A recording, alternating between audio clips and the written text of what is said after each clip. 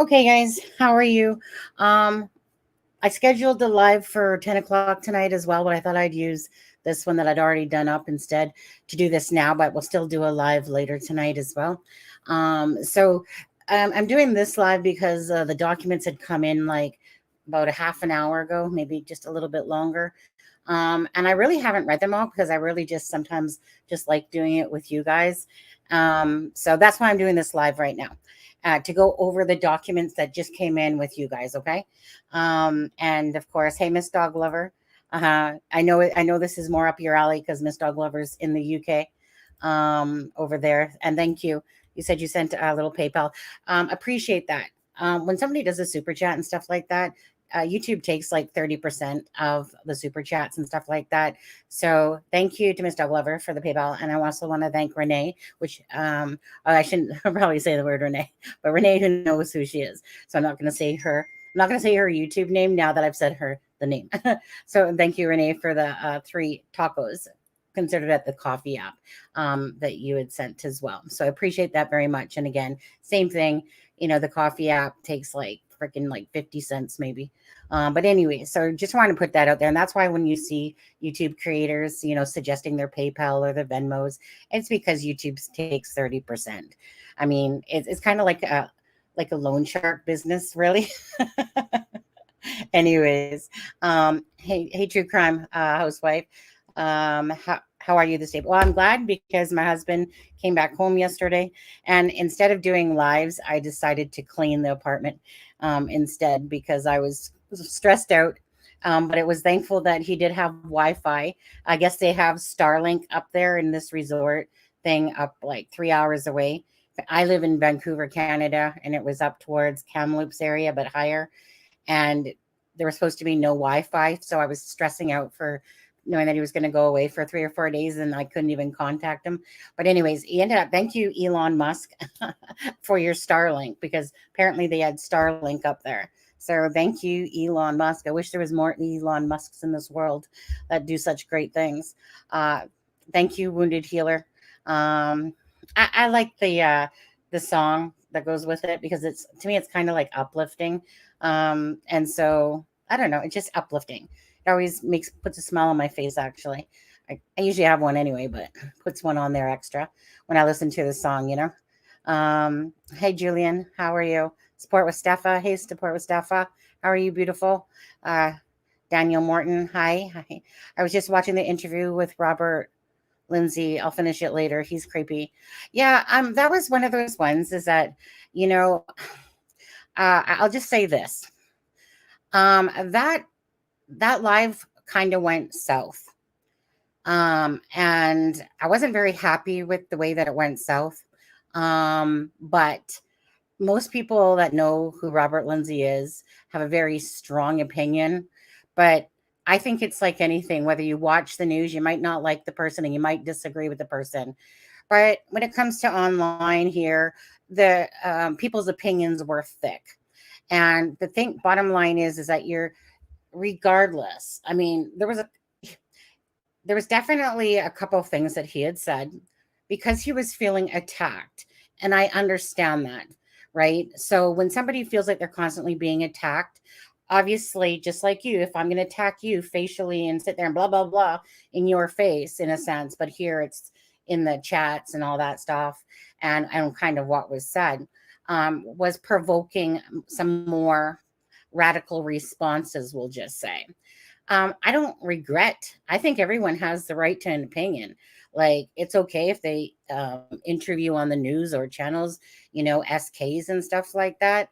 A lot of people think that Robert Lindsay is totally, off his cracker jack, off the whacker, or whatever, and stuff like that. And again, I just think it's a matter of perception. What I personally saw with Robert Lindsay, no matter if you believed in his whatever, was that he has a real passion for Abby and Libby's case regardless if you don't believe or like the guy whatsoever.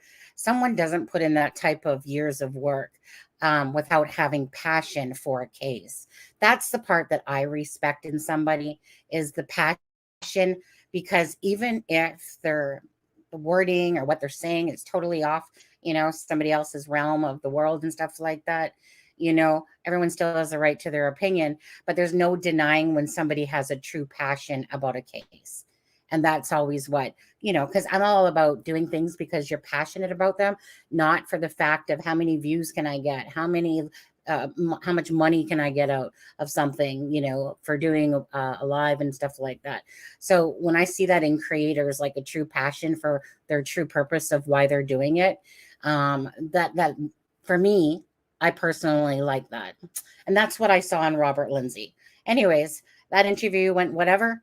So was what it was, and I don't regret having him on whatsoever. It's just too bad that some other issues had to be brought into it that kind of turned that whole live south. I deep cleaned the bathroom this weekend and it's sparkling. Anyways, hi TM, DTM fan. How are you?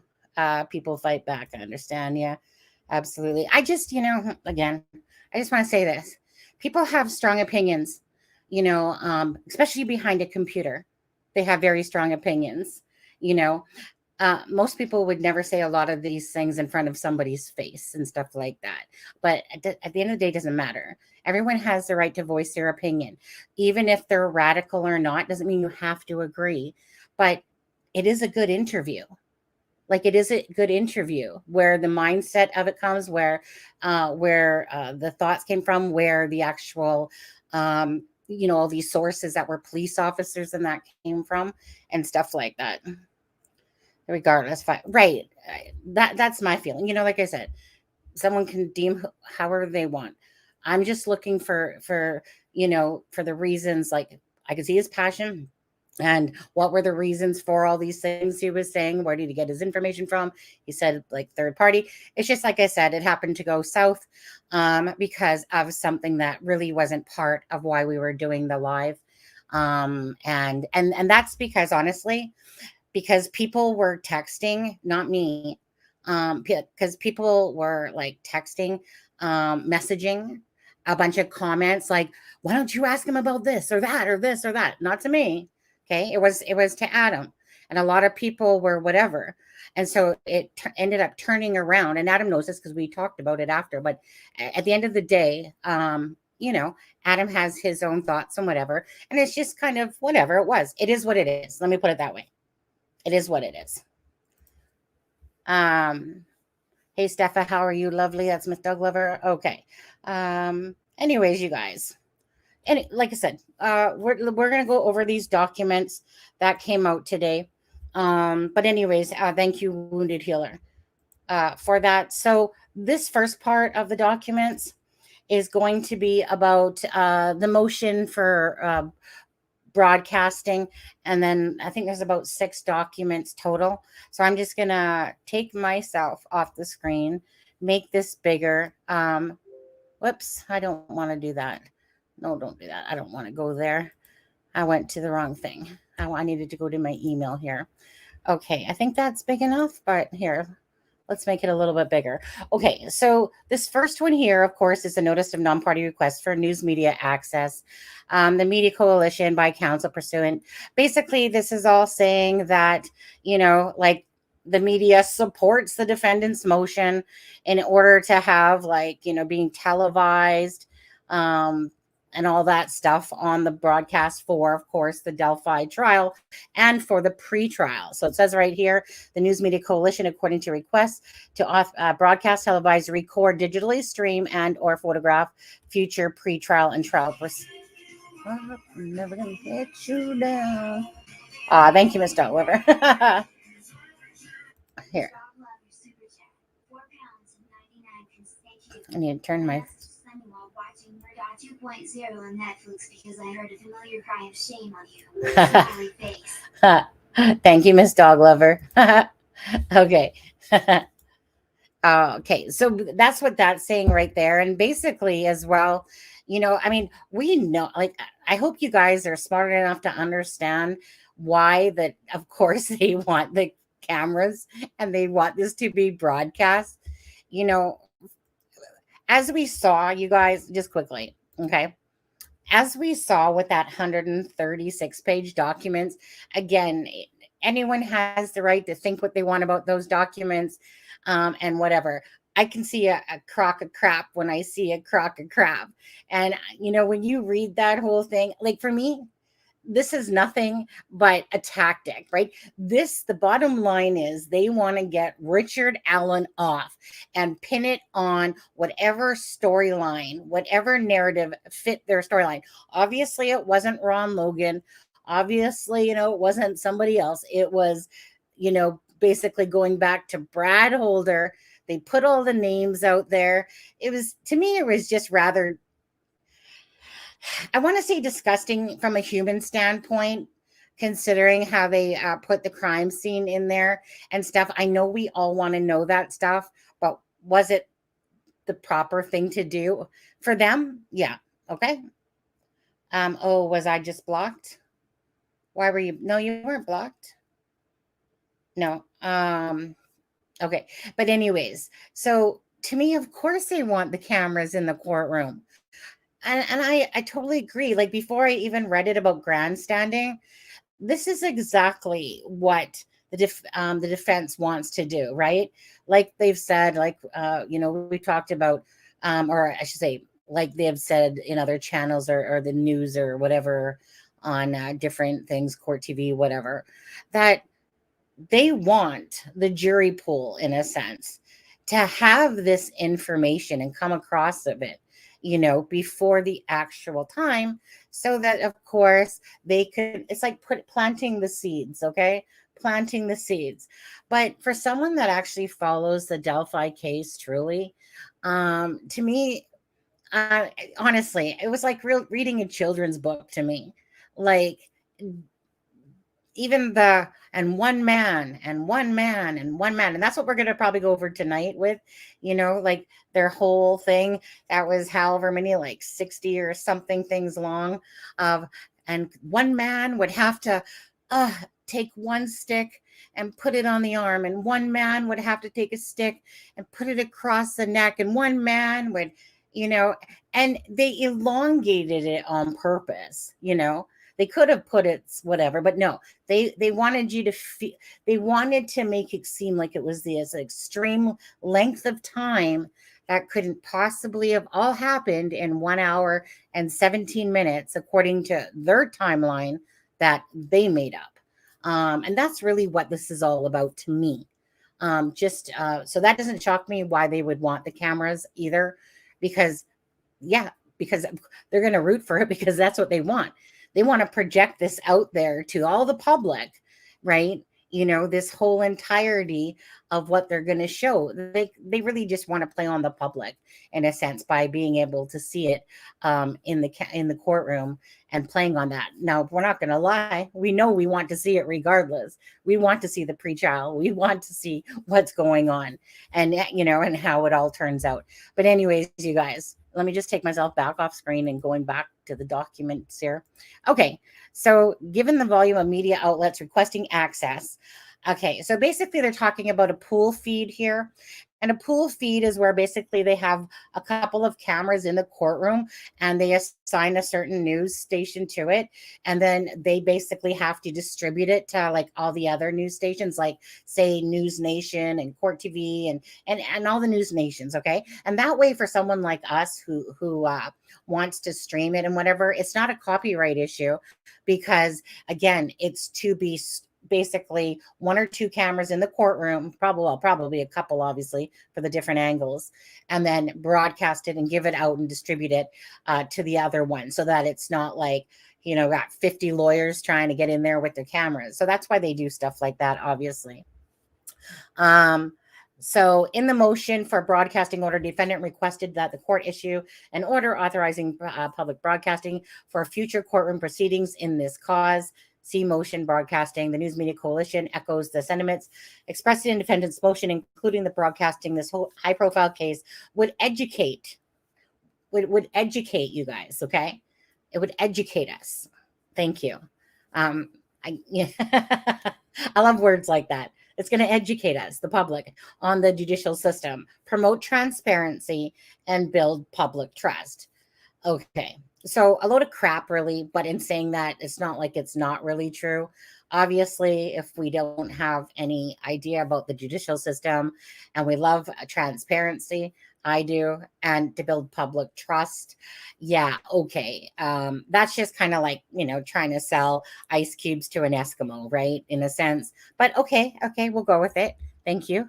Thank you for, being transparent and allowing us to understand the judicial system through the Delphi case. With respect to the judicial proceedings, in particular, the function of the press serves to guarantee the fairness of trials and to bring to bear beneficial effects of public scrutiny upon the administration of justice.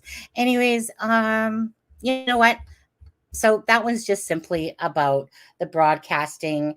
And then, of course, now we're going to see, 1 second here. I think it's this way.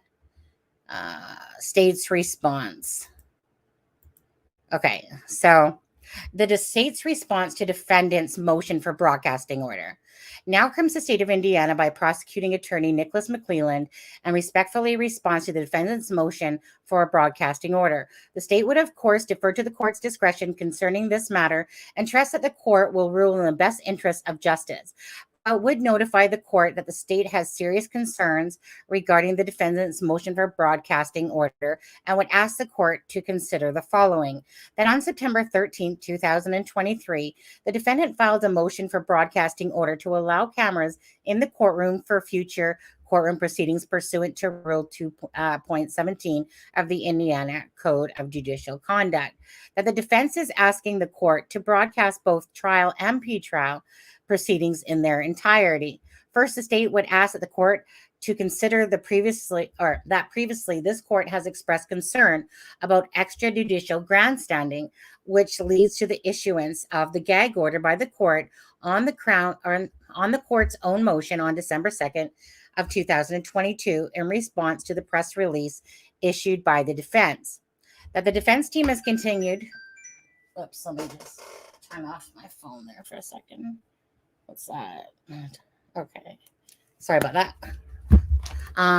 So what was I saying? Okay. That the defense team has continued this extrajudicial grandstanding throughout their motions, including the emergency motion to modify safekeeping order filed on April 5th, 2023, and most recently with their verified motion for immediate transfer of custody and to the motion for Frank's hearing, which attached memorandum in support, all filed on September 18th of 2023. That the broadcasting of pretrial and trial proceedings create the same concerns, if not more, given that an attorney is immune from liable proceedings for statements made in open court. That the defense counsel continues to use inflammatory language in pleadings, including statements that are simply not true. And there is no reason that they will not continue to use supercilious language in court, designed as sound bites for recording on the national stage. For example, the language used by the defense describing the conditions under which Mr. Allen has been forced to endure are akin to that of a prisoner of war. That the defense has filed its 136-page memorandum in support of the Franks hearing, in which only 13 pages refer to any allegations relevant to the question of a Frank's inquiry. Absolutely. Again, right? It's kind of like putting on a play and, basically they're putting out a script there and they're trying to, sell us the story of all this information, knowing full well that this goes beyond the Frank's inquiry of what you would put into it. So purposely done, obviously. And this was the point, right? This is a point to get people to be like, whoa, oh my God, Odinism, And then, of course, like I said, their whole theory now, their whole play, their whole theater act is based around the whole Odinism thing and about these runes that aren't actually runes, that they're trying to make out to be runes. And to me, it's just, I just read it, look at it, and I'm just like, what a crock of crap. But okay, I mean, this is what they're doing, and it got put out there, and it is what it is.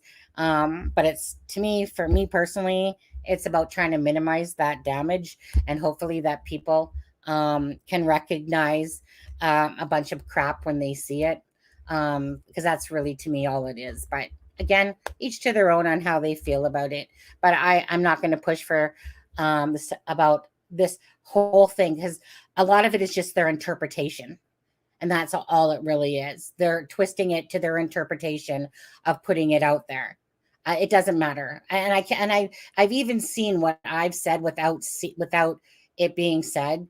I've seen that same stuff being said by Court TV, by News Nation, and different ones, and some people that I've watched as well, saying the same thing. That it's just, it's not like what they're putting out there in certain points is a lie. Obviously, the crime scene, if you look at the crime scene, the girls would be in a certain way. But then there's adding the twist by the runes, and how that these look like runes, and this is a marking on a tree. Then they're calling it Hail Odin, and it doesn't even stand for Hail Odin at all. That F means wealth. It doesn't mean Odin. And the thing is that, again, they're just selling you a story.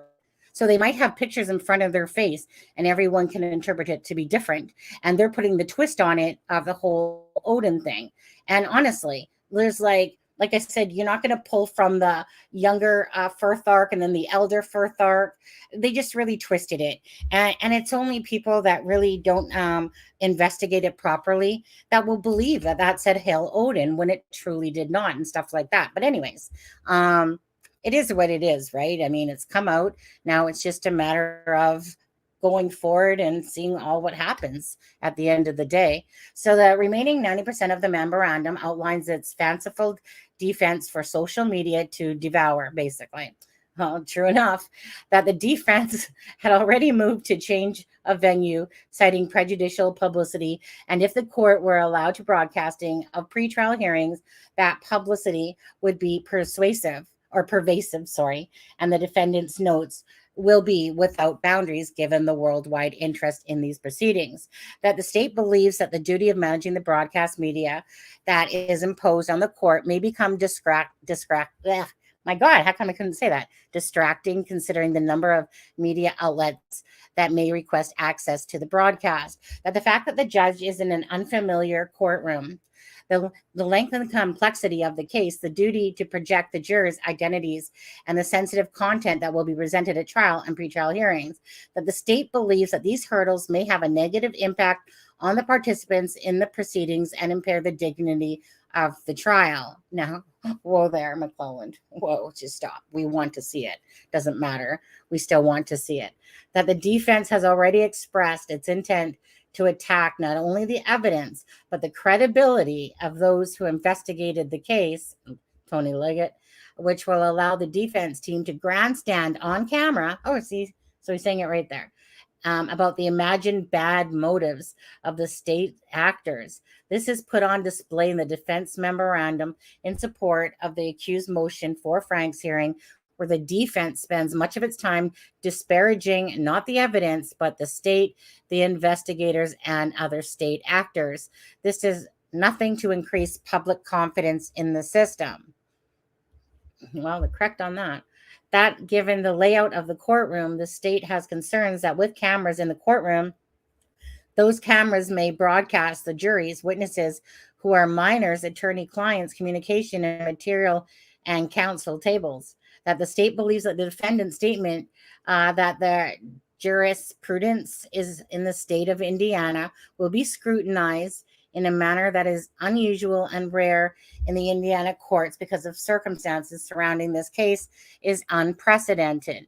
That the defendants claim that the community relations of the Judicial Conference of Indiana favored whatever COSCA article favorably is false, that word article makes several recommendations to courts on how to build public trust and confidence, including expanding transparency, increasing social media presence, publishing summaries of court decisions directed to the general public audience, and continued civics education. Let's see here. How long is a committee member mentioned that the pilot program was highlighted in that article, not that the committee favorably considered the article. The cameras have never been allowed in Carroll County Circuit Court during any proceedings, and the state has concerns about a case of this magnitude being the pilot case in which cameras are allowed record proceedings. That the defendant notes that the size of the courtroom lends to itself to many onlookers, meaning that there is plenty of room for legacy press to attend and report the activities of the court. And in fact, the press has widely, accurately, and without incident covered pretrial proceedings thus far without issue. There is no reason to believe that the media could not continue to effectively report to the public and pretrial proceedings and trial. That having cameras in the courtroom makes it difficult to have a separation of witnesses for any testimony that witnesses plan to give, and the state is concerned that witnesses may inadvertently violate any separation of witness order due to the potential pervasiveness. Why do I keep saying pervasive?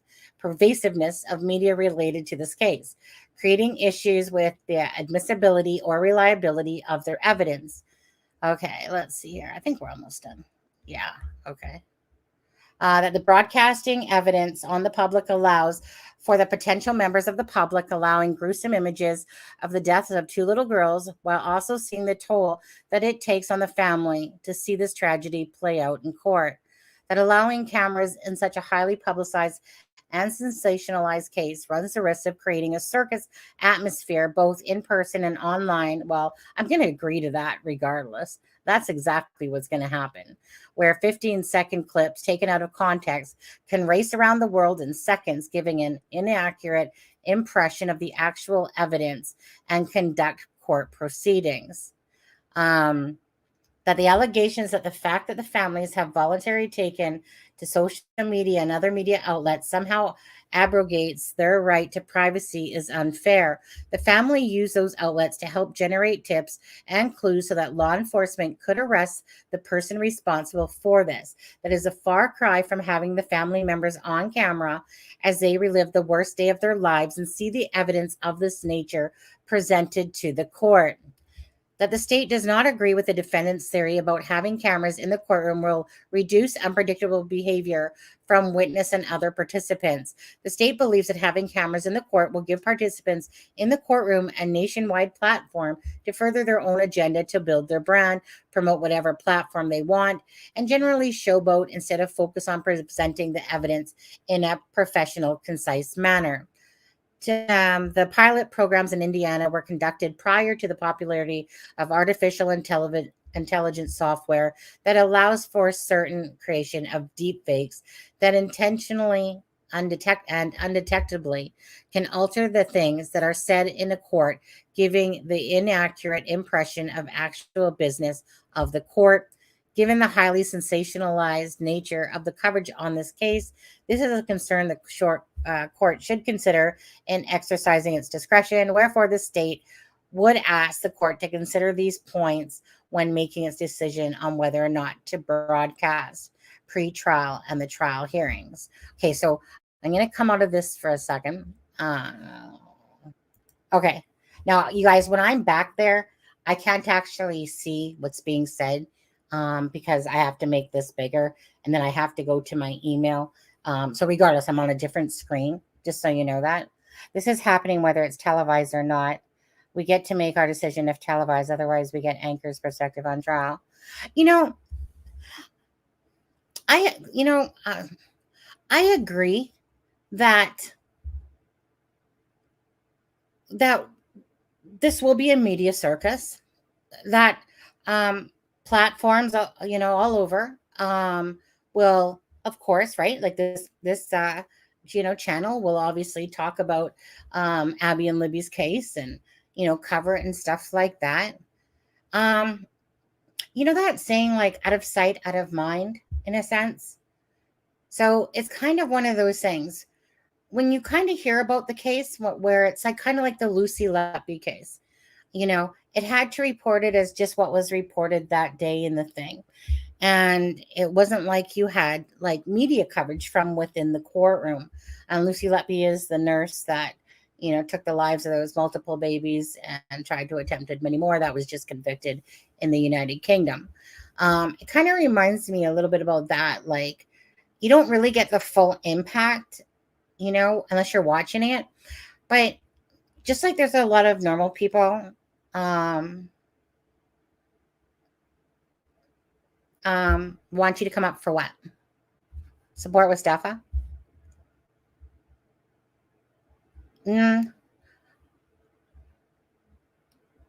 Probably not right now, Steffa. Like, because I just want to actually just get through these documents, first and foremost. And then tonight, if you want to come up, then you can. Yeah, this is not right where people control the cameras, not the judges prosecuting the judge. Anyways, it's one of those things. You know, there's people that are logical, sensible, common sense, and all that stuff. And then there's the loony bins of the world that will twist it all around and all about. And, you know, again, like they said, take short clips. And it's going to happen, you know, regardless. It doesn't, because I'm important. It is beautiful. I special. Well, no, you are important. You are special and you are beautiful. But because we have another live in like a few hours, I just really want to get through these documents and then we can talk about them later. Okay, Missy, I love you. But so I'm going to move on to, because there's enough to get through. Like there's more documents here. It's not just this. There's more documents here too. So I love you. Please don't take any offense to that. I just said it because there's another live later. I just want to get through the documents. Okay. So with that being said, okay, wait. Okay, let's go back. And then we're going to go to, no, that's the only one that we already read. Okay. So why doesn't this one? It's so weird. The other one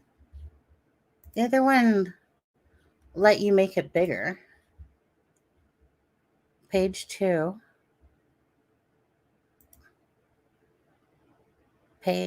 No, we don't want that.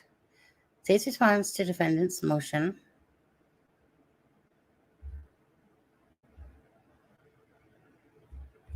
One second here. Let me click back off that. Okay, so we did this one. We did this one.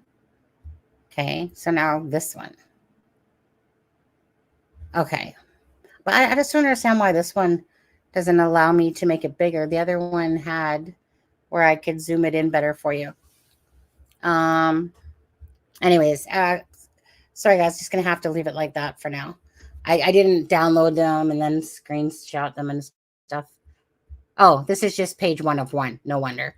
Anyways, so this one here, it says state's second objection to defendant's motion to suppress. So now comes the state of Indiana by prosecuting attorney McClelland and respectfully objects to the defendant's amended motion to suppress and would ask the court to deny the same, and in support of said motion states the following: that on May 19th, 2023, the defendant filed a motion to suppress the evidence seized as a result of the search warrant executed on the home of the defendant. That on the 13th of 2023, the defendant filed an amended motion to suppress the evidence seized as a result of the search warrant executed on the home of the defendant. That the defense alleges that the search warrant is unconstitutional because of the issuance of the search warrant was a result of improper ex parte application. In that affidavit, Sheriff Tony Liggett failed to advise the judge of material faces and made false misleading representations with reckless disregard for truth, and that without these false and misleading representations and omissions, the search warrant would not have been issued. This is commonly referred to as a Franks versus Delaware argument. Okay, so that's that one. Now, I need to have one second. I need to have a drink of water before I read this one. Now, this one I can make bigger. One sec.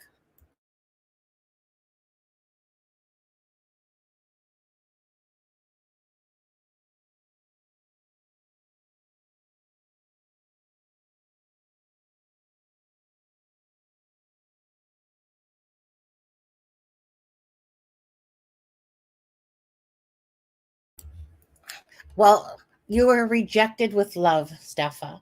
Okay? Girl, it's already 3:18 here. There's going to be another live in like whatever. So you can feel free to come join us on that one. Hey, this one's quite wordy. It's 14 pages, and this goes on about Tony Liggett and the Monahan High Bridge. Anyway, so motion for leave of court to subpoena the third party records. Hey, support with Steffa. I'll tell you what. I'll give you the link if you can help me read some of these documents. Can you read them? Like, can you see them on your screen? If I make it bigger?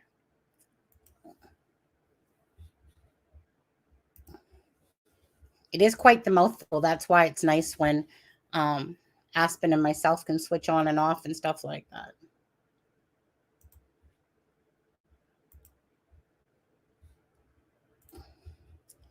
All right. So I'm just waiting for you to answer. And if not, then I'm just going to continue. Going to watch TV, you have to charge my phone. Okay, Mustang.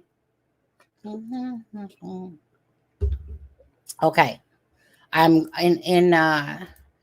I will send you it in Messenger here. Support with stuff. Shoot. The hell. Oh, yeah, stuff. There you are. Okay. Sending you the link right now, okay? All right. Yeah. Okay, there we go. This one's quite long, you guys, so I'm just going to wait for Steph. I sent her the link. It's 14 pages, but it talks about, this one will be very interesting, a very interesting read here.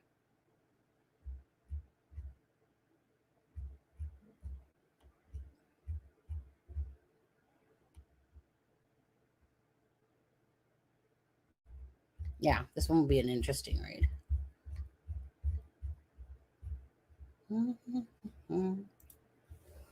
Okay, so I'll wait till I hear. So I'll just start. So comes now the state of Indiana, Nicholas McClellan, prosecuting attorney for the 74th Judicial Circuit, and moves this court for an order. I'm going to make sure, like, I didn't turn my, okay, I didn't, I had to make sure I didn't turn my mic off there. Prosecutor's office, Nicholas McClellan, blah, blah, blah, address, mental health, any and all mental health records for Richard Allen, date of birth, blah, blah, blah, associated with his stay as an inmate at the facility from November 3rd, 2022 until present. While working the Delphi investigation, Carroll County Sheriff's Office Department Detective Tony Liggett developed information that Richard Allen was involved with the homicides, we'll say, of victim 1 and victim 2. The investigation shows the following: that on February 14, 2017, victim 1 and victim 2 were found deceased in the woods at approximately 0.2 miles north of the Mohan High Bridge in Carroll County, that their bodies were located on the north side of Deer Creek. At that time, the Monan High Bridge Trail was approximately 1 mile gravel trail terminating at the Monan High Bridge. The Monan High Bridge is an abandoned railroad trestle approximately 0.25 miles long, spanning the Deer Creek and Deer Creek Valley on the southeast end of the trail. Approximately 0.7 miles northwest of the trail from the northwestern edge of the Monan High Bridge is the Freedom Bridge, which is a pedestrian bridge spanning State Road 25. Approximately 350 feet west of the Freedom Bridge was a former railroad overpass over Old State Road 25, also known as County Road 300 North. The trail terminates just west of the former railroad overpass. The majority of the trail is in a wooded area with a steep embankment on the south side of the trail. The entirety of the trail and the location of the girls' bodies were located in Carroll County, Indiana. Through interviews, reviews, electronic records, and review of a video at the Hoosier Harvest Store, investigators believe victim 1 and victim 2 were dropped off across from the Mears farm at 1:49. This is good if kind of people forget certain things about the timeline. At 1:49 on February 13th. To that by Kelsey. The Mears farm is located on the north side of the county road 300 north of an entrance to the trails. A video from the victim 2's phone shows that at 2:13. So victim 2 obviously is Libby and victim 1 is Abby. At 2:13, victim 1 and victim 2 encountered a male subject on the southeast portion of the Monan High Bridge. The male ordered the guys down the hill. No witnesses saw them after this time. Oh, Coffin Daffer sucks. And let's see here. I'm not sure what Steph is doing. Maybe she's just preparing herself on there. Okay, so let's see. The video recovered from victim 2's phone shows victim 1 walking southeast on the Monan High Bridge while a male subject wearing a dark jacket and jeans walks behind her. as the male subject approaches victim 1, Abby, and victim 2, Libby. One of the victims mentions gun. Near the end of the video, a male is seen and heard telling the girls, guys, down the hill. The girls then begin to proceed down the hill, and the video ends. A still photograph from the video of guys down the hill audio was subsequently released to the public to assist investigators to identifying the male. Victim 1 and victim 2's deaths were ruled as homicides. Clothes were found in Deer Creek belonging to victim 1 and victim 2. Okay, we've seen photos of those on the internet, but we won't get into that. But just for anyone that's seen them, there's a shoe, Libby shirt, and I think we're all confused on what that second item is, besides the people that actually know. It's some sort of clothing. So let me put it this way. It's Libby's shoe there, but then there's Libby's shirt. There's something in the middle. And this is where it kind of got confusing too, because I think how it was worded, what they said, because how can you have the uncle of Abby, right, who said that Abby was wearing the same clothes that she had, that like at the crime scene, that she had on the bridge, because we all know that Dave Erskine was there at the crime scene. Okay, he was one of those people that had released the text, right? So we know that to be true. And he has also confirmed that he said those texts. And I have asked him as well, and to confirm. But the thing is that there's only a piece of me that's going, wait a second. Okay, she had the same clothes on. So here you have the defense saying that she was undressed and recessed. In case I can't. Okay. Sorry, Alexa's just messaging me. But anyways, we'll talk about that stuff tonight. About the clothes and different things, and what the defense has said about dressed and undressed and this and that. It's kind of confusing when you have an uncle that's saying that she had this on, and then you have this, so again, is it misleading? I don't know. We'll get into that later. Anyways,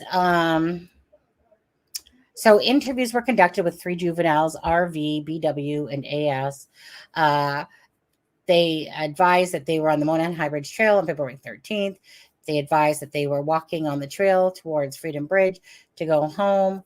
1 second.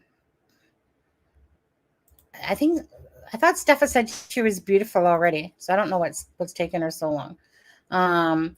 They advised that they were walking on the trail towards Freedom Bridge to go home. They encountered a male walking to the Freedom Bridge towards that. AS described the male as kind of creepy and advised he was wearing like blue jeans and a really light blue jacket, and advised that the jacket was a duck canvas type jacket. RV advised, she said hi to the male, but he just glared at them. She recalled him being in all black and had something covering his mouth. She described him as not very tall and with a bigger build. She said he was not bigger than 5'10". RV advised he was wearing a black hoodie, black jeans, and black boots. I really don't know how you mistake someone in blue. Clearly, blue jeans are blue, and clearly the BG had blue jeans. So to me, is this indicative of us, another person? Because I'm sorry, unless you're colorblind, I don't even know if you're colorblind, if you would see blue as black. I have no clue. Either way, I don't know how someone can mix up blue and black, especially when it comes to blue jeans.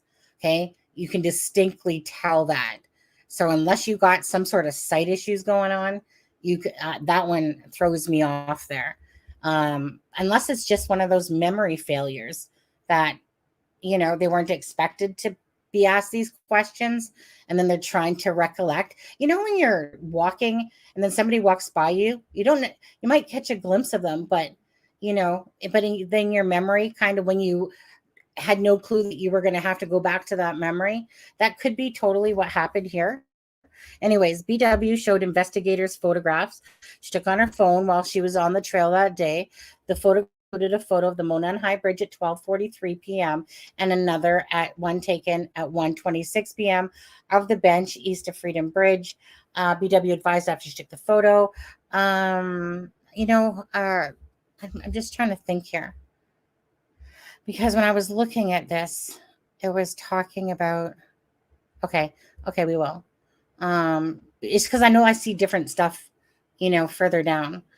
Okay, so she advised that the jacket had a blue collar. He had his hood up from the clothing underneath his jacket. She advised he was wearing baggy jeans and was taller than her. She advised her head came up to approximately his shoulder. She advised RV said hi to the man, then he had said nothing back. She stated he was walking with a purpose, like he knew where he was going. That's what I always believe too. Like he got there 21 minutes before the girls. And it's kind of like, that's what it seemed like. He was there for a purpose, right? Like he was on his mission. So, most profilers will, and most everyone will say that this was pre-planned. Okay. Like the it looks more pre-planned than random for sure. Anyways, I would be crazy if it turned out being random, like, oh, found me a couple girls today, but obviously it would be pre-planned because he would pre-plan to go attack somebody regardless. She advised he was wearing baggy jeans and was taller than her. She advised that, okay, we already read that.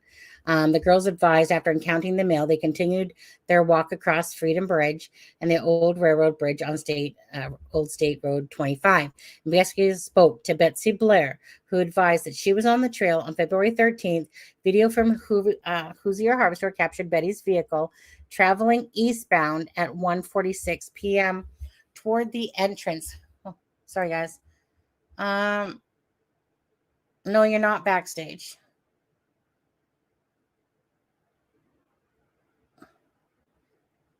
No, you're not backstage. I would see you if you were backstage. Hold on. Invite.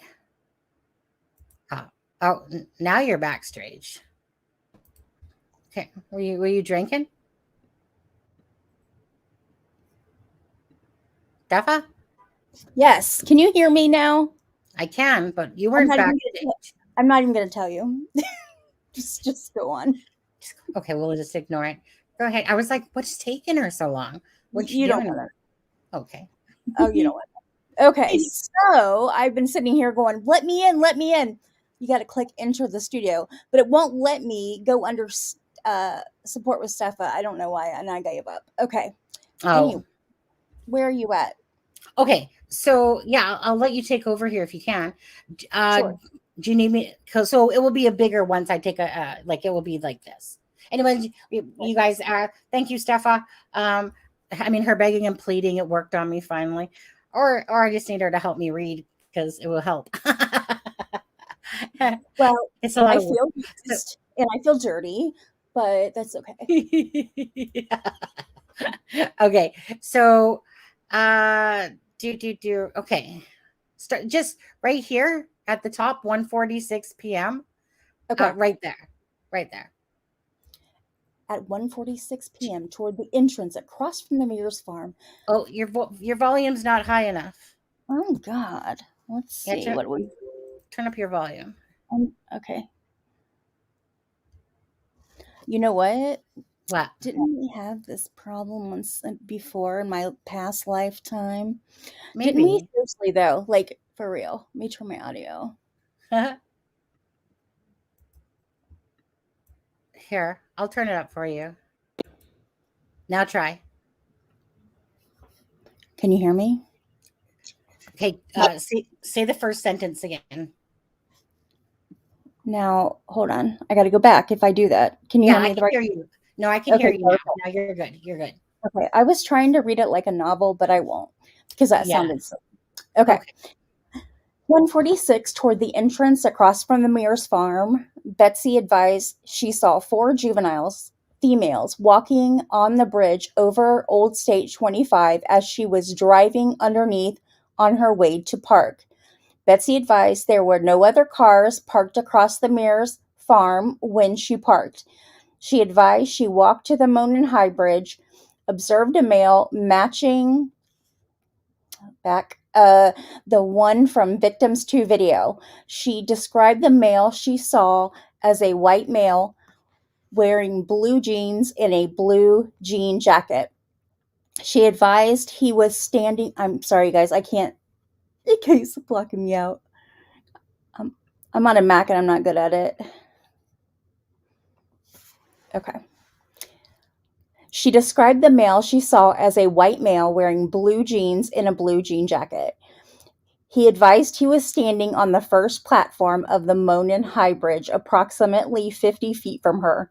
She advised she turned around on the bridge and continued her walk. She advised approximately halfway between the bridge and the parking area across from Mears Farm, she passed the two girls walking toward Monon High Bridge. She advised she believed the girls were victim 1 and victim 2. Video from the Hoosier Harvest Store shows at 1:49 a white car matching Kelsey's German's vehicle traveling away from the entrance across from the Mears Farm. Betsy advised she finished her walk, saw no other adults other than the male on the bridge. Her vehicle is seen on Hoosier Harvest Store video at 2:14, leaving westbound from the trails. Betsy advised when she was leaving, she noted a vehicle was parked in an odd manner at the old Child Protective Services building. She said it was not odd for vehicles to be parked there, but she noticed it was odd because the manner it was parked. The car was backed into the building. Investigators received a tip from Terry Wilson in which he stated he was on his way to Delphi on State Route 25 around 2:10 on February 13th. He observed a purple PT Cruiser or a small SUV type vehicle parked on the south side of the old CPS building. He stated it appeared as though it was backed in as to conceal the license plate of the vehicle. Betsy and Terry both drew diagrams of where they saw the vehicle parked, and their diagrams generally matched as to the area the vehicle was parked and the manner in which it was parked. All right, guys, gotta roll back up. Where it says Wesley. I know it's stuck. My computer's stuck. I can't see. Oh. It rolls out. Hold on. Okay, there we go. Wesley McWhirter, is that how I pronounce it? Advised he remembered seeing a smaller, dark-colored car at the old CPS building. He described it as being a smart car. McWhirter's vehicle is seen leaving at 2:28 p.m. at the Hoosier Harvest Store video. Investigators spoke to Sarah Carball, who stated that she was traveling east on 300 North on February 13th and observed a male subject walking west on the north side of 300 North away from the Monon High Bridge. Sarah advised that the male subject was wearing a blue-collared jacket and blue jeans and was muddy and bloody. She further stated that it appeared he had gotten into a fight.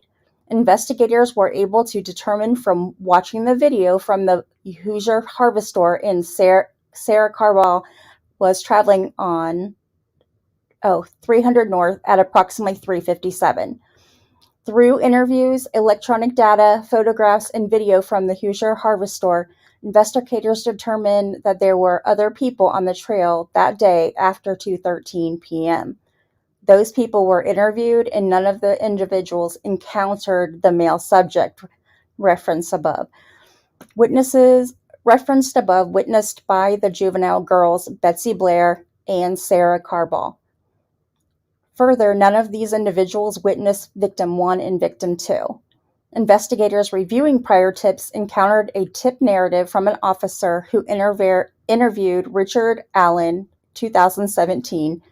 The narrative stated Mr. Allen was on the trail between 13:30 and 15:30 He parked at the old Farm Bureau building and walked to the new Freedom Bridge. While at the Freedom Bridge, he saw three females. He noted one of them was taller and had brown or black hair. He did not remember descriptions, nor did he speak with them. He walked from the Freedom Bridge to the High Bridge. He did not see anybody, although he stated he was watching a stock ticker on his phone as he walked. He stated that there were vehicles parked at the High Bridge trailhead, however, did not pay attention to them. He did not take any photo or video. His cell phone did not list an IMEI, but did have the following, yada yada yada. Potential follow-ups on the information: who were the three girls walking in the area of Freedom Bridge. Investigators believe Mr. Allen was referring to the former Child Protective Services building, as there is no Farm Bureau building in the area, nor had there been. Investigators believe the females he saw included RV, BW, and AS due to the time they were leaving the trail, the time he reported getting to the trail, and the descriptions the three females gave. I need a drink. Yeah, right. Finish off this page and then I'll read a few pages and then back to you again, okay? Okay. I can't tell what's a page on my monitor, so That's okay. just stop me. Yeah. Okay. Okay, where are we at? Investigators discovered Richard Allen. Yep. Investigators discovered Richard Allen owned two vehicles in 2017, a 2016 black Ford Focus and a 2006 gray Ford 500. Investigators observed a vehicle that resembled Allen's 2016 Ford Focus on the Hoosier Harvest Store video at 1:27 p.m. Traveling westbound on County Road 300 North in front of the Hoosier Harvest Store, which coincided with his statement that he arrived around 1:30 in the trails. Investigators note witnesses described the vehicle parked at the former CPS building as a PT Cruiser, small SUV, or smart car. Investigators believe those descriptions are similar in nature to a 2016 Ford Focus. On October 13th, 2022, Richard Allen was interviewed again by investigators. He advised he was on the trails on February 13th. He stated that he saw juvenile girls on the trails east of the Freedom Bridge, and he went onto the Monum High Bridge. Richard Allen further stated that he went onto the Monum High Bridge to watch the fish. Later in his statement, he said he walked out to the first platform on the bridge. He stated he then walked back, sat on the bench on the trail, and then he left. He stated he parked his car on the side of an old building. He told investigators that he was wearing blue jeans and a blue or black Carhartt jacket with a hood. He advised he may have been wearing some type of head covering as well. He further claimed he saw no one else except for the juvenile girls he saw east of the Freedom Bridge. He told investigators that he owns a firearm and they are at his home. Richard Allen's wife, Kathy Allen, also spoke to investigators. She confirmed that Richard Allen did have guns and knives at the residence. She also stated that Richard Allen still owns a blue Carhartt jacket. On October 13th, investigators executed a search warrant of Richard Allen's residence, blah, blah, blah, among other items. Officers located jackets, boots, knives, firearms, including a Sig Sauer Model P2226 .40 caliber pistol, yada, yada, yada. Between October 14th and October 19th, the Indiana State Police Lab performed an analysis on Allen's Sig Sauer Model P226. The laboratory performed a physical examination and classification of the firearm, function test barrel, and the overall length measurement, test firing, ammunition component characterization, microscopic comparison, and the NIBIN. The laboratory determined that unspent round located within 2 feet of the victim two's body had been cycled through Richard Allen's Sig Sauer model P226. The laboratory remarked an identification opinion is reached when the evidence exhibits an agreement of class characteristics and a sufficient agreement of individual marks. Okay, that will end that page. So that was the end of page 4 of 14. So basically, I think what they're doing here You don't need to is, go through all that, right? pardon? We're just going over. That's just the. Did they? Crap. Like I believe in this document because, like I said, so anyone coming into this live right now, these are the documents that were issued today with the broadcasting, the motion to suppress. So this is basically the state's response. And as we go down in this, if I'm not mistaken, so we're on page 4. That's when they're going to get, I think, into like, so basically, how like in the defense's motion, they were talking about timeline and hour and 17 minutes and stuff like that. So it's kind of like they're talking about this. And then they're going to go into, like I said, this part of the document here and discussing, let's see Is this here. where they come back at the defense on what the defense said in their filing? Yeah, this is a request for subpoena. The Deuces Techum filed document. So, like, at the end of the day, the defense is trying to say, like, about certain timelines and this and that. I believe that in the defense's thing that they had, like, him, like, leaving at 1:30.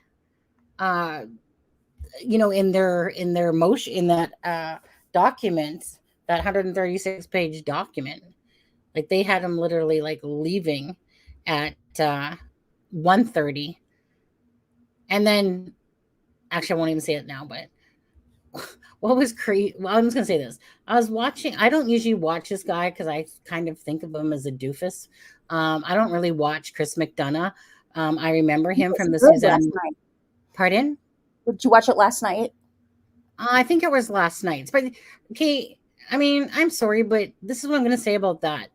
I was watching it, and don't get me wrong, like the reason, like there's a reason why I don't like Chris McDonough, type of thing. I bought his wife's freaking ballerina thing book and stuff like that, but for whatever reason, he blocked me on Twitter, and I don't understand why, because I never really talked. We covered the Suzanne Morphew case.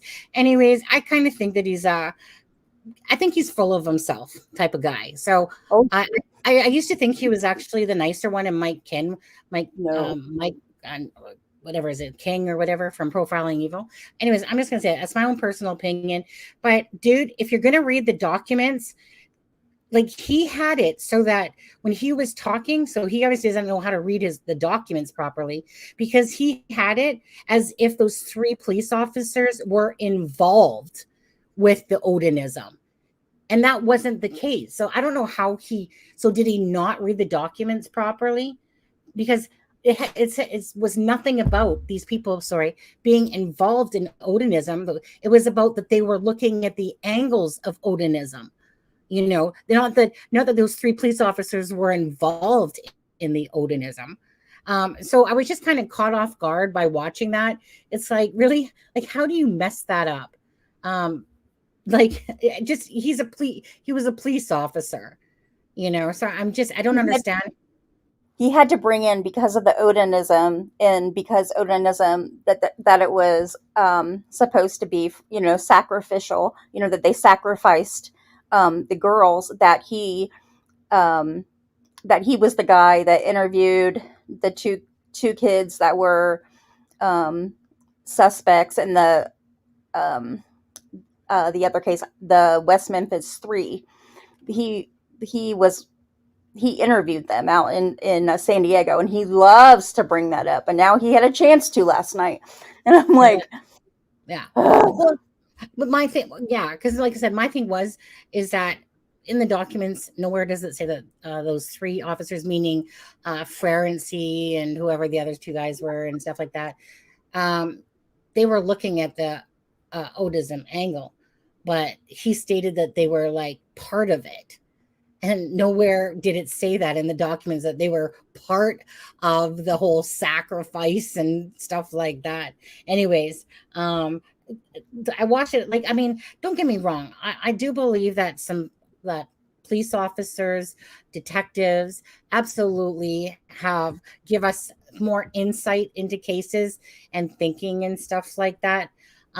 So besides that blurb there, I was finding it interesting. I don't normally watch him just because if I don't really like somebody, and I really don't like Chris McDonough that much at all, I don't watch his crap. So I'd rather watch Mike King and listen to him talk. I just feel like Chris McDonough is kind of full of himself. He absolutely is. But I know him from the Suzanne Morphew case first.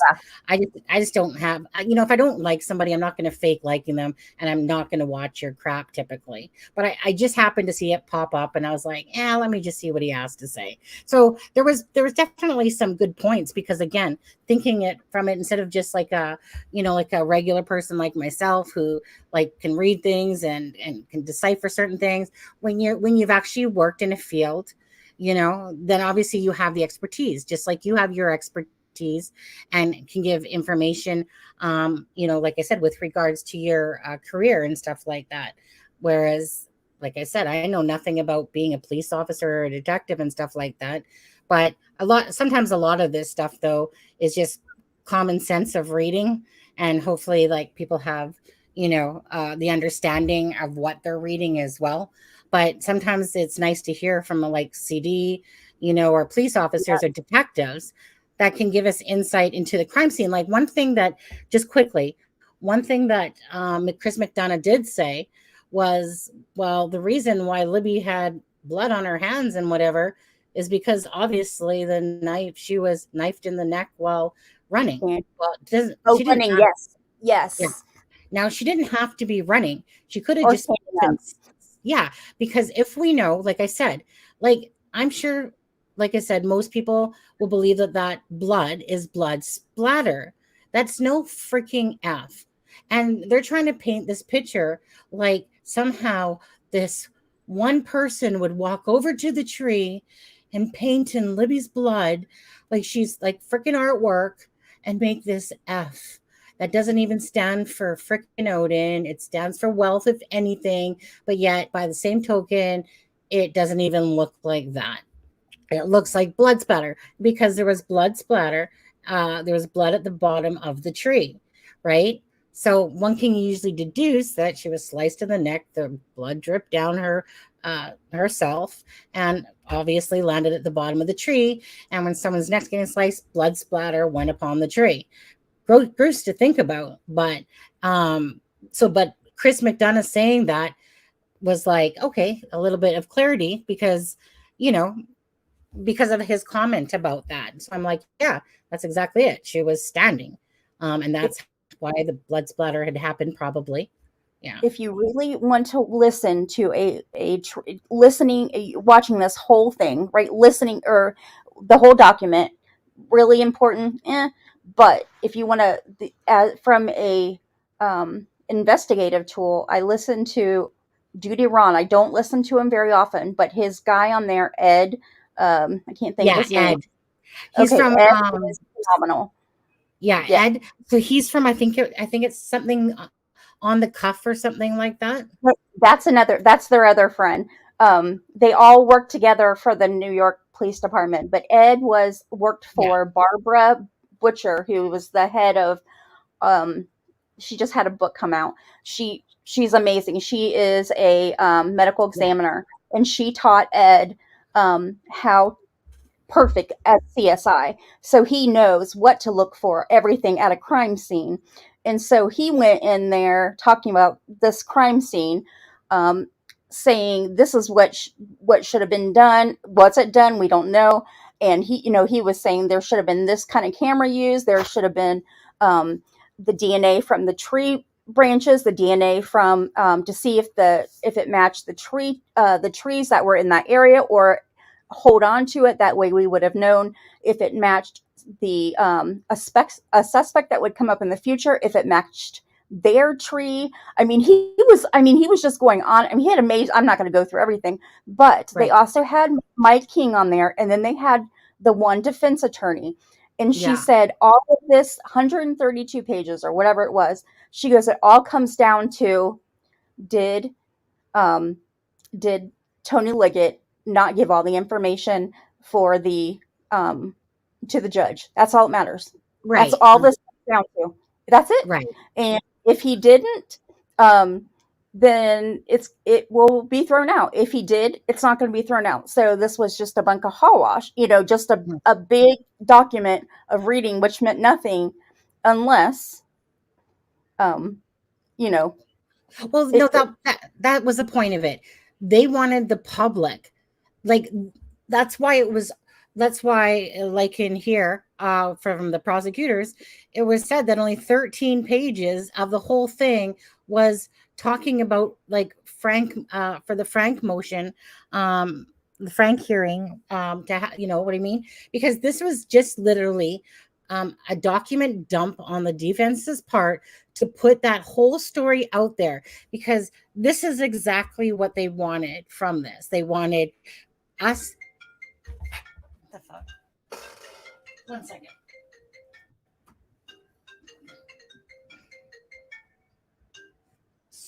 Freaking, I know when it's from Alberta, it's a freaking scam call. Persistent. But anyways, but yeah, so like this was literally exactly what's happening, that this is racing across the internet, the world, etc. Everyone's reading this, and again, they put the whole story in there, and it didn't matter at what cost to anything. This is just, they wanted basically this whole story. And it's like I said, any smart person, I'm sorry, but any smart person understands what's happening here, right? I'm getting it was brilliant lawyering. Yeah. Well, you know what? The thing is that I respect what the defense is trying to do, because this is their job. This is their job to do, to get their client off, but it doesn't take a rocket science to see the trickery, in a sense, or what I call it, trickery, because it's kind of like, oops, did those documents just happen to have all the names in it and have everything? Oops, there you guys go. That's what got me. I mean, it took me, I know that you didn't believe it from the beginning, but it took me probably a day of, or maybe longer than a day, where I had to step back for a minute. And I was like, if I, at that moment, after reading that, if a judge or if a jury, if I would have been on a jury, I would not have been able to convict him at that very moment, because it had the names. And I was like, what documentation? Because they put it in a legal court document. So they got that court document, those names, somewhere from the prosecution. Right. So I was going, where did they get some kind of evidence with these names on it from the prosecution, with these names? So that's where it was taking me. And I was going, I had to take a couple days to let my brain, chill. It's probably in the documentation that they were originally suspects. I don't know. I don't know what happened, but all I know is that was my original thought, is they could not have named those names unless they had originally, or at some point, had been investigated, because otherwise they're big time attorneys. The one guy is, and he would not have given up his license to name these names unless he wasn't going to get sued. I mean, he can get sued, but he won't win. Right. And then I just want to say, exactly. Dogs Day 30. The defense is planting doubt, and every podcaster is discussing it, and some agree and some don't. And that is what is called reasonable doubt. Yeah. And that's the bottom line. And and the bottom line is too, I'd be a monkey's uncle. We all know, I'm pretty sure, and this is just my own opinion. Okay. When you have a live feed from a courtroom and jurors are asked not to look at anything and do whatever, I can guarantee you that a lot of them do.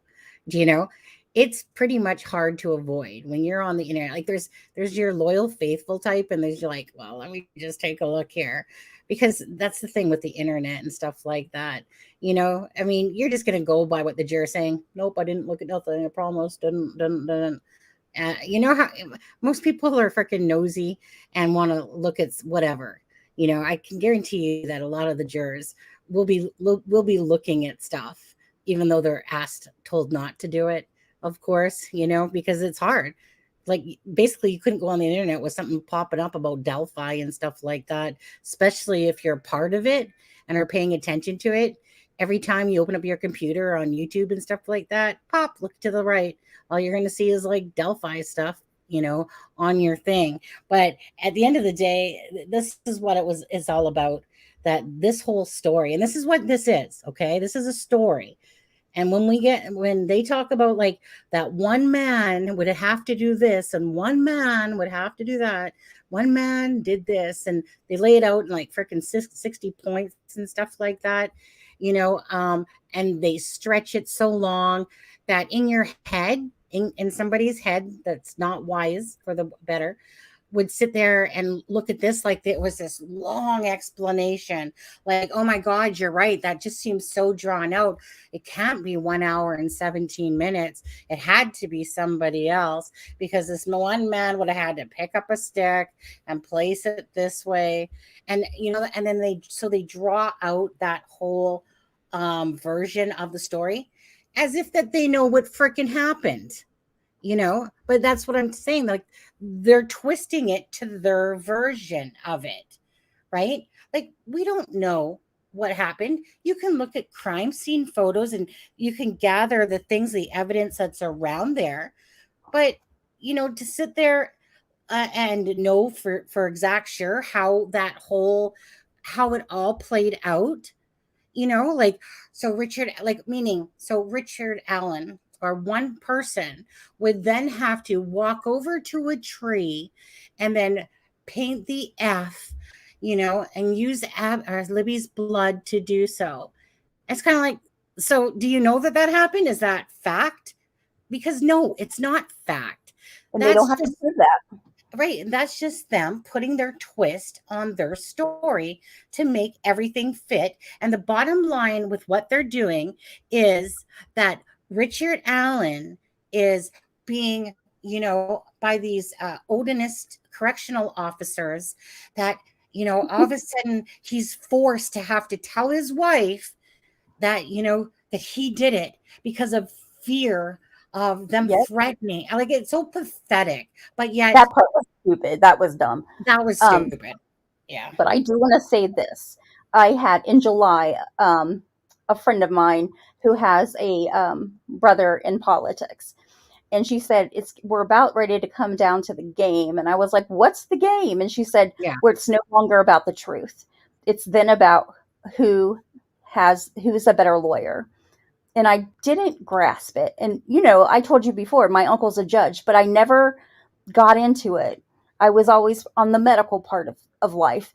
Right. And now I'm like, I get it. And that's why I get angry that the governor has not gone in there and made their Indiana, their attorney general not jump in and say, you got to save this case. You can't let these guys win because this guy's a top dog. That is, Rozzy is a big time guy. And he's against, not saying anything bad about Nick, but he's never even tried a murder case.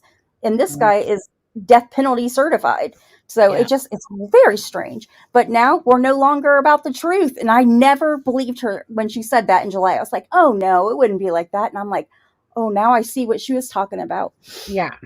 Yeah. Well, talking about the game of how it works like this. Because all they had to do is have one person. If they were in a jury and they just had to have one person that didn't have to believe, and they don't have to prove what they just put in that thing.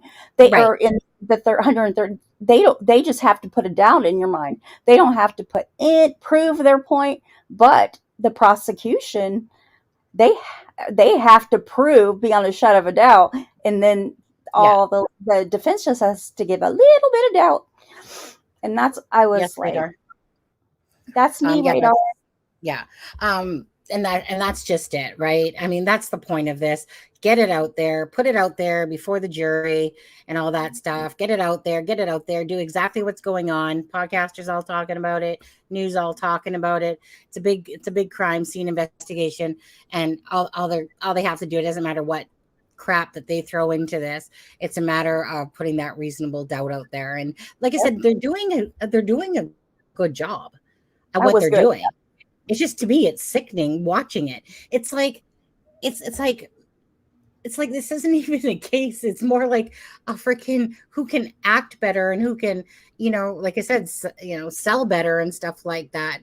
And defense is really doing everything and anything that they can to get their client off. That is their bottom line for them, But so yes, the prosecutors have the job of doing it. And you know what? Again, for me personally, it will play out how it will play out, regardless of what any of us say. It's going to play out to what the judge deems and to what happens, whether there's cameras in the courtroom and blah blah blah blah blah. But definitely, so the defense wants the cameras to be there because they want to freaking go into their acting lessons of the whole, to show everyone like this reasonable doubt right here. This one man could not have done all of this. I believe that one man could do it. It's just I've never felt like one person did do it, but definitely one man could do all this. When somebody has a gun and you got a 13-year-old and a 14-year-old that are basically, scared shitless, you can do a lot of things if you're holding a gun. It's not like it's an adult where you have a more experienced brain going on. Libby obviously had the brain power to, videotape and that. But there's some really weird things about like what they've said there. Like one thing I can't understand, and I'm not going to get into this now because we'll go back to reading. But Right. one thing I can't understand is why Libby's shoe and Libby's phone would be underneath Abby's butt, basically. Like that doesn't make sense to me. And was it? Pardon? And was it under her butt? Well, And this was one of the other things that Ed Wallace had said. He said, if that bullet was, because do we know if that bullet was found a few days ago or a few days later for sure? Do we know that? Because that was what it was said. It doesn't really say that in this document. Well, it does. It just does. says it's underneath her. It doesn't say it was a few days later. About what? The bullet? The bullet. And the reason I asked that is because when that bullet was pulled out, I guess it doesn't really matter how, but there was no, and actually CD said it, you have to have such documentation of it being pulled and the chain of custody. And that's what they were saying, the chain of custody period, that will get the bullet thrown out. And they were talking about that on the... Well, there's a couple things there, to be honest, because first of all, they talked about in the 130-page document about that they had the pictures of the bullet being pulled out of the ground. So we don't know what that picture has on it. If it has Abby and Libby's in that picture, obviously it was pulled out on that day. At the end of the day, people can't forget that they said that they hadn't gone through all of the documents that they were sent. Like, right. So meaning, like I said, it's kind of like throwing things out there. And for people that aren't looking deeper or thinking deeper into it, they're going to think exactly that. But then you have to remember that there's still a ton of documents that go with this. And that I think I remember I was watching it was the prosecutors, the one that Adam talked about, the prosecutors podcast or whatever. Yeah, prosecutors podcast. And they were saying a lot of the same things I was before I even, like I was just using my own brain cells and talking and whatever. And I noticed that they were saying a lot of the same things I was as well. But they did say something to me that I remember, which was that they don't, they don't literally have to give over everything until the actual trial. Like like The all one date, the pardon? pretrial date, or not the pretrial date. There's a date that comes up where they have to the something hearing, Mm, where mm. they have to have everything over to that date, and if they try to submit something later, um, that's how Lori Vallow, because the DNA on something came back later, and that's why they couldn't give her the death penalty, because it came back too late. Well, that's the thing. Like I said, so on the prosecutor's podcast, they said like they could literally hand over the last bit of what's the word I'm looking for? Discovery evidence Yeah. on the exact day of the jury trial. But like you said, like you're trying to say there, after that, then obviously if you haven't submitted stuff and stuff like that, then there's more of a problem there. So it's just that like when they were talking about it, I was like, oh, okay, so they don't literally have to hand over all the discovery, because there's obviously going to be discovery that's going to come along, like even today or tomorrow or the next day, more discovery can come out. I just thought that was interesting anyway. But again, because those two are the prosecutor's podcast is like two prosecuting attorneys, like talking. And so again, as a individual that's not freaking a lawyer or anything like that, it does give you insight, a little bit more knowledge of, the system and how it works, which I absolutely think that the system is so broken it's not even funny myself, Oh but yeah. whatever. Like, you know, anyways, I'm gonna get back to reading this document Okay. here. We did get sidetracked a little, but oh well, we'll live. So I think it's on page 5. Okay. So so um so I'll read 3 pages, Steffa. And then after I'll tell you when it's your turn. Okay. Okay.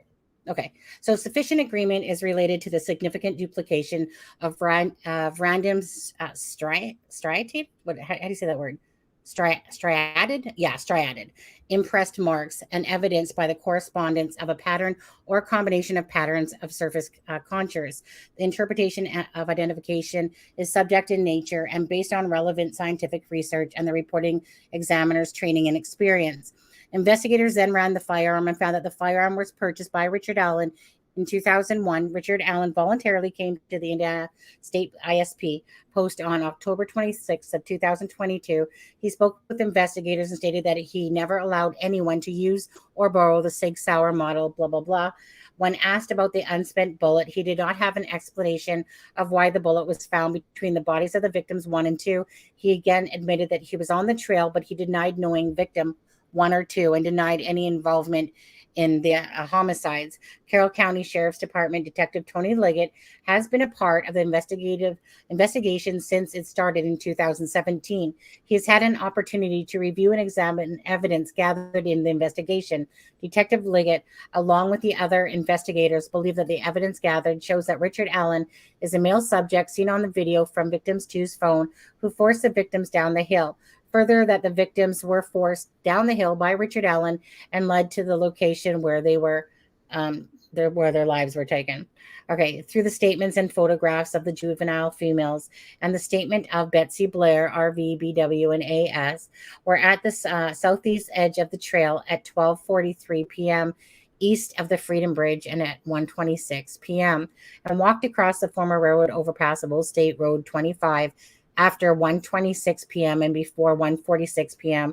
They walked the entirety of the trail and observed only one person, an adult male. Betsy Blair's vehicle is seen on Hoosier Harvest Store video at 1:46 p.m. and leaving at 2:14 p.m. As she stated, she only saw one adult male, RV, BW, AS, and Betsy Blair described the male in similar manners, wearing similar clothing, leading investigators to believe all 4 of them saw the same individual. Investigators believe that the male observed Betsy Blair, RV, BW, and AS is the same male depicted in the video from victim 2's phone due to the description of the male by the 4 females matching the male in the video.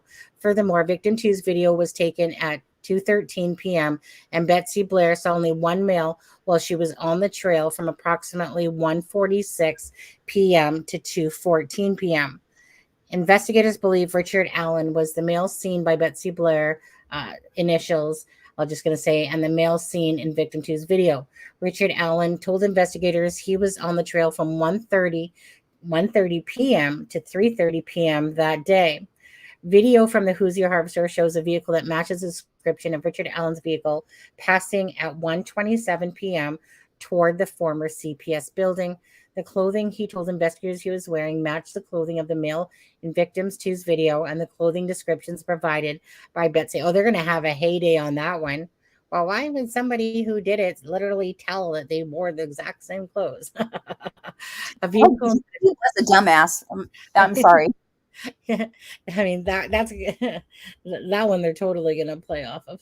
A vehicle matching the description of his 2016 Ford Focus is seen at or around 2:10 p.m., 2:14 p.m., and 2:28 p.m.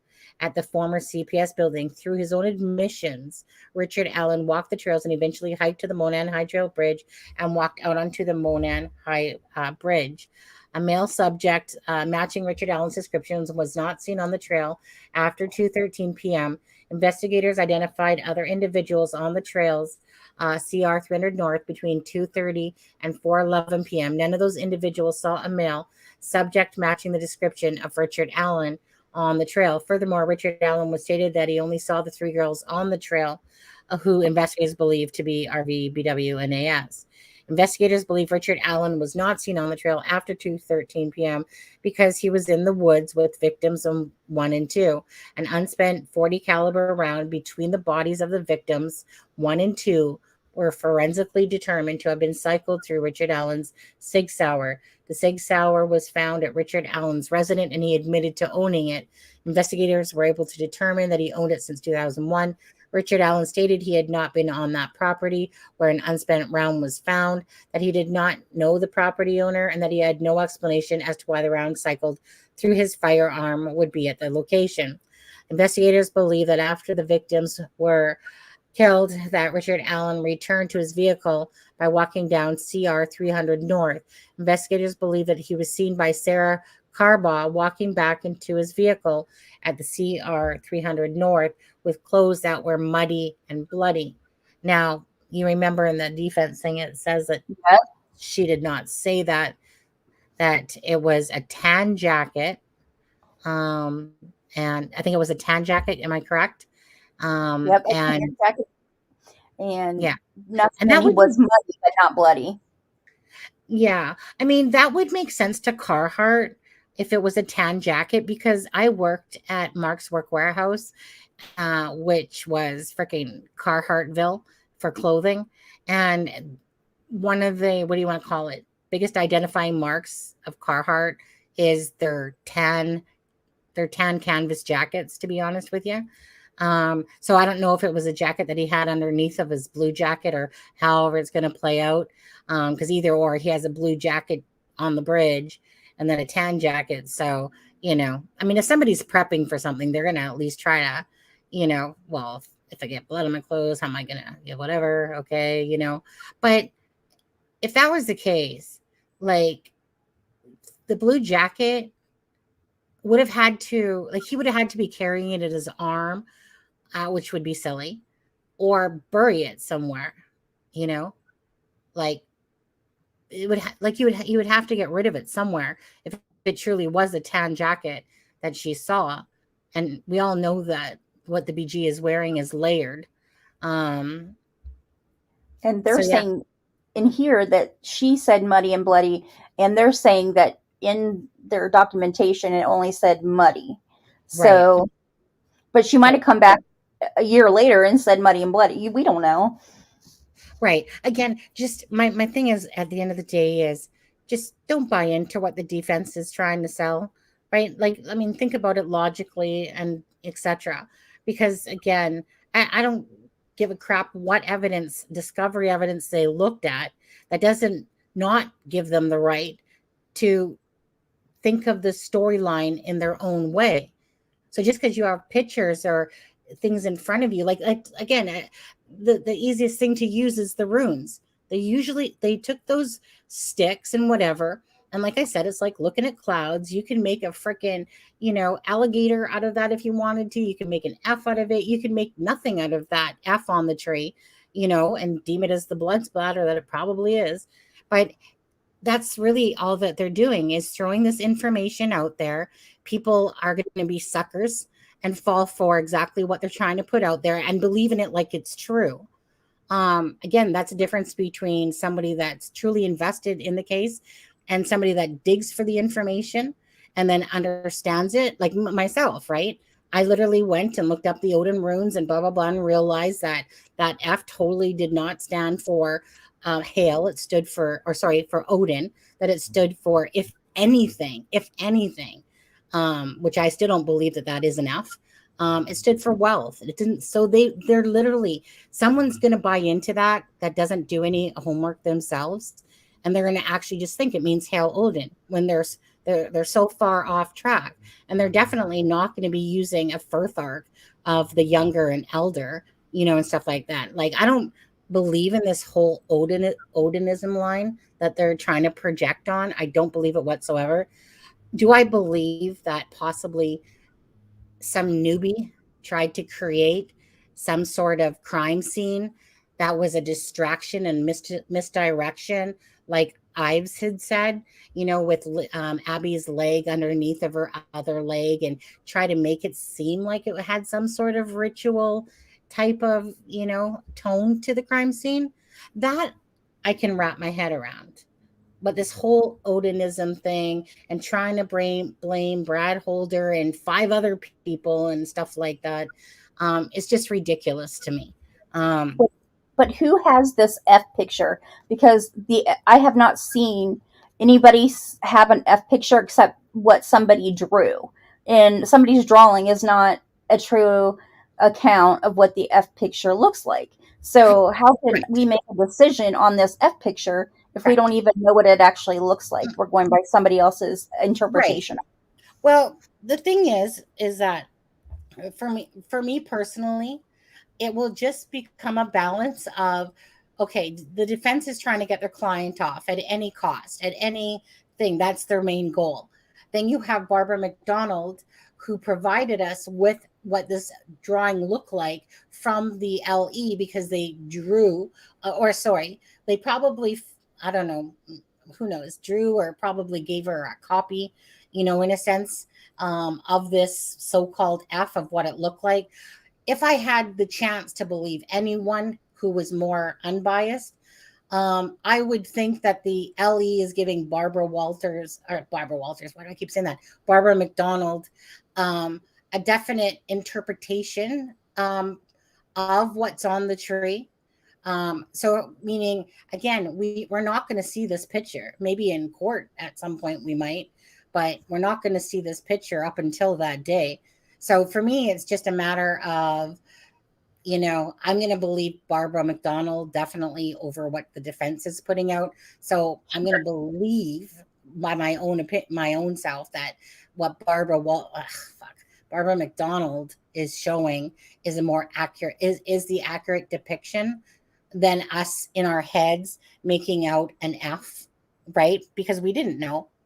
But didn't Blaine give us the F to look up, and we were all looking up these symbols prior to his demise? Well, the thing is that if I'm not mistaken, Jury That Live, I had asked him, we were talking about, I think, the Vice Lords and stuff at first. And then I had asked him about Odinism because of it being said, like, obviously that's one of the rumors that were floating around about, like, the Odinism. And then he started getting into the topic about runes and stuff like that. I'd have to go back and listen to it. All I know is that, I was on this thing about, the Vice Lords, because of if that was a bunny at the crime scene, and looking for the cryptic note with the star and things way more aligned with that. And then, like I said, he got into the whole rune thing. And I personally, I was like, oh shit, that's like too deep for me, man, was what I was thinking. I was like, runes, because like I mean I played a game called RuneScape. Same idea in a sense, right? It kind of, it's like I didn't know that's what it stood for. RuneScape. yeah. Oh my That goodness. Okay. yeah. And so yeah, so I'd have to go back to that live, which I don't remember which one it was, but I mean I miss Blaine so much for this because I I would know. so much love for that. I love Big Red. He just grew on me right away. But He's amazing. he wanted to know more about Delphi, and it was having him on it was like having like two sides. You have Blaine that can give you this insight into the runes and all these different things and stuff that we don't know about. And so and then you have us that kind of digs and talks about the story and gives him the insight of what the Delphi case is about. So it was very much a grateful balance with Blaine, and I can't help but just wish so badly he was here because I know. he would love right now to be talking about this stuff. And it will be a year on October 16th that Blaine will have passed away. Anyways, it is what it is. I just can't help but really just be sad that he's not here with us today, talking about this. But anyways, so yeah, as for like I said, the whole rune thing and whatever. I mean, it's an interesting read, absolutely, and what they do. But that's the reason, though, Odinism kind of came up is because I had asked him if he knew about it, and then he started getting into the runes topic and stuff like that. And then it was like, oh, interesting. I can't remember. There was a couple people in the chat that day were like, ooh, tell me more. Oh, Tell me more. yeah, I was obsessed. I was on here going like looking up different stuff and Yeah, looking at the Sharon. passwords are and all that. It's like he Yeah. got it was he's amazing. Okay. Absolutely. So let me take Okay. a right. Sorry, 1 second. Kim French said, right, and he took a polygraph test and she passed with flying colors. She was being truthful about everything he had told her. Absolutely. Kim, that's exactly what I was saying in like a last live. Whatever that guy's name, what's his name now? Steffa, the guy that basically said, oh, I did it. Uh, uh, Elvis. Mm, Elvis Fields or something like that. Right. But So, okay, so the girl that did his polygraph, if you heard this, was right. the Stephanie girl that was her house was burnt down with her and her daughter in it and they died. Have you heard this? That it was the same person that had the polygraph from that and the polygraph from something else. No, I don't even know what you're saying to me right now. I Okay, don't. the girl that died, the lady that I don't know if she was the judge or her husband was a judge, and her house was burnt down with arson. It was arson, and I wonder if Radar's in here because she'll know. Are you Um, talking about the one that I was talking about earlier when the judge's daughter and wife? You talking about that one when the I wife think and so. What's her name? Stephanie. I think her name was Stephanie. yeah, like I mean, I'm pretty sure. Like, I don't know why you're talking about that story, but so explain that. So I know which one So you're talking about.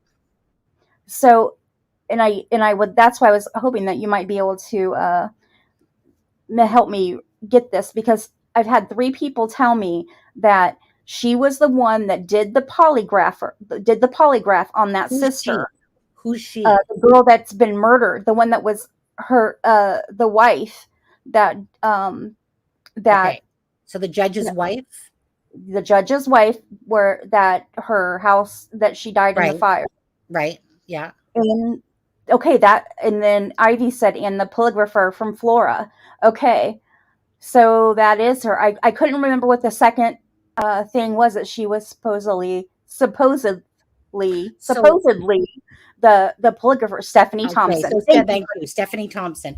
This is the case I was wondering about. Nobody ever got back to me like they said on this one, but because I wanted to know because like meaning there was an inquiry, but Like we didn't know, like it sounded intentional to me, this fire. It just seemed whatever. So you're basically saying, if I'm correct, that Stephanie Thompson gave the polygraph test? Yes, of the Okay. sister Okay. of To the that sister. Elvis. Okay. Okay. Really? That's interesting. And then my brain went somewhere else instead of Odin's. I went to the one that starts with the M, and that everybody is always thinking. Come on, Murder? y'all. You chat. You know, you all heard this at one time. I've heard of the M word. You mean murder? Nope. Wait, the M word? I don't even want to say it on your. Can you spell it? I'm afraid they'll come after us. I mean, these people, they aren't playing around. Whoever these people are, they were catching people's places on fire. And that's why whoever has done this, whether Richard Allen or these Odinists or Plan C or this other group of people, who they might be that I'm thinking of the M's, they have killed I mean, obviously, but the girls. And then remember, like, when they are a group of men, and they're a secret group. Not all of them are bad, but as you get higher up in the yes. Oh. But I didn't want to say it, but it's your channel, so. Siri just said to me, I figured as much. Really? How did Siri get that off of masonry? And then comes back and says, I figured as much. Like, what? That's weird. Okay, so just so I understand, what is it? So what is it you're trying to say, that Stephanie Thompson did the polygraph test on the sister of Elvis Fields? Was that kind of like what you were trying to point out, or was there more? Okay, that, as well as the polygraph that was done. I can't think of who it was in Flora. Is Freckles still in here? Freckle Joy? Yeah, she's here. Okay. She will probably know who that other person was, in the Flora case, who she had done. And I would like to know who that was and how long after it was that fire happened. Well, right. I mean, the fire happened last year. It was just no, because that was before my time. Yeah, it was just last year. Like it might even have been in this year, to be honest. Because that was a while ago, but it could have been in this year. But that was the one where Stephanie Thomas or Thompson or whatever it was, that it was a fire during the day, and the wife and the daughter lost their lives in that fire to the judge. And I kept thinking, okay, there's something not right here. Come on now. How many freaking judges seem to be getting killed, by a freaking car landing on them and just different things. Yeah, you got your corrupt judge votes out there and stuff like that. And then there's another judge that admitted to taking special favors from, and letting their client off and stuff. Like, it's just crazy, honestly. This is why it's so hard to trust people, because the people that you should have faith in and trust and believe in, these are the same people that you're in the headline news, like Judge Fouts. It's like, let's keep this up. Do you remember? It was 2 years later that Jalen, her. Was it that long ago? It was 2 years later after the video. She'd taken the video. She had asked her attorney right after it happened to her, do you know this guy? And he said no. Because they're all part of the same boys club. Same boys club, which can be attorneys from attorneys everywhere. Law enforcement. And I don't want to say a lot because I don't want to die. But sorry, I'm sorry, but I understand people's fears. You understand what I'm saying? Like, the attorneys that are wrote up I mean, I don't know who anybody is and who's not. I don't know. Now, I mean, I'm afraid. I mean, I don't. Yeah, I mean, I get it. Like, I mean, I don't mean to laugh at it, but it does. Don't you think, in a lot of ways, though, like it's almost like when I listen to that, like when I hear somebody say that I'm afraid for my life or this or that. Now, if you're physically, yeah, in Indiana and stuff like that, absolutely agreed. But for me, it's like crazy to even think that that this weird sick crap even exists out there, you Oh, know. it's no joke. I mean, I'm like, girl, you gonna need a passport to get on over, but that's really not that big of a deal. However, it's not a big deal to be in the States for that to happen. Yeah, like it's so crazy to me. Like there's weird shit out there that goes on. I got your back, Steph. Thank you, Miss Calculator. I'm gonna have to move in with you, apparently. Yeah, but here, I'll let you Oh down. my god, it's Rick Astley. I love him. He makes everything better. Wait one sec. Thank you. I've got your back, Steph. Smiley face. Thank you, Miss Dog Lover. Like, it's because I sit here in Canada, right?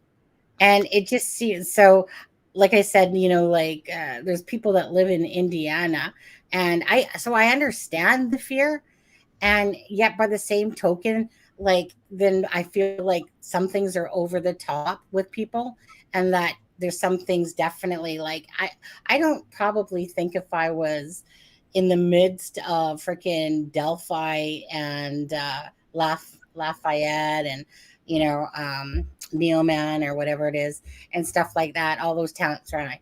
You know, I can understand why some podcasters would be very conscious of what they're putting out there for fear of something Freckle happening. Joy. Freckle Joy. Yes, just found this out. One What? of the officers that they talk about in the that You're talking about Greg Ferenczi. Yeah. yes, he What do was you mean? shot to death when he came Yeah. out of the FBI. Girl, when I found that out, I was like, oh hell, I mean, Yeah. that's what I'm saying. People are Well, getting to something. yeah. Like, I mean, so we did that on a live last week. That exactly what you're talking about there. Um, so if anyone doesn't know it, so yeah, Greg Ferenczi, who was one of the police officers involved in, the three names about talking about the Odinism or looking into the Odinism angle and whatever in 2021. I think it was like something was thrown at the building, anyways, or I don't know, something like that. And then Greg Ferenczi had come out and like basically like an ambush, and he was shot by a correctional officer. So right, it just makes you go like these people seem to be getting picked off. So I get what you're saying, right? Because like really a police correctional officer like literally shot the dude. Like why? What like and you can't help but think of because of Delphi, right? Oh, sure, yes. So but if anyone wants to know about that part, just go Google Greg Ferenczi on Google, and then just read the story yourself about how he was killed and whatever. Very, very tragic, of course, but very, you know raise your eyebrow and go, what? Like like I can understand. Let me put it this way. There's a lot of weird crap out there for sure. I think, we can see this by people like Garrett Kurtz of the world, Ashley Garce of the world, and different people that, you know, go down the whole drug thing, money thing, and, obviously taking people's lives and stuff like that. And honestly, I mean, there's a lot of stuff within Indiana, to be honest, and it's because we focus on Indiana for the Delphi case. When you see a lot of weird shit. I'm not gonna lie, but yeah. So that one's kind of definitely question mark, kind of like the Stephanie Thompson that whole fire there, to me, I couldn't help right away think that this isn't just a freaking accident. This is probably a target, um, on the judge, probably, or perhaps her. But anyways, so going back to what we were talking about, Steffa. Sorry. So this was so the sister, Elvis's sister, took a polygraph test. And Yep. you're saying it was conducted by this Stephanie Robin or Thompson that lost her life in this fire. Who also you're saying is, and somebody else in Flora. But the bottom line is that Elvis could literally, right? It's like no different than me saying, Steffa, I want you to know I had everything to do with Delphi. Blah blah blah blah blah blah blah blah blah blah. And then she takes the test, and they ask her the questions. And of course, she's not lying. She's just telling what her brother had told to her. It still doesn't tell us if Elvis truly had anything to do with it besides him saying it. So unless he takes a polygraph himself, the sister's polygraph is just that, yes, this is what Elvis told the sister. So the polygraph is going to be deemed as accurate because, yeah, she's just answering the questions to what Elvis had told her. Doesn't mean Right. Elvis had anything to do with it. It's just he's trying to claim ownership of it at the start. And then, of course, saying that he didn't. So, again, that to me, it's I just remember somebody making a comment on that. Well, Elvis's sister, she passed, but who gives a shit if she passed it? Like, it means nothing, really. I mean, all that, the only thing that polygraph test meant was that Elvis told her that he had something to do with Delphi, but And she wasn't making it up, that she was like being truthful to what her brother said to her. Absolutely. And she was. And she was exactly that. But does it make it true that Elvis had anything to do with it? No.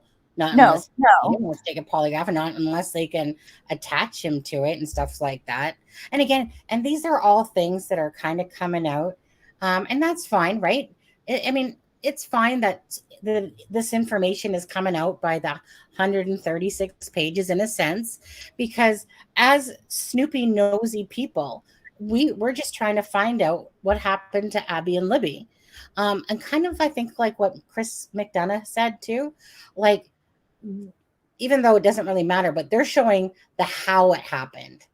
Whereas it's kind of like me, it's like, why did this happen? And kind of like what Chris McDonough says is once you have the who, what, where, when, and why, then that fills in the gaps for how it happened. And that assessment, of course, I would agree with that. Again, they're just trying to get their client off. And the way that they're going about it is by portraying exactly what happened and how it couldn't have happened by this one man named Richard Allen, that it had to be multiple people. But I mean, I will agree, like, Steffa, like, what's the chances, though, if it is multiple people that were at the crime scene, that there was no DNA per se left, besides what they said about a partial print or something. But do we know? Pardon? Nope. About the partial? You don't know that there's no DNA? Well, I don't believe anything anybody told me. Nothing. The information about the no DNA would come from a sheriff of a different county saying it. That would be the closest thing I have to someone saying no DNA. And obviously, like Adam has said, that this case is not going to be a DNA case, because they really just don't have anything to go on when it comes to the DNA part of it, honestly. And so I do believe that even if they have a partial, again, if Richard Allen doesn't have a freaking criminal record, you're not going to match up with anything. But it's been said multiple times that this is not a DNA case. That personally I believe, but we're going to let that play out in the courts and all that stuff. And, see from the prosecution side what the truth more or less is versus the defense trying to portray why Richard Allen is innocent. I'll be very interested. This is why I hope that they do. I'm just really interested in the facts, the evidence that they have with regards to the Abby and Libby case. That, whether it's pictures or proof of videos of Richard Allen's vehicle driving from here to here and I'm going to be very interested in all that. And Patrick Westfall lived 5 houses down from the Florida fires. Yeah, that was great. Like I said, I'm not myself going into this whole Odinism thing. I truly don't believe this is to do with Odinism. Do you believe it has to do with Odinism yourself? Like from Me? Like I think that it has. Originally, I was a little concerned. However, as I think more about it, can you hear me? Okay. Yeah. I didn't mute myself. As I think more about it, I am concerned that it has to do with another group that is much more powerful, and which would explain a lot. Right. Okay. And I was going to say, because, everyone's going to have their own take. Just because what I'm saying is something, obviously we don't know. We honestly, like, this case has turned into a circus. And as for Kim, you're talking about the douchebag named Chris Todd that was on Court TV talking about the video. So Chris Todd is the guy that literally is the one that put out the book, something the woods and whatever, to do with the Delphi case, and his belief is Ron Logan's. And then you have Jason Jensen that was, is on the whole path too. Now, of course, Richard Allen was arrested just a month. So Chris Todd dropped his book about a month before Richard Allen was arrested. And so let me put it this way. Chris Todd is a very arrogant gentleman. And Chris Todd, I would take it with the smallest grain of salt that you could possibly find on this planet to what he says about the two voices. Now, is it possibly true? Possibly. I wouldn't take anything that Chris Todd says to heart at all. I would put it on the side burner, back burner, as far away as I could, because okay, I literally talked, and I'll say this again. I literally talked to Chris Todd. He is so arrogant in his own beliefs. He is so up his own butt. It's not even funny how far up his head is up there. He basically said that if nobody believes that Ron Logan and blah, blah, blah had nothing to do with it, that you were the loony, that anyone doesn't believe his story, you are the loony.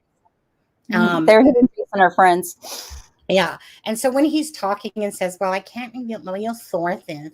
Okay. So Chris Todd is also the one that released those pictures out there of Abby and Libby's clothing. And whether he personally gave them to that gavinfish.com that's freaking all over those pictures, then you have that guy, freaking Brandon Woodhouse guy, that actually has the photo without the imagery on there. So if he got those, because I think, if I'm not mistaken, I want to think that somebody made a comment about like them arguing with those other channels and like something about, there was a comment about Chris Todd and whatever. So he could have physically got the images himself from Chris Todd that would have sent him them without the stupid gavinfish.com across them. Or like Brandon Woodhouse says, is that he was sent all the discovery evidence from the prosecutors to the defense or whatever, with all the imagery on a hard drive or on a what's those little freaking things called again that you put all your freaking information on, like a little the little drive, a flash drive. Yeah, flash drive thing. Yeah. And so he's claiming that he has all that was accidentally sent back to him, and he's got all this information. Well, again, the proof needs to be in the pudding. The guy doesn't look stably sound, absolutely, but again, it's stuff that I'll put to the side. And hey, dude, if you got all this evidence that you say you're going to keep dropping, meaning Brandon Woodhouse, so drop it. Like, your 24 hours is up like 2 days ago, buddy. So if you have this information, then drop it. I hate it when people go on and say, oh yeah, okay, well, I got all this. Then drop it like you say you're going to drop it. Then I'll believe you. But he doesn't come across as a very stable person, obviously. But does it make it that he's not telling the truth? No. But he just doesn't, he doesn't definitely come across as a stable person. So you take it with a grain of salt until you can provide absolute proof. And maybe he has to other people, who knows? All I know is that I came across him a couple times, like on this thing. I messaged him and said, hey, you want to come do a live? And then all of a sudden I see this post, that somebody sent me, even though I was looking at it already. But anyways, this post saying that it's almost like his sister saying that he'll be out in 45 days or something. Wait, what? Okay, so it was one of those things I can't wrap my brain around, like, so wait a second, what? 45 days, what? And then the couple days before, it's like he's asking for a date for someone, I don't know. Just go look him up yourselves, Brandon Woodhouse. Go watch his videos. He's been suing people for years. Oh, I tried to fix my involved, but it won't let me. I spelled involved wrong. Yeah, it's okay. So, what's Rita saying? Well, it means Elvis knew only things BG would know, right? What means that? What means that? Well, it means Elvis would know things only BG. Well, I'm not sure what you're referring to there, Radar, on that one, but obviously doesn't like, we don't know what the what's it called again? The polygraph test. We don't know what questions were asked. Like, it would be different if they said, like, well, what was at the crime scene? And then he explained it all.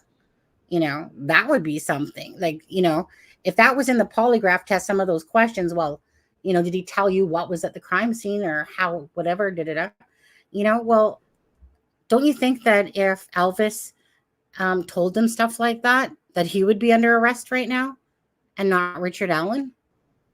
Like, in all fairness, like, so, like, do you see what I'm saying, Steffa? Like, if his sister told, if he told the polygraph people what he exactly told her, anything that would put yourself in that area, and know how the crime scene looked, like, I would be under arrest so fast right now. Like, before, he would have been under arrest, but they didn't go down that line. What I saw somebody post earlier, and I totally see what you're saying, Sunny. Somebody posted earlier, it might have been Freckle Joy, I think it was. She posted, and I totally brought me back when Becky said they got our girls. Right. And I always thought that was it had something to do with the meth ring or whatever. But now that this other stuff has come out, and I don't really know if it's an Odinism thing. I don't think that they really sacrifice little girls. I think that if it's they sacrificed people back in the day, in the Viking days, and they were men. Right. But I am concerned about the M word, and now that I started thinking about it, and then I'm like, I wonder what she meant. I wonder what she meant. You wonder what who meant? What Becky meant. Oh, now that she said that. When she said they have our girls. They have our girls. Yes. Right. I mean, again,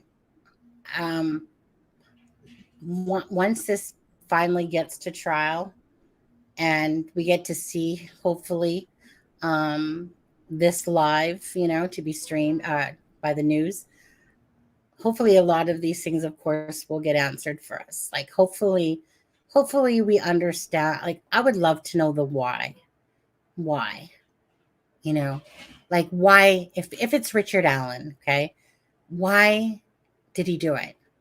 Like some people believe it was SA, that it was a fantasy, like I think Alexa, like that it was a fantasy and stuff Mhm. like that.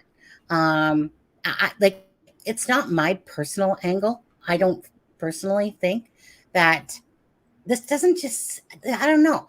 I would have to see the crime scene actual photos Right. myself or for all of us to see to determine if you would consider it that or not.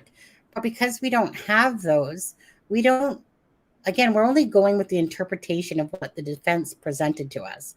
So thank you, defense, for giving us uh, exactly in a point without using the ruins and all this, whatever.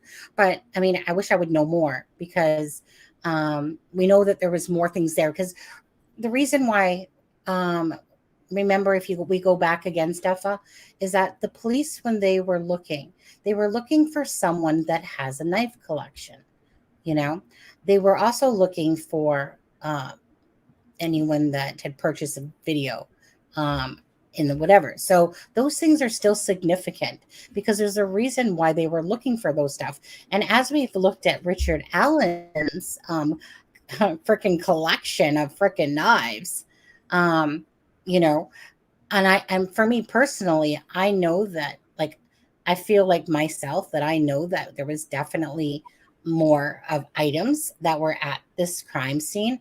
So I guess it would depend if I seen them, if I would deem them as a ritualistic thing that somebody was trying to portray as ritualistic versus it actually being ritualistic. But so we can't forget some of those things, right, as we move forward, because it's a lot of information. And like you said, like until you just brought that up with Becky, I mean, I knew about that, but it's one of the multiple things that have been said with Delphi. But I would have kind of forgotten that at this moment until you just brought it up, saying when Becky said they have our girls.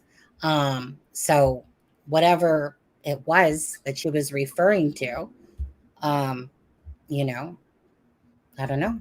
Guess I could ask her, see if she answers me on that one. You know, I don't know. But there's just a lot of things still that we can't forget about the crime scene. Like people are forgetting about somewhat about the BG and whatever. Like this guy was prepared. You know, the BG was prepared. You But it know, wasn't on him. So it makes me think it was already wait, what prepared. was it on him? The Well, the sticks, because they said that no, I don't or believe that the sticks were on him. No, um the saw, like how they said that he had sawed this no, whatever. that's not what they said. That's not what they said. Those stuff. They They said that they said it had been either pre-done, right. which was why one of the Ed Wallace had said that there could be the DNA from the tree that it came from the suspect's house, if we have, or on that actual saw, if they would have taken that stuff. But if they didn't take it for 3 days, we don't know. Um, he Well, said that was terrible policing. Well, Police work. I mean, I think anyone knows that that was a freaking joke, to be honest with you. But what they said, they gave three different things. And the most common sense one, of course, is the third option that they gave, is that the branch was literally already like that. Because you have to remember, I mean, like, right, remember it's Ron Logan's land. Somebody could have been sawing down freaking shit back there, and one of them happened just to be a sawed off Right. thing. But they put the top thing as being as if one of the branches was for sure like a saw, which seems ridiculous. It does, right? That somebody's going to be out there with a saw, sitting there like you're going to put other branches on, and then all of a sudden, oops, let me just cut one of them down. If somebody was on a saw, they'd probably sit there and freaking cut them all with the saw then. So to me, it seems more logical that it was sawed, perhaps, and that it was just there as a stick or whatever they want to call it. But remember, so for me, it's like, I see how they're presenting the story, but the most logical explanation was that it was already a branch that was there that, and first of all, do we actually know it was sawed down? It said it looked like it was sawed or whatever it was, but yet the tree could have broke perfectly in a sense. But let's just say if it was sawed, to me, the most logical explanation would be that it was already branch out there that was sawed, because I can't see in my head, right, as you visualize what you're reading, is that somebody literally, well, you know what, for this last twig, I'm just going to grab a saw and freaking take it down. And if it was Odinism wouldn't leave runes on the body, first of all, because anything to do with that, they would literally use the branch and engrave their runes, but yet they'd have to be stupid enough in a small community like going, yep, we did it. You're right. Odinism stuff. But did you know so if Odinism, they do a lot of stuff on wood, but they wouldn't leave runes on the body. They would literally, like, if anything, for their rituals, they take it a twig, and then they'll encarve their rune on the twig of their their ceremonies, not actually leave. Go ahead. Okay, so I'm writing it. I'm looking it up. Oh, do Odinists leave sticks? I guess is what I'll say on.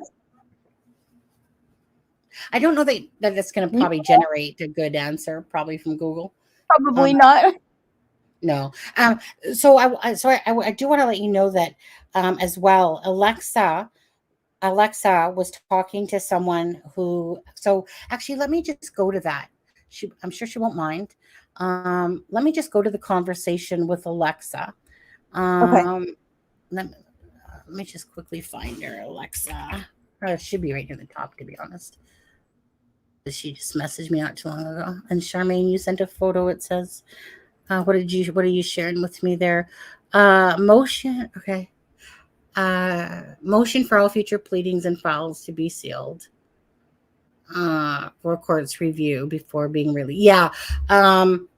Again, we got the motions that all came out today, Charmaine, for that. And so that's what we've kind of been going through: the motion to broadcast, the motion to suppress, blah, blah, blah, whatever. So that motion should be in these documents as well, that I'm showing. So thank you.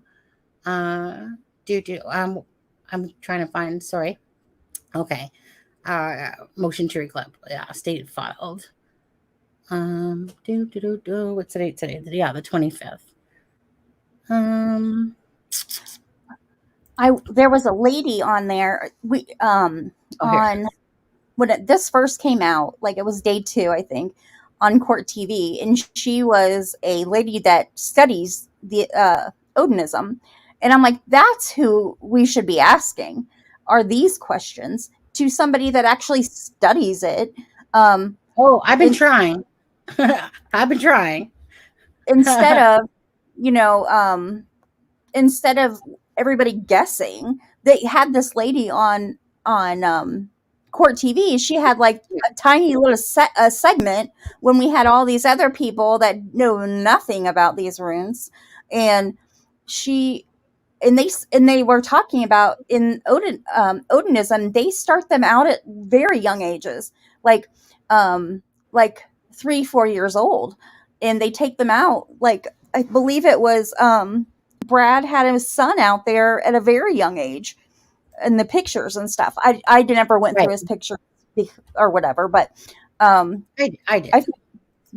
Did you? And I was like, I had no idea, but I guess it makes sense because like I go to, a Christian church, and I guess we started taking my daughter there when she was an infant. Right. Well, I was going to say, right here. So, those are a picture that Alexa sent me. So like, see, it's on the wood. When they do something, it's on the wood. And yeah. But 1 second here. I just want to go back to that conversation with Alexa. Okay. So she was talking to someone from, that's in Odinism, from I believe it was Spain. And let's see here. So Odinism is another word for Asatru or whatever, and that was the religion in the Norse culture during the Viking Age. Paganism is a much wider concept. For example, you could be a pagan in Spain, but that doesn't mean that you believed in Odin and all the other Norse gods.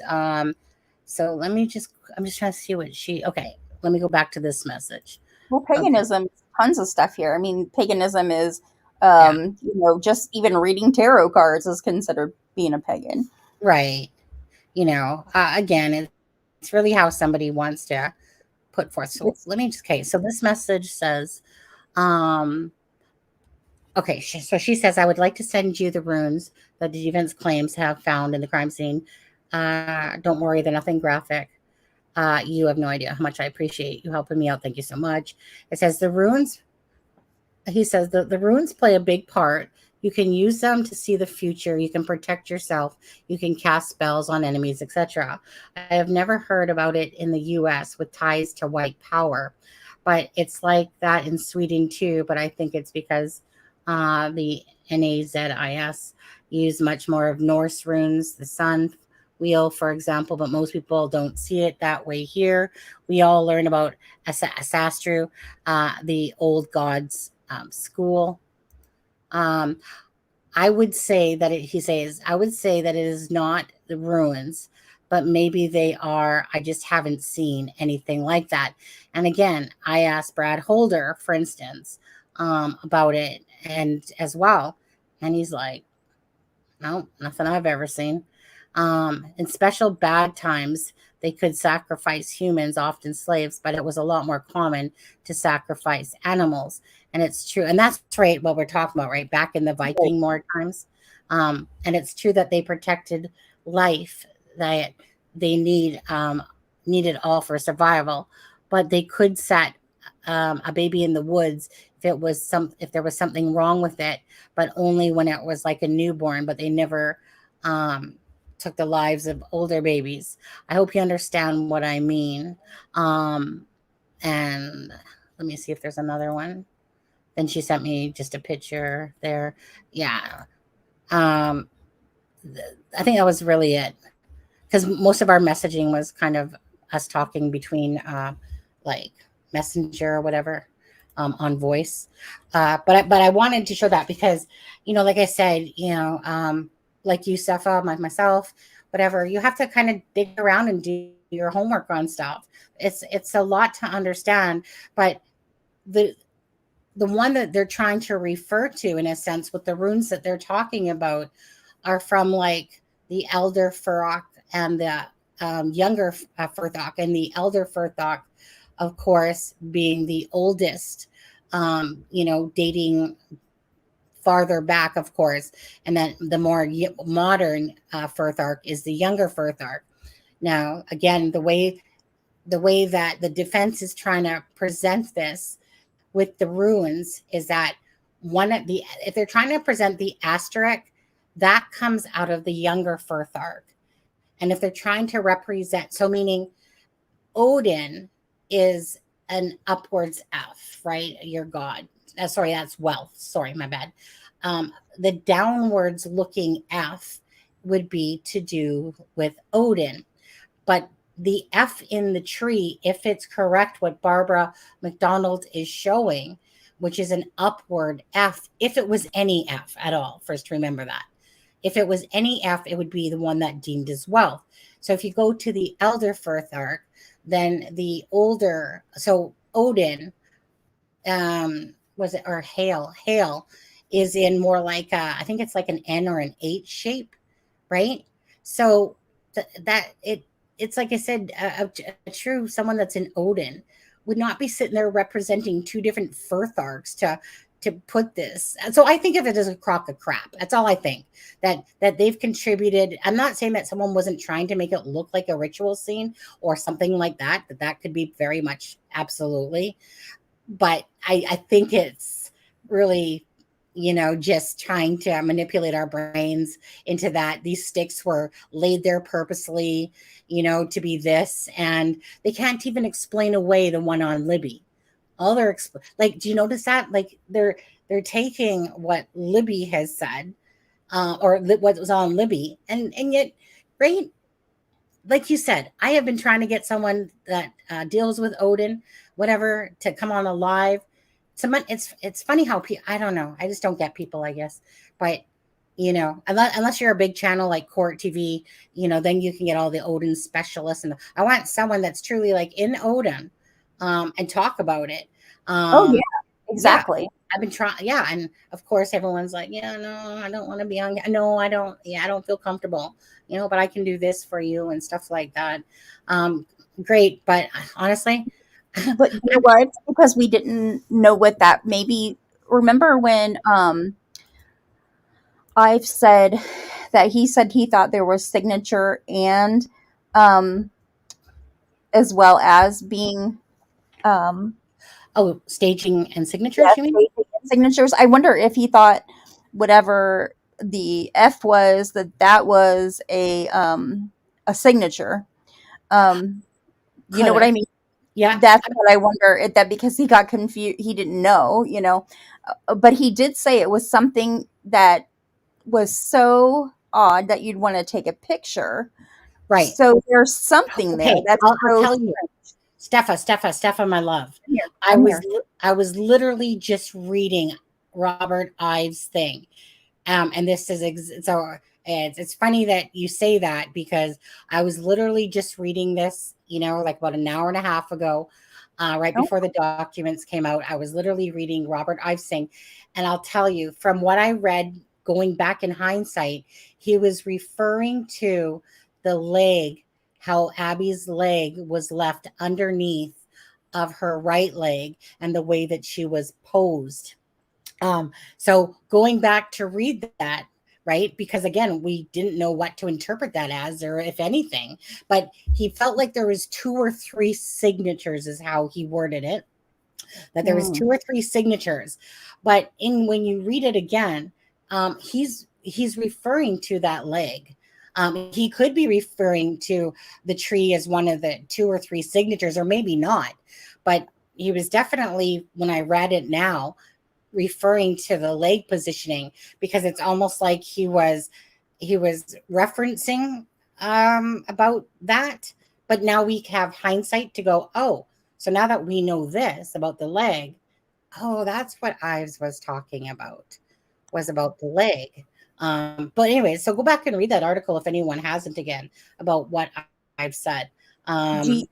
I wanted to ask you, this was a big point that I thought this is where the prosecution, I think, failed, is that they did not put anything out about the crime scene, and that made an opening for the defense to come in and tell everybody the crime scene on their version of what the way they see the crime scene. So again, it's the way they see it, which could mess up the way the public is getting their first glimpse of the crime scene from the defense. And I think the prosecution messed up there by allowing the defense to give us our first glimpse of the crime scene, in my opinion. Yeah. So Ivy says, I could be convinced that the sticks on Libby were thrown on randomly, but not Abby sticks, really. It doesn't seem to be Odinism, though it could be anything. So my thing with that personally, as my thoughts, I'm not sure about yours, but they didn't know what obviously the sticks were on Libby. So it's kind of like, here, let's just put about the sticks. But if they really talked to somebody that was in Odin, like an Odinism, they would, an Odinism, Odinite, we'll call him an Odinite because that's what it would be called. An Odinite would know what frick that meant then, the sticks. Do you know what I mean? Like anyone that's in Odinism would know if those sticks, well, first of all, they don't throw sticks on people, first of all. But let's just, like, I mean, that's not the way of what they do. So again, if someone's not in Odinism, right, then obviously, like I said, someone that is can give us a nice schooling on about typically what happens and what they do. But that was one thing about that they use sticks, yeah, but they would put their runes on it. But with Abby, we saw with Barbara McDonald's pictures as well, and that they cross. But what was funny about what they said about this so-called asterisk, and yes, it kind of looks like an asterisk. Not so when we see an asterisk in our head, we instantly think of our keyboard, and stuff like that. Oh, okay, Freckle Joy. I will do that. Thank you so much for the super chat as well there. That's very kind. Wasn't expecting that. That was nice of you. Let me put that up there. The thing's going to go off in the sex stuff. I know. I love Rick's about to sing to me. Yeah, Miss Dog Lover. It's because Miss Dog Lover said, I could happen to donate to you more if I hear Rick Astley. So as a joke, I put Rick Astley because I love the song myself. I love the Rick, like it turned into a Rick roll, but I always loved that song myself. It was a very childhood. Yeah, perked up song. I sent you an article. Antlers is interesting. Well, see, yeah, right. Well, again, it's for interpretation, right? The world of the white supremacists. Yeah, I'll read that later though. Joy on there because I don't want to. We haven't even finished our documents yet. I know. I have ADD, but I think we had a great discussion on all this stuff. But there he is.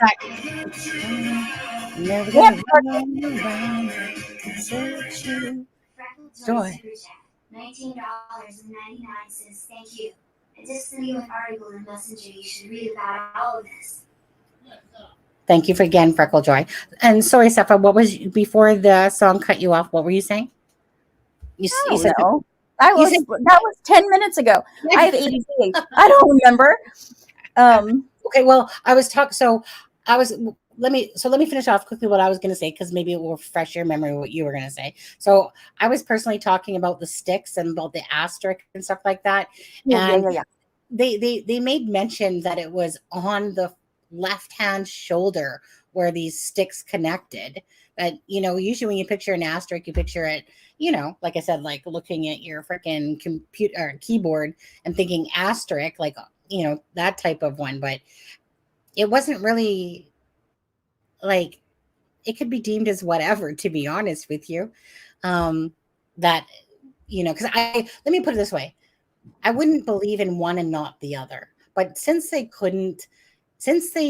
literally had no meaning for what was on Libby, they literally took and they tried to say that the other two runes meant Hail Odin, as if so the asterisk would mean, of course, Hail in the younger Firthark of Odinism, and the F, which we can't say that it is an F, and even if it was an F, it would mean wealth.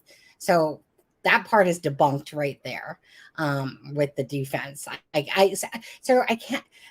For me, it's like someone not doing their homework, because if it was truly someone to do with Odism, they would know what those supposed runes on Libby meant, and they didn't give us any of that. They just went to that this means Hail Odin, and their information is false. It does not mean Hail Odin, let alone do we know if it's an F. And again, when it comes to the pictures, we haven't actually seen the pictures to judge for ourselves, right? Like how it would look.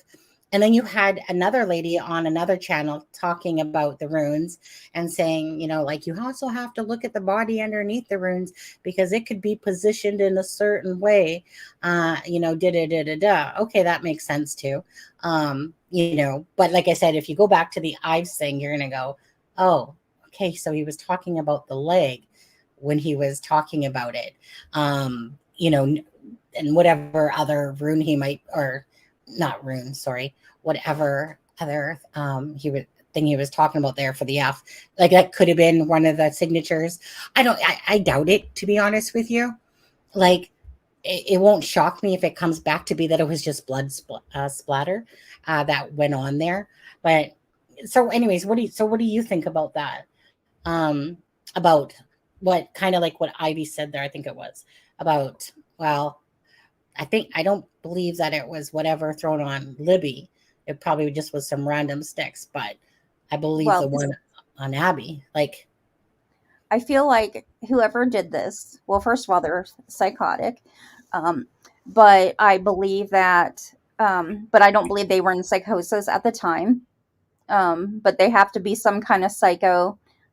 Okay. When I say psycho, let me rephrase. I believe this person is a psychopath. okay, I believe that a psychopath, I'm sorry, not a psychopath, a sociopath, um, in my opinion.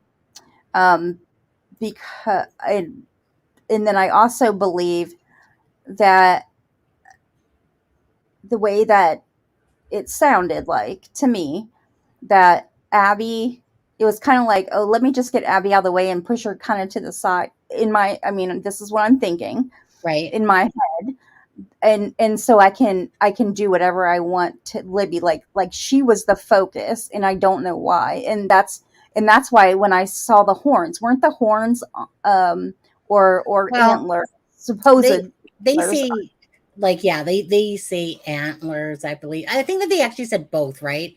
That look like antlers or horns. And they were for Abby, right? I mean, for Libby, Yeah, right? Okay. no, sorry, No, they were Abby. the antler thing, whatever they're referring to, was on Abby. Okay. So that was okay. Then that wasn't what I was thinking of. So maybe I'm wrong then. Um, but the reason I don't know why I'm thinking that, and maybe it's because the body was clean, but like we said, if she was laying down and she was having, like her jugular had been, um, which would have been, or let me think. Say it again. I'm thinking nursing in my head. If Okay. she, I'm confused because Okay. I got by what they were saying and not knowing what that crime scene looked like where Right. they were actually, I'm sorry, where she was, her life was taken.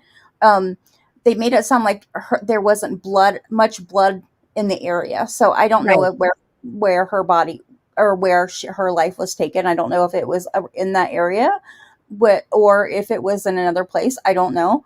Um, so it's kind of hard to know that Well, for sure. yeah, And I mean, they made mention about that, right? Remember in the affidavit of Ron Logan's, I believe, about the bodies being like moved, but they said slightly. saved, you know, which, well, again, if that's blood splatter on a Libby's, and the tree is further, kind of like that picture I showed that I had done up, and the tree is further.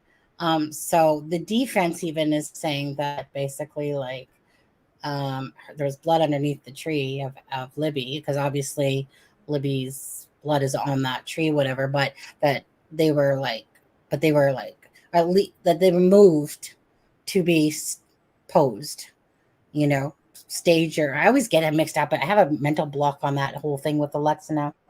Staged and posed and whatever, but let's say posed.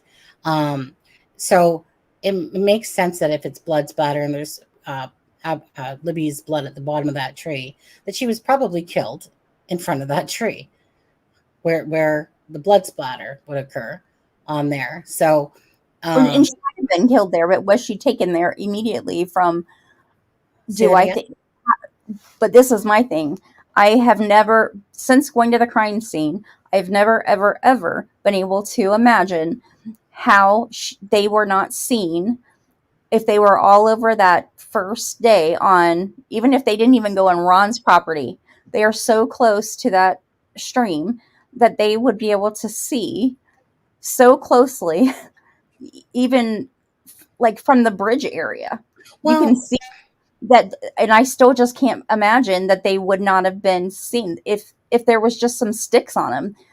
It's totally bare in that time. So I just don't, and I could be just totally off here. my brain says, Well, how would that not be able to be seen? But I get it, and honestly, Steffa, I think this is going to boil down to the fact that it was laid out already when people come to start searching.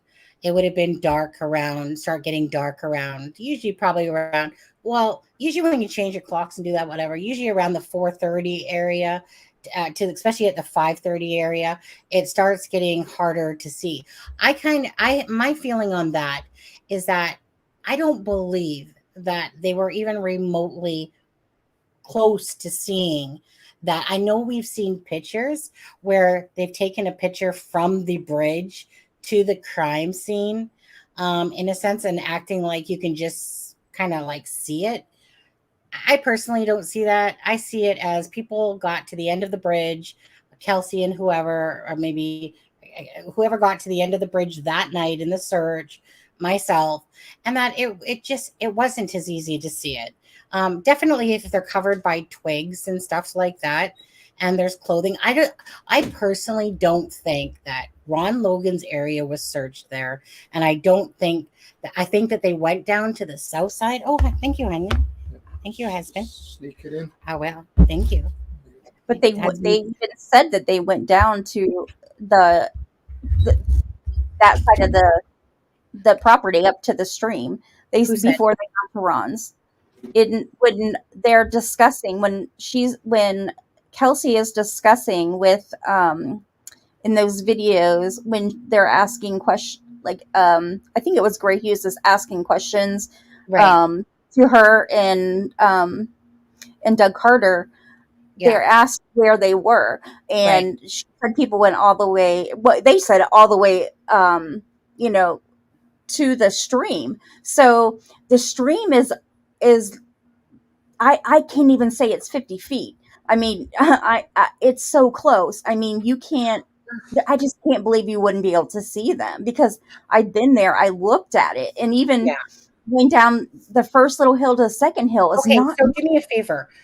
Give Okay. people that are watching, give people a description of when. Do me, because I totally have to go to the washroom right now, but I do. Okay. I can still hear you even if I go to the washroom. So Okay.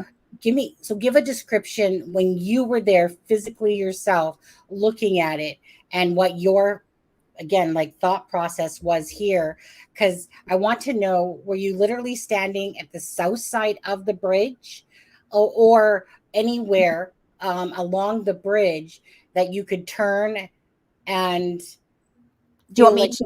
I have video, and I can well, show. I remember you sent me us a video before. If you want to send it over again, feel I have free, and I'll play it. trees. So I have trees. go ahead. No, Sorry. you're fine. I said I have Yeah, trees. Yeah, the That's trees. not the trees. Okay, I'll just tell how I was. I was on Ron Logan's side. And what we did is we were trying to see, we had people on Ron Logan's side, which was us, Frank, me, and I think 3 other people. And we had 4 people on the bridge side. And we had them go down the hill, first hill, and down the second hill. And they were doing a photo shoot. They were trying to do a photo shoot. But when they went down, we wanted to see if we could hear each other from the top of the bridge, from where we were standing, and then from going down the first hill, and see how far we could hear each other. We couldn't hear each other very well because the water was high. So what we did is we stood where the girls would have been, and the girls are our people on Ron's side of the bridge, or Ron's side of the property where the girls were. That's where we were standing. And we had it was Marv. So she went down the hill with, I think, her son. They went down that first hill, and which is maybe, like, it's really not that far, maybe 10 to 20 feet. It's not very far. And then down the second little hill, and then you're on flat ground, and you can talk to each other from Ron's side, where we were standing, where the girls' bodies were found, and where where the private drive is. Like you could talk to each other. I mean, where the private drive goes down and it's flat. So we could talk to each other from each side. So it wasn't like we were that far away from each other.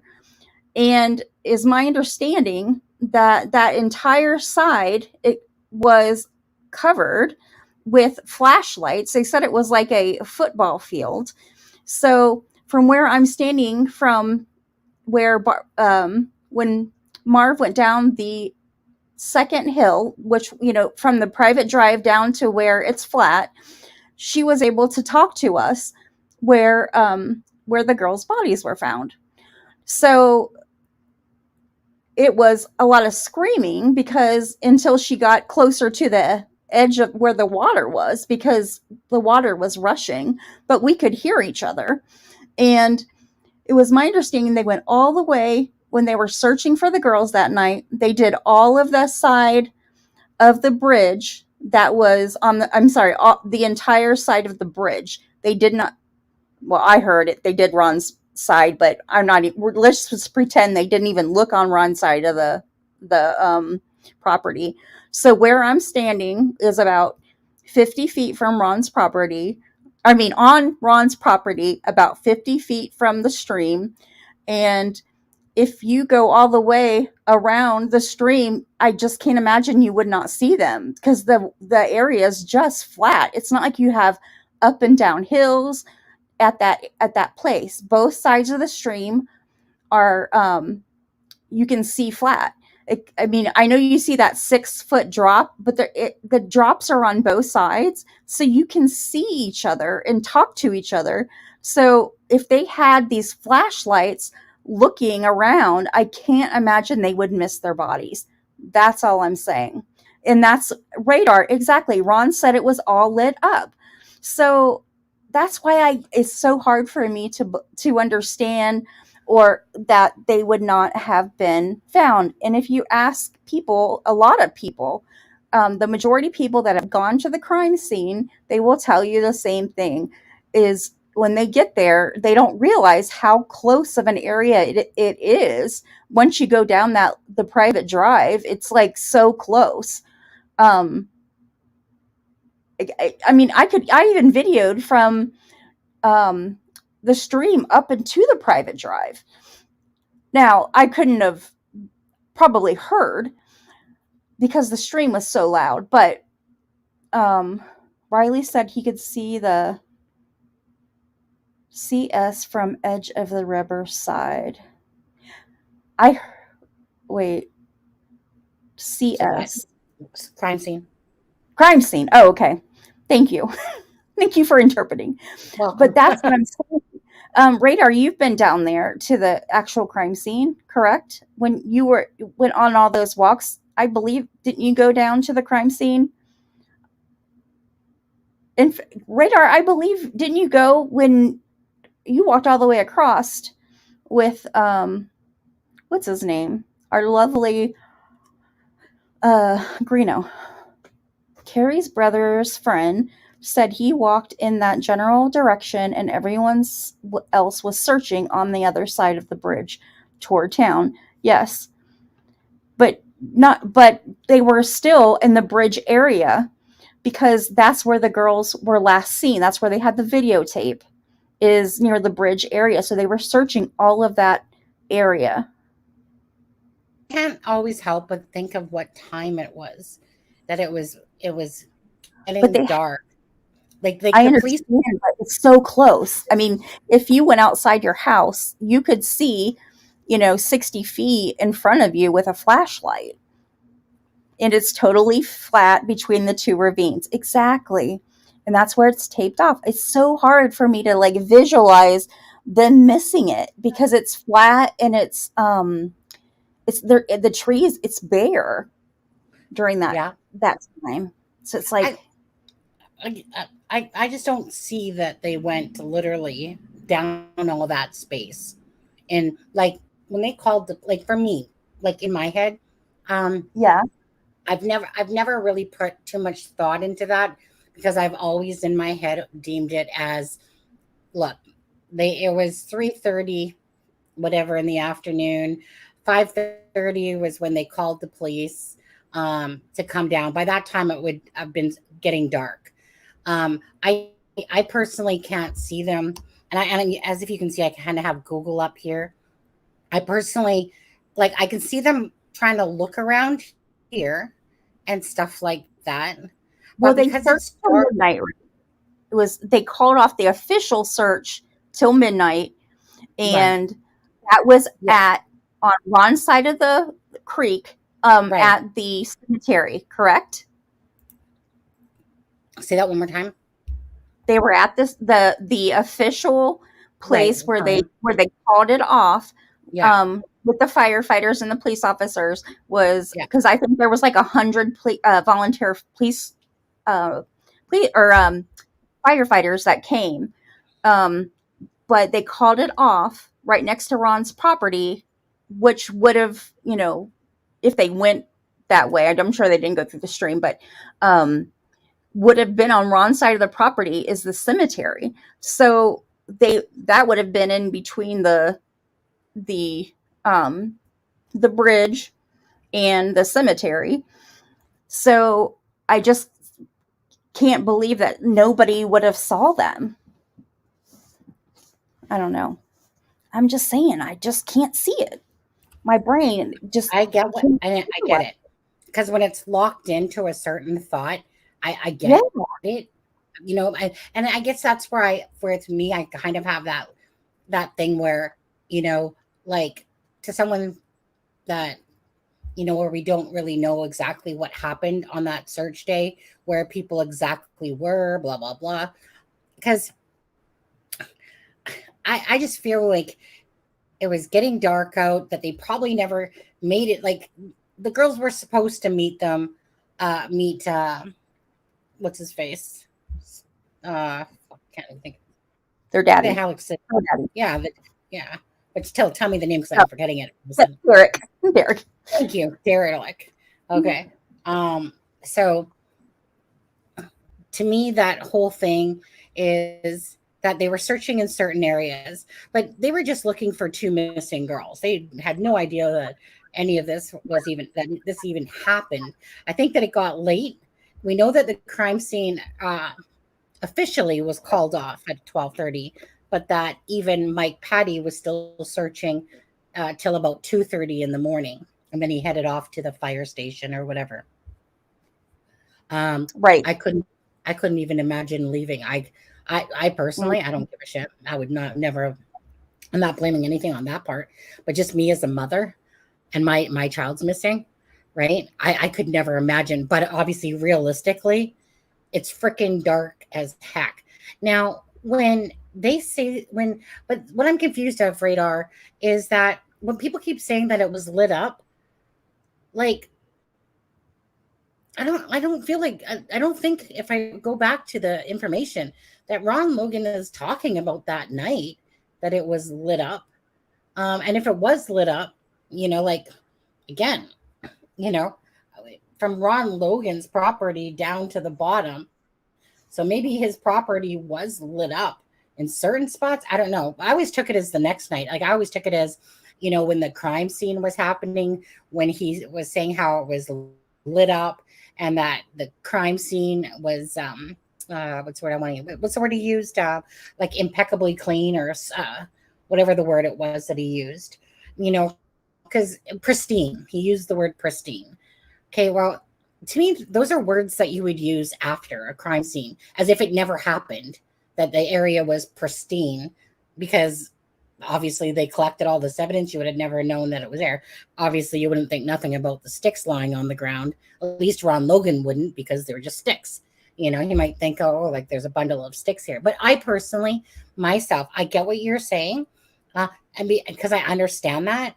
I just feel like that they probably were harder to see what you're imagining, knowing that you can see it yourself. Because if they've got sticks on them and Libby's shirt and Libby's nude, that's going to be hard. You're not going to be seeing a person, I don't believe. I mean, besides testing it out with a dummy down there, in a sense, naked, and throwing sticks on it, I personally don't think that you're going to see that. regardless, because you're underneath some twigs and you're freaking nude, um, which would be hard to see even in areas. So I get what you're saying, but I've kind of had this thing about that they literally weren't actually looking in that area that night. It got dark out, hard to see. Because don't forget, like you're talking about the crime scene, but what about the clothes in the water? Those would have been far easier to see, but nobody saw those. Nobody So that saw. right. That's what's so weird, and it makes me wonder. I don't know. I think that the best question would, or the best answer would be somebody that was there that night, that was like actual doing the searching. Well, What remember? exactly. Yeah, remember the guy that was his name Eric? That I Eric remember. Williams. Yes. Did he come up the second day, or did he come up that first night? I'm not sure. I just remember he was going on about that other thing that looked like a real ritualistic site. Yes, I remember him talking about that, but that was further up. Like, Yeah, I can't, like, meaning like I haven't talked about or looked at that guy in a long time, so I don't really remember myself at this point if he came up that night or not. I'm not sure. Maybe Ivy or Radar could answer that. Radar saying first night. oh, first night. Interesting, Radar.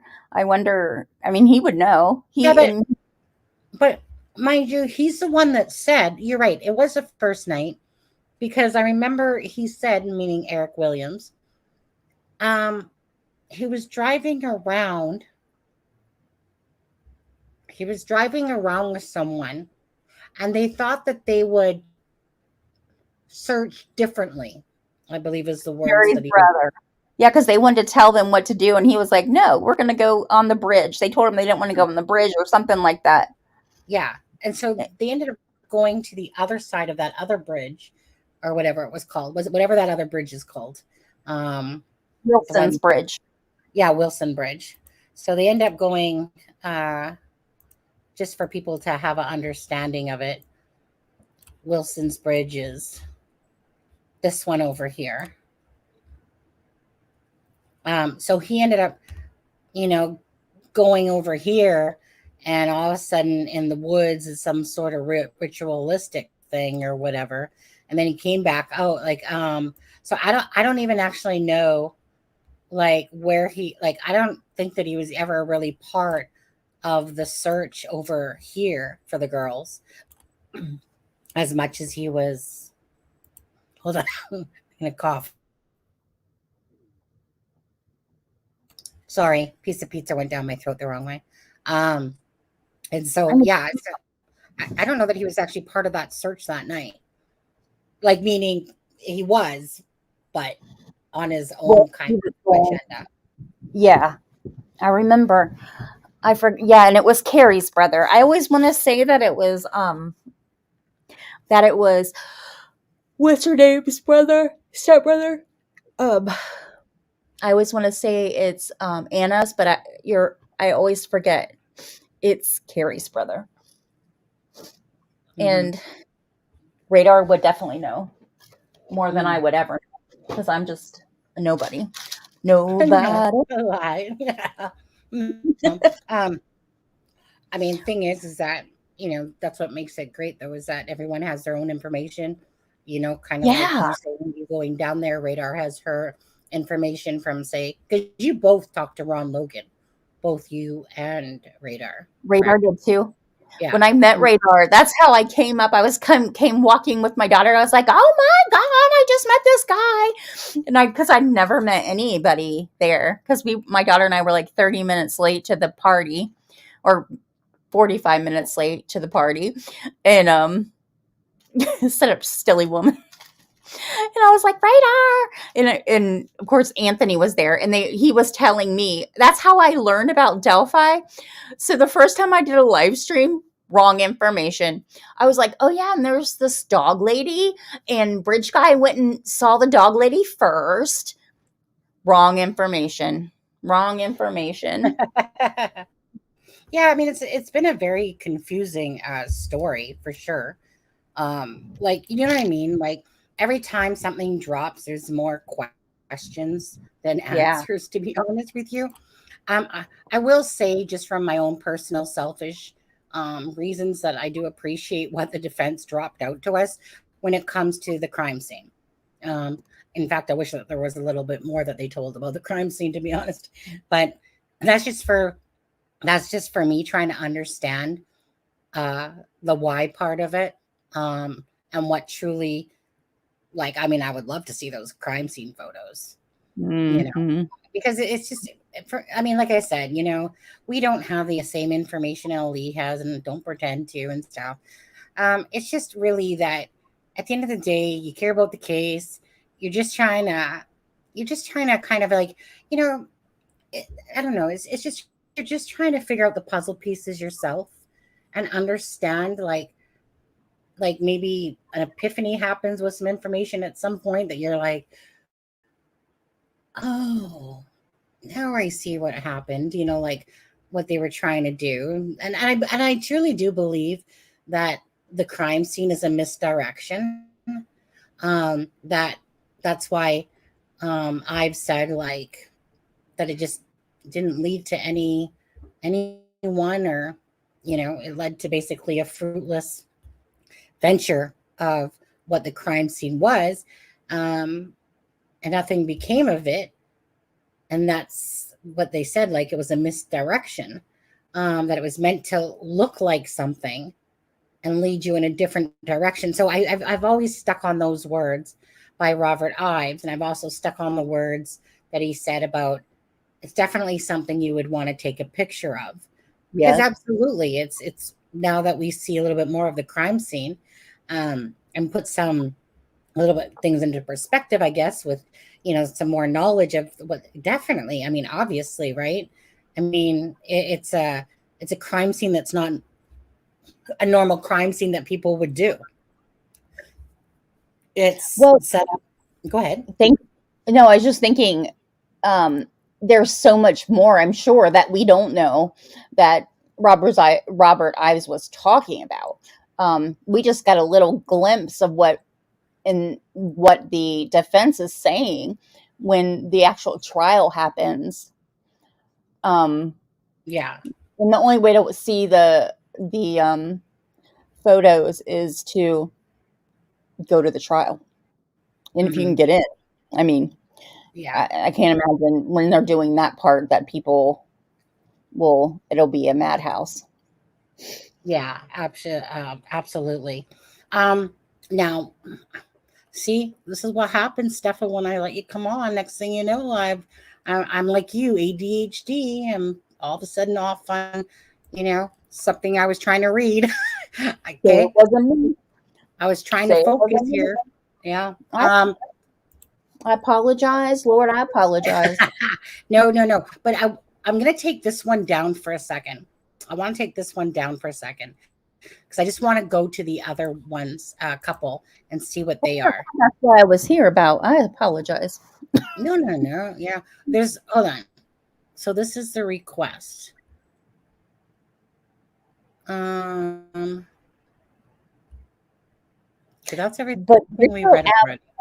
Richard Allen had to have had, if there some knowledge about some kind of um, sacrificing, if that's what he made it look like. He had to have known something about sacrificing. He had to have had, if he was going to pre-plan, because he didn't have like an exorbitant amount of time, because he didn't know how long it would be till he was caught.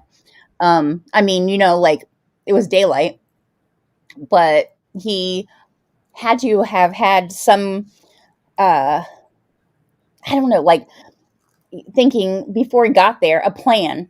And if he was trying to make it look like some kind of sacrifice or whatever, some kind, well, they said, we know that he tried to make it, if it was him, look like a something non secular.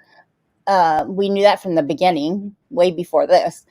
So that tells me that he has to have some kind of knowledge. If it was RA, some kind of knowledge of something non-secular, whatever that would be, something that was not, I don't think of God. I mean, godly. It was something evil. Would you say, Radar? You're evil. I am godly. I am like an angel. Or, hey, Carrie, how are you? Nice to see you. Okay, let me see. I think Callie sent me this, or I think it was Callie. Let me just take a look here. No, was that the one? Oh. Yeah, but I don't. They're talking about something else in that video. Ugh. Oh, God. That Stuff freaks me out. I know that's okay. So it says Monday's filing from the prosecutor's office came just days after the attorney for Allen filed documents saying that they believe the girls' deaths were ritualistic sacrifice. Allen's attorney claimed that the members of the pagan Norse religion called Odinism, blah, blah, blah. Okay, in a search warrant request in 2017, an FBI agent claimed the girls' bodies appeared to have been moved and staged at the crime scene. Allen's legal team argues that the county sheriff, Tony Liggett, chose to hide crucial information from the search warrant affidavit. Okay, I read that stuff about Tony Liggett, and it just sounded like more of a bunch of BS from the defense, to be honest with you. It was almost like it was repetitive of what they kept saying, and it was just like the twisting of words. I'm going to call bullcrap on that one too, because when I was reading it, I was like, okay, like, honestly, it sounds like a little kid, I'm telling on you. I don't know. It just came across as BS to me personally. The whole Tony Liggett thing. Well, it doesn't help that the crime scene was, or the initial, everything of the case in the beginning, like not getting everything, was a jacked up mess. Just the way that the case was handled. I mean, how would they get DNA anyway? Thinking about it, but it's like they can go back and get it now. I mean, I don't know. Say that again. No, I digress. Sorry.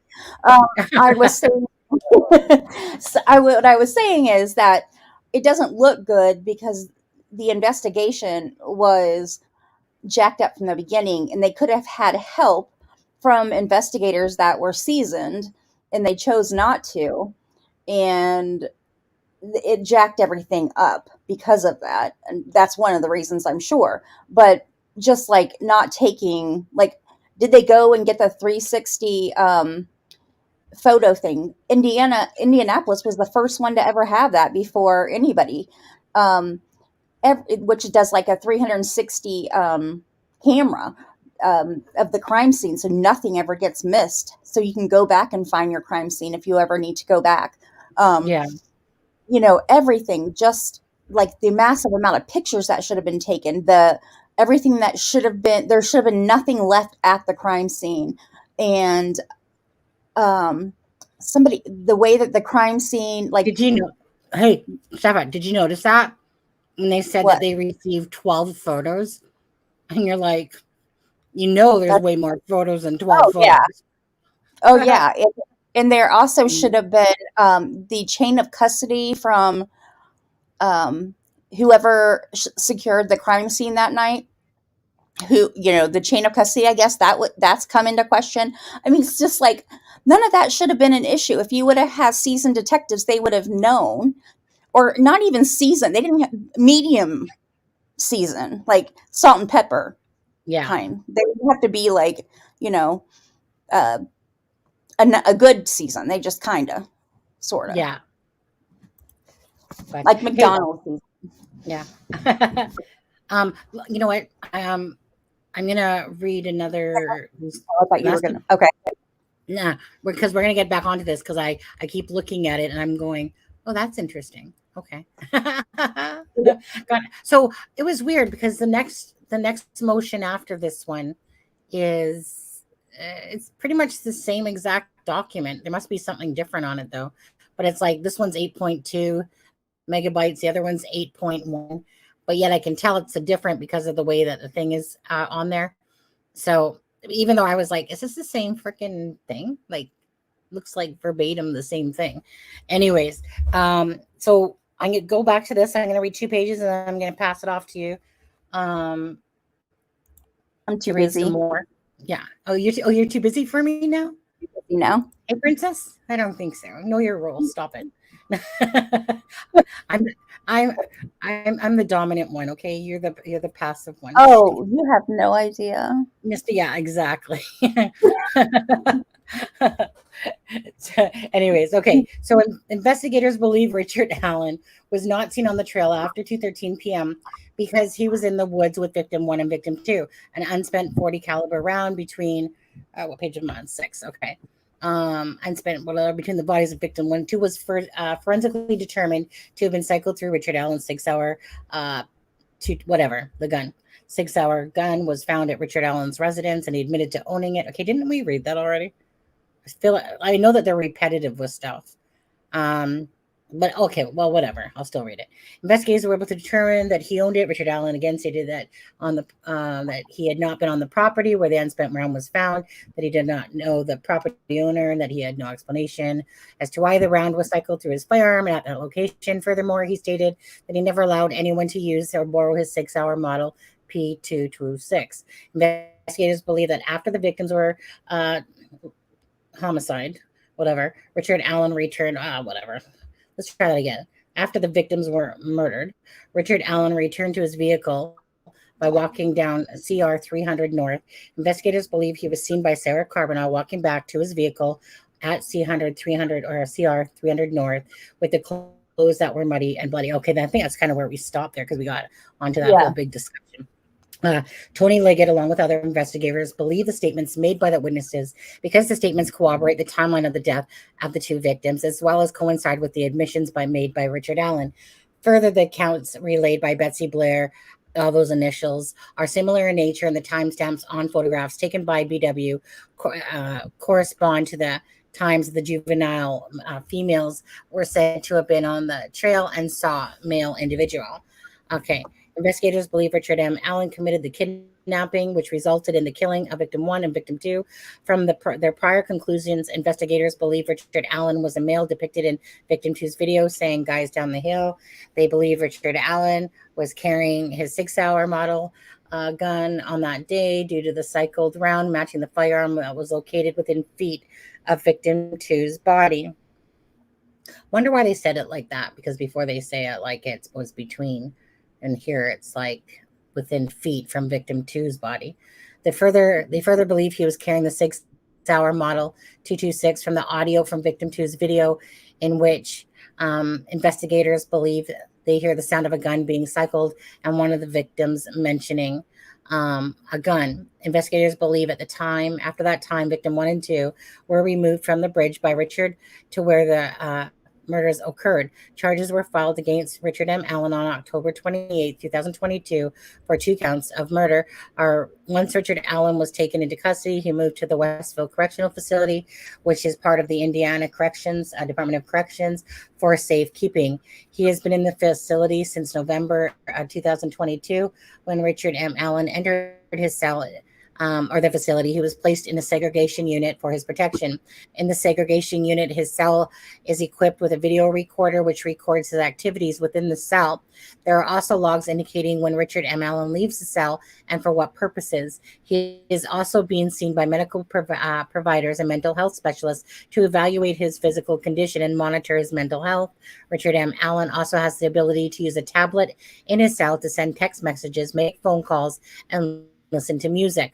Upon Richard M. Allen's arrival to the facility, he was placed on S-Watch, we'll call that one, because of certain statements he made about harming himself. Throughout his stay, his mental health has improved to the point that he was taken off of the S-Watch. He was also participating in recreation time and beginning to exercise. The facility reports that he was doing well and that they had no issues or concerns. His day-to-day demeanor was that he was quiet, read a lot of books, did crossword puzzles, and exercised daily. On April 3rd, 2023, Richard Allen made a phone call to his wife, Kathy Allen. In that phone call, Richard M. Allen admits several times that he had taken the lives of Abby and Libby. Okay, Steph, I'll go on for a few pages if you don't mind. Okay, can you hear me? I Yep. didn't know if I have my mute on. Okay. Investigators had the phone call transcribed. I can't see. And the transcription confirms that Richard Allen admits he committed the M's of Abigail and Liberty German. He admits several times within the phone call that he committed the offenses as charged. His wife, Kathy Allen, ended the phone call abruptly. Soon after, attorneys for RA filed an emergency motion to modify safekeeping order. In that motion, the defense states that RA mental state has declined because Westville Correctional is unfit and that he should be moved. Defense also makes allegations that his mental health has declined to the point where RA has been deprived of his constitutional rights to assist in his defense of this case. Further, defense alleges that his mental capacity has declined because of his incarceration at Westville. Defense has also challenged that his treatment is unconstitutional. Soon after, investigators were made aware of the warden of Westville that Richard Allen began to act strangely. RA was wetting down paperwork he had gotten from his attorneys and eating it. He was refusing to eat and refusing to sleep. He would go on days refusing to sleep. He further... Are you messing with me? He further broke the tablet that he used for text messages and phone calls. He went from making up to 2 calls a day on April 3rd to not making any phone calls to date, or at all. I was just scrolling up. That's all. Okay. To date, Richard Allen still has not made a phone call since April 3rd. April 14th, Richard Allen was evaluated by 2 psychiatrists and 1 psychologist to discuss his turn in behavior and whether or not he was in need of involuntary medication. Yeah. Sorry. The panel would also discuss moving Richard Allen to a different facility that was psychiatric unit. From that meeting, it was determined that Richard Allen did not need involuntary medication, that he did not need to be moved to another facility. Since that meeting, Richard Allen has begun to eat again, has begun to sleep. His behavior has begun to return to what's prior to making the admission on April 3rd, 2023. Oh my gosh. So the psych nurse that I had on from the psych hospital, she said, this is what happens. They have to have 3 doctors to decide if they go to a state hospital for the criminally insane. And then once they get there, then they're evaluated by the criminally insane providers. And she said, but what she was hearing from what I was telling her in the documents, that this was all a joke, that they do this not eating, not sleeping thing. That's typical. Okay. Investigators believe that information that Westville had gathered since Richard Allen was placed in the facility is important to the investigation. Investigators believe that there is a video evidence that will include his admissions plus his behavior prior to the admission and directly after. Investigators also believe logs kept of his daily routines are important to determine when he was in a cell and when he was removed and the reasons he was removed. Further, any records of physical exams and or mental health exams will be important to determine the state of mental and physical health. The information is needed to refute the allegations made in the defense's emergency motion to modify safekeeping. The evidence is also necessary to refute the allegations of diminished mental capacity and or other possible defenses. It may also be important to this as the state introduces additional evidence gathered, including admissions made by RA himself. Investigators believe all the information is important and in the continual investigation for the M of AW and LG. Based on the information above, the state of Indiana drafted charges for M against Rich Just go ahead and say the word. Don't block it. He Just okay. feel free He to on the read it. he on the charges based on the above probable cause, where he was held in the Carroll County Jail, transferred to the White County Jail, and then ultimately transferred to Westville. He was held in the Westville Correctional Facility since November 3rd, 2022.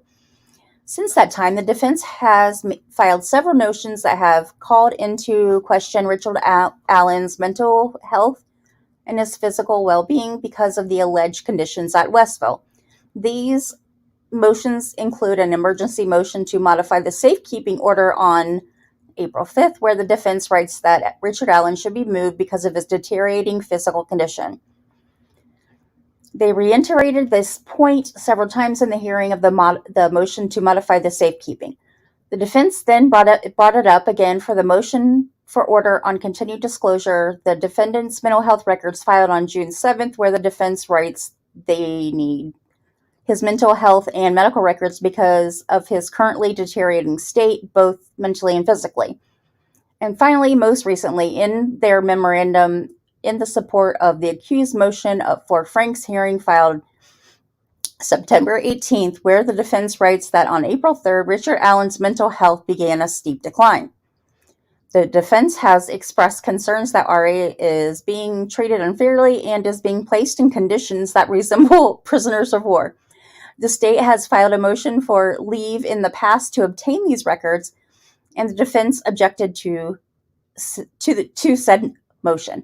The defense has not filed any kind of insanity defense or any other defense on behalf of RA, but the repeated allegations that his mental and physical are at issue while he has been housed at Westville while he has been housed at Westville has certainly made those topics an issue.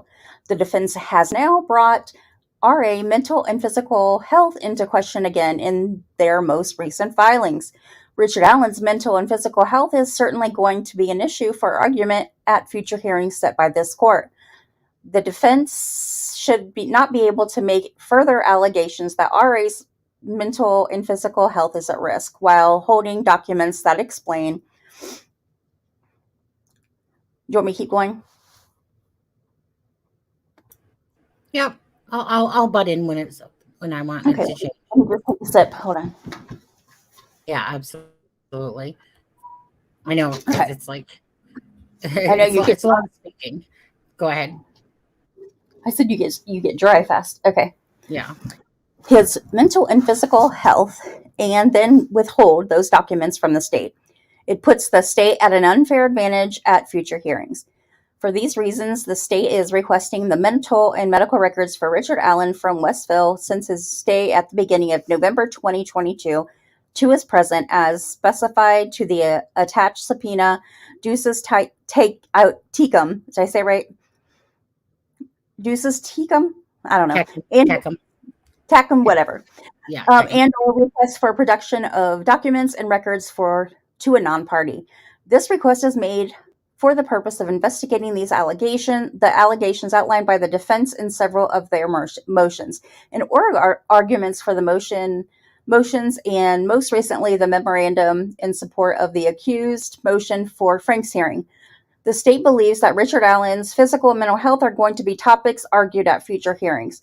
The state believes that the mental and medical records of Richard Allen would be able to confirm or deny the information that defense has alleged in its filings.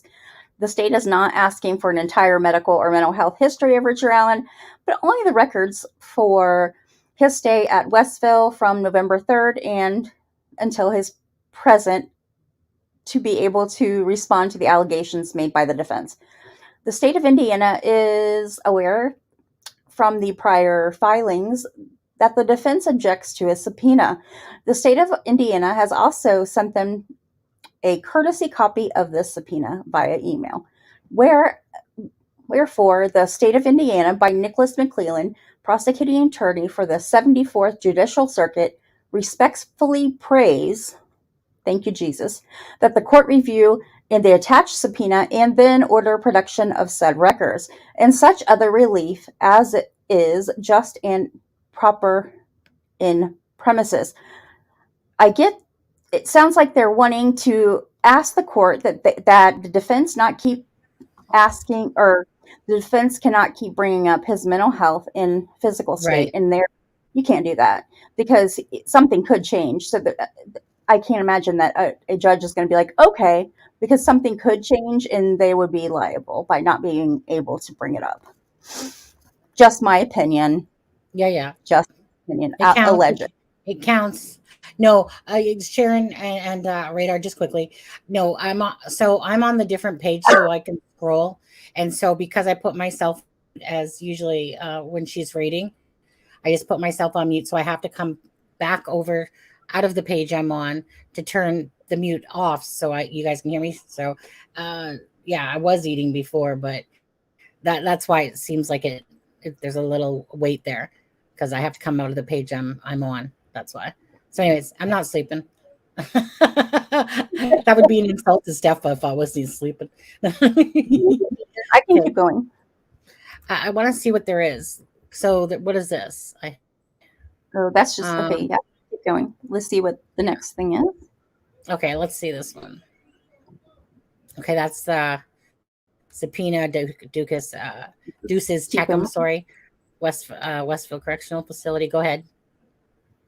Now comes the state of Indiana by prosecuting attorney Nicholas McClellan pursuant to Rule 2 of the Indiana Trial Rules of Trial Criminal Procedure requests the following documents and records be produced by the Carroll County prosecuting attorney Nicholas McClellan at this address within 30 days from the date of service of this request for the production of documents and records to a non-party. You may comply by mailing a copy of this requested documents to the prosecutor's office postmarked prior to the date on the production is required by the Indiana Rules of Trial Procedure.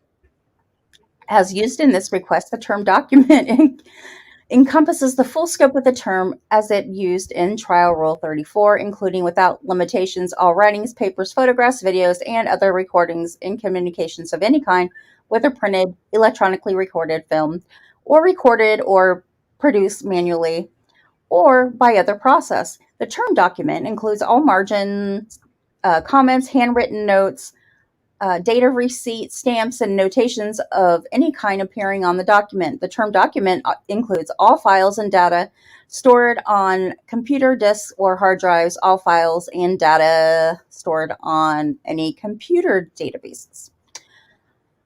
For each document produced, identify the corresponding request. If you claim any information sought herein is privileged in whole or in part, object to any form or request, or believe that any document would be excluded from production to the state, regardless of its relevance, state the reason for a state objection or ground of exclusion. Identify with particularity each document for which you claim a privilege, including the date of the document, the person who prepared the document, the person to whom document was directed, the substance of the document, and the reason you believe the document is privileged. This document for production of documents and records to a non-party is made pursuant to Rule 2 of the Indiana Rules of Criminal Procedure in accordance with that rule. Scroll. Well, I'm going to say, I mean, this is kind of boring. Boring.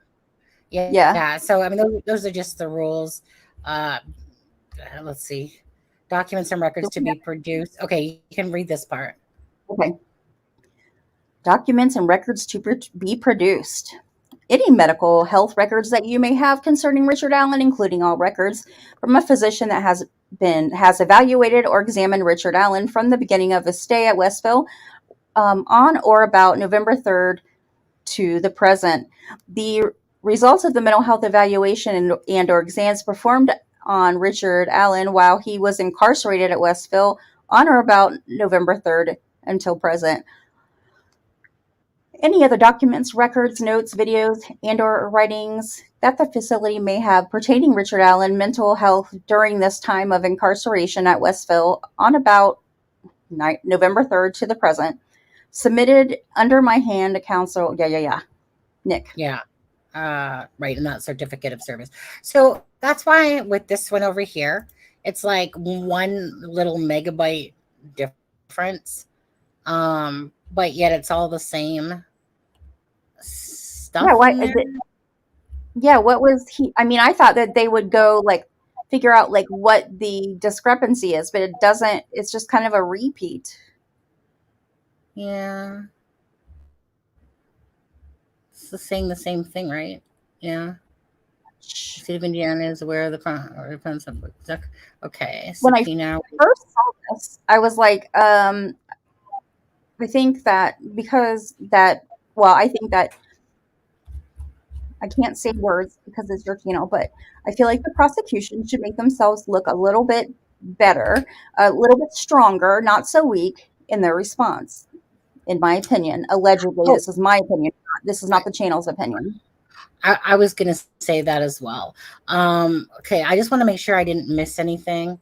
That's the whole broadcasting one. At the end of the day, broadcasting is about the prosecution basically saying to the judge, like, hey, they're going to, like they'll leave it up to the court, but hey, here's our reasons, basically of grandstanding and all that stuff.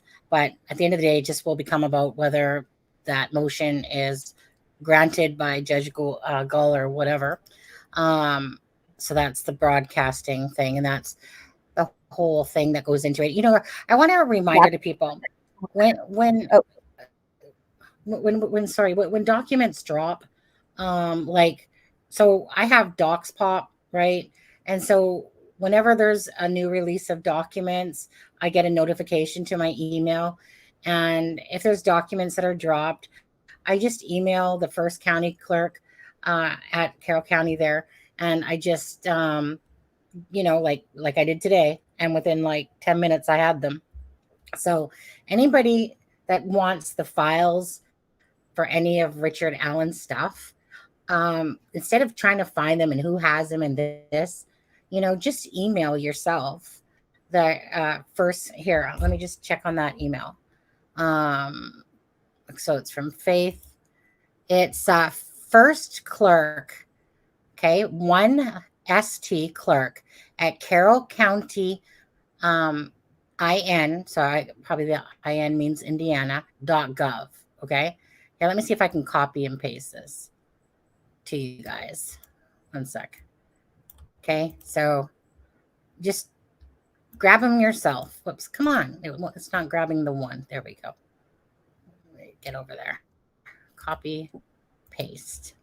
And okay. So let me do that. First county clerk. Okay. So that's the email to get your own documents, okay, from them. Instead of trying to search around, asking people to send them or this and that, just there you go. Go grab them. Yeah, exactly, Radar. On there. So hold on. Let me just, I'm just going back. I just want to make sure that we looked at all the documents. So this is the objection. Now comes the state by prosecuting Nicholas McClelland. So we read all that. I just want to make sure we didn't miss anything. And then that's the subpoena Deuces Tecum, and that's really the same freaking thing. Like it's like what? Like I can tell by the name up here, Sharon E. Milburn or whatever. So obviously this document has a little bit of difference to it. I'm not really sure what it is, but I could care less, to be honest, at this point. For that. So what I also wanted to say, stuff up is I myself was expecting a bigger response, to be honest. A stronger response. Yeah, a stronger response. Sorry, if you guys hear noises, my husband and his brother obviously laughing at something. God, and their voices get so high pitched, it's ridiculous. They're freaking little Brit accents. I don't know how they achieve these levels of tone that really hurt the ears. But anyways, yeah. So I mean, I agree, but the prosecutors simply don't want any more information out there than what has to be. And that's kind of, to me, what they're showing here is like, I don't know, like that they're not really going to feed into it. And they're going to keep it, you know, I want to call it, generic, and not put out all this information, because they know that when it comes to trial, at the end of the day, it's going to be about evidence and blah, blah, blah. But I don't know. I was expecting more. You guys think? You guys in chat expecting more than I was? No, So defense I agree. will do it then. Say it again.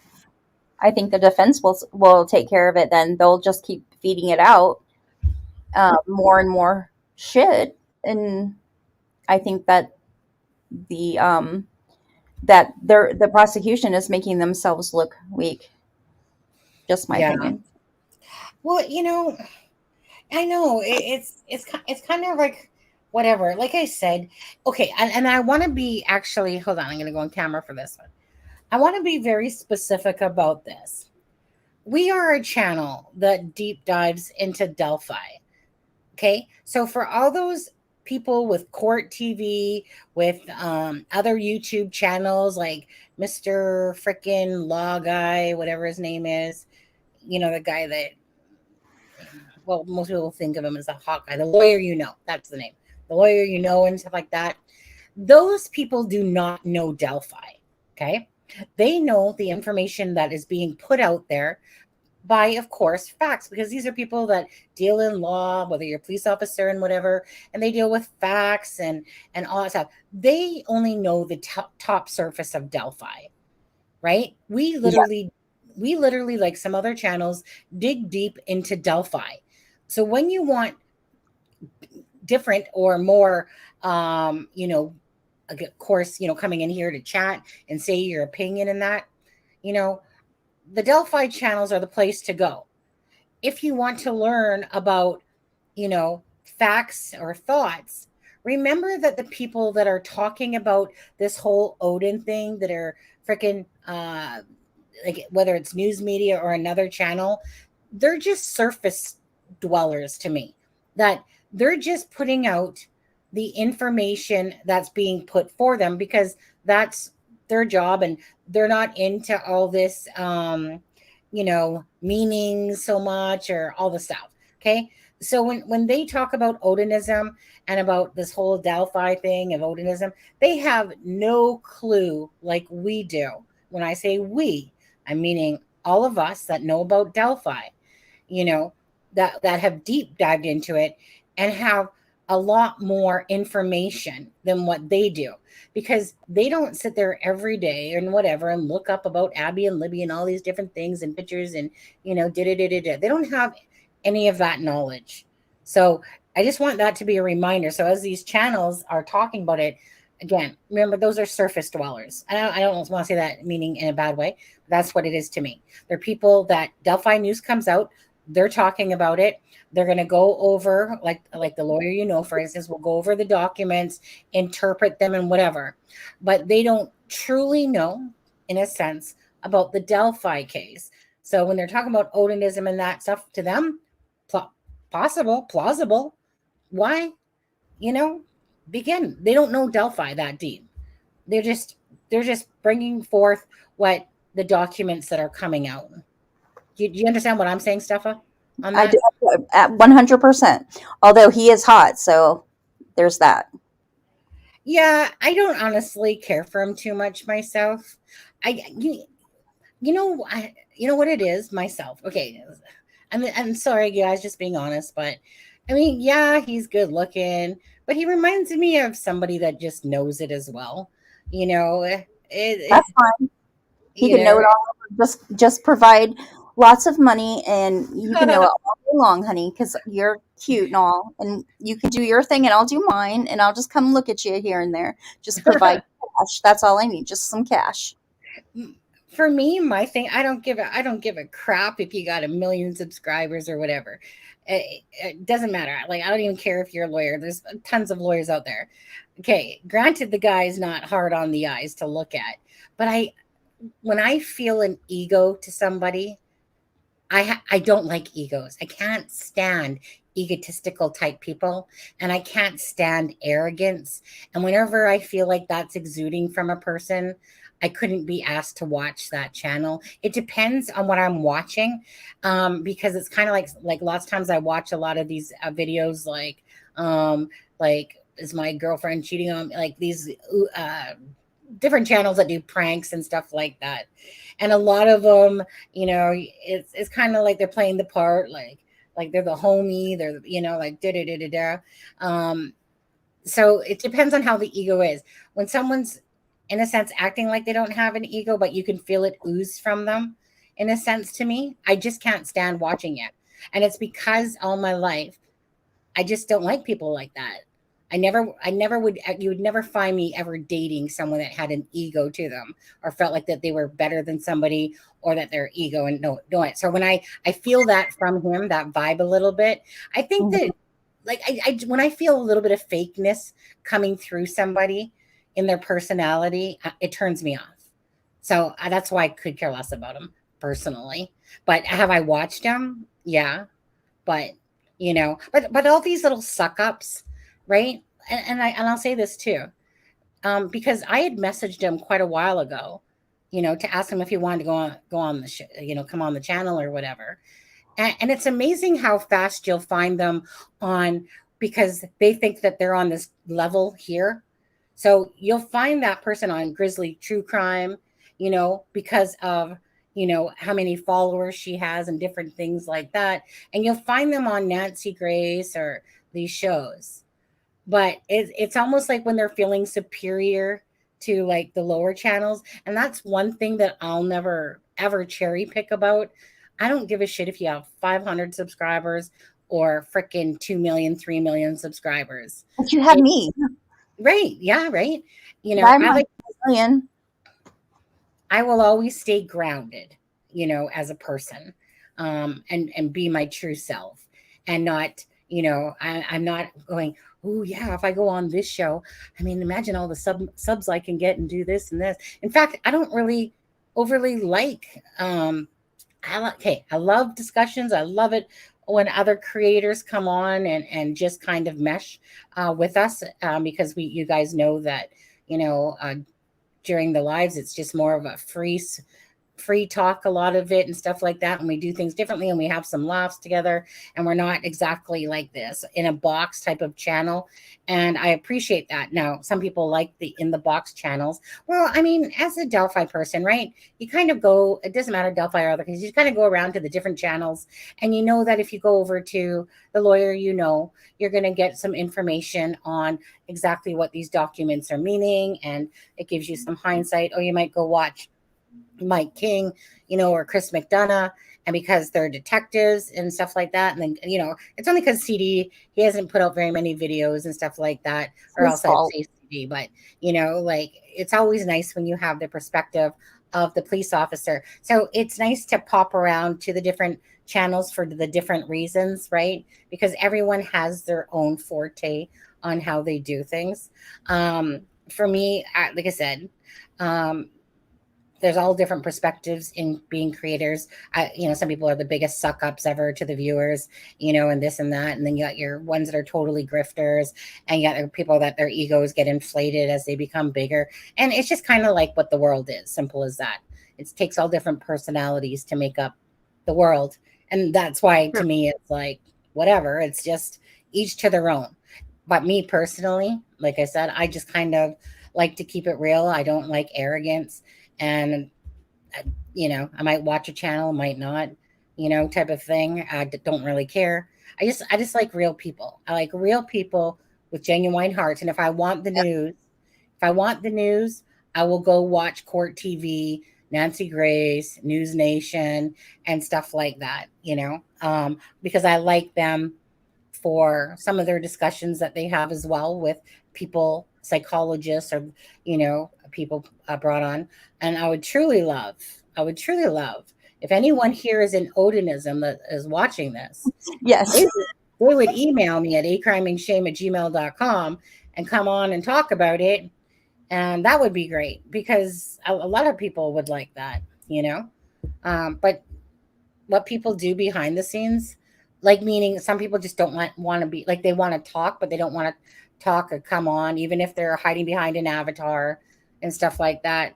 So again, if I was the like a bigger channel out there with 1 million subscribers or even a couple 100,000, you're more likely to get someone come on because people, in a sense, they want their 15 minutes of fame, and to them, they're on a lesser channel, like you know what I mean. But on a bigger channel, obviously, they're like, oh, a lot of people are going to see me, and I'm on freaking this channel, Court TV, and da da da da da. And Court TV pisses me off too while I'm at it. They'll have any, you know, TD and Tom, Dick, and Harry on there, like Chris Todd on there. I was so embarrassed looking at that, to be honest with you. Like, so not only did they have it was packed. Chris Todd, Gray Hughes was on it, and JLR's voice was at the end. Oh dear God. Yeah. So it was kind of like a filled packed kind of Court TV that night with the different variations of people. It's just for me that the end with JLR, I just don't like what he says. Like, I mean, I don't really keep wanting to play that. Like, I don't mind saying shame on you, but he kept saying shame on you, you emperor, shame on you. You try to be YouTube friendly. And Gray Hughes, whatever, like he said his thing. It seems like he was jumbled around in his talking a bit though, as he was talking. But I mean, I get it too, because it's not like you're just doing your own channel. You're literally on Court TV, which everyone knows Court TV, or probably should know Court TV and stuff like that. But Chris Todd, I like, honestly, I was too busy staring at Jennifer Coffindaffer's face because I was like, yeah, I have to go watch that. That's hilarious. Well, I'm just like, yeah, Jennifer Coffindaffer's not buying this. Like the whole two voices thing and that, like, but it's the fact of, I just find it embarrassing a little bit to Court TV, but they're it's like a gossip magazine. They don't vet anyone. They don't check anything. It's all about news and views, and stuff like that. So when someone's, I don't know. It's just, when it's about clicks and views and stuff. And then Chris Todd's on there. I was just literally doing this. I was like, are you kidding me? But, yeah. Anyways. So I came here for my YouTube famous. So I will be signing autographs after this show. You're welcome. Yeah, absolutely. Okay. So, okay. I mean, we're almost at 4 hours. I'll tell you what. I'm tired. No, you're tired now? Really? I'm tired. Well, I haven't eaten. Girl, yeah. I worked all day. 12 minutes. I worked 10 hours, and then I came on here because I was like, oh, it'll just take a little bit. And then here we are. Because Joe DeVito. Yeah. Hey, who is? Hey, by the way, Adam, so I'm not going to do another live tonight since this one is stretched out for so long. I was going to pull up the documents and talk about that whole one man thing and go through it with you guys. I'll do that another day. But Steffa, you got 11 more minutes. Okay. Oh my God. So what else? So whatever somebody wants to say in chat, and Steffa, whatever you want to say. So let me just read this. Bianca says, no one, especially Ellie, ever wanted to believe anything about rituals and sacrifices. They would rather think that the middle-aged family man with no record and no dirt on him did this to the children. And then it says, why? And then the M. So what do you think of that comment? I don't know. I was reading a comment about, I wonder, is Joe related to Danny? And all I can think about is New Kids on the Block. Is Joe related to Danny? Because I'm a Jordan girl, and I just don't see Jordan on here, and that's a little upsetting. Radar. But I don't know what to. But when I saw Joe and Danny, that just stopped me again. ADHD. What were you talking about? Because I don't even remember now. Because I saw squirrel. Hey, I see squirrels all the time. Oh my God. I wish multiple days lately, I start off reading the 136 pages and it's 136 pages. Okay, people, it's not 132. It's not 137. It's 136 pages. Oh, that okay. Good to um, know. Good to know. so I would read that, and then I would start looking at photos of the my crime scene, the stuff from the Devil's Hop Yard stuff. Went back to that, and I kept changing direction. I can't even be asked to make a video lately. Every time I start to sit down to make a video, I'm just like, nah, I'm not in the mood. I'd rather just do a live on there. I was going to look at Devil's Hot. I never thought about that. Girl, we need to go back and look at that. Yeah, so if anyone wants to go back and look at the footage of what the helicopter showed, and the person that was taking the pictures from the helicopter. So this is before that helicopter footage was, of course, deleted. Okay. Now, anyways, it's at Delphi Confidential. That's where you'll find the Devil's Hop Yard video, because I think it's his channel as well, and that person put it over to that other channel instead of having it on their channel. That's what I think it has happened. Anyways, Delphi Confidential is where you can find that video. So for anyone who doesn't know the case, it basically was footage from the helicopter on the day that they found Abby and Libby. And if anyone ever watches the video to this date, that part will be blacked out because of it having the crime scene in that footage. And so even though it's still in the freaking footage, and I think that they just aren't aware of it. But anyways, so that's the footage that I'm speaking of for anyone that doesn't know. And again, I like to say that again. I want to do it as a group like we used to do. No. What do you want to do? You want to do what is it? Hop Yard. I want to do it like how you used to show us the bunny and all of that stuff. And now you're going to tell us that you don't love us anymore. Now we have to go on our own. Well, at the end of the day, honestly, like I've looked at some of these pictures again. I went back to, so I've done my own. And to be honest with you, I freaking deleted mega images about a week prior to those documents with Delphi. I was like, you know what? I'm sick and tired of having all these pictures on my iPad, da da da da da.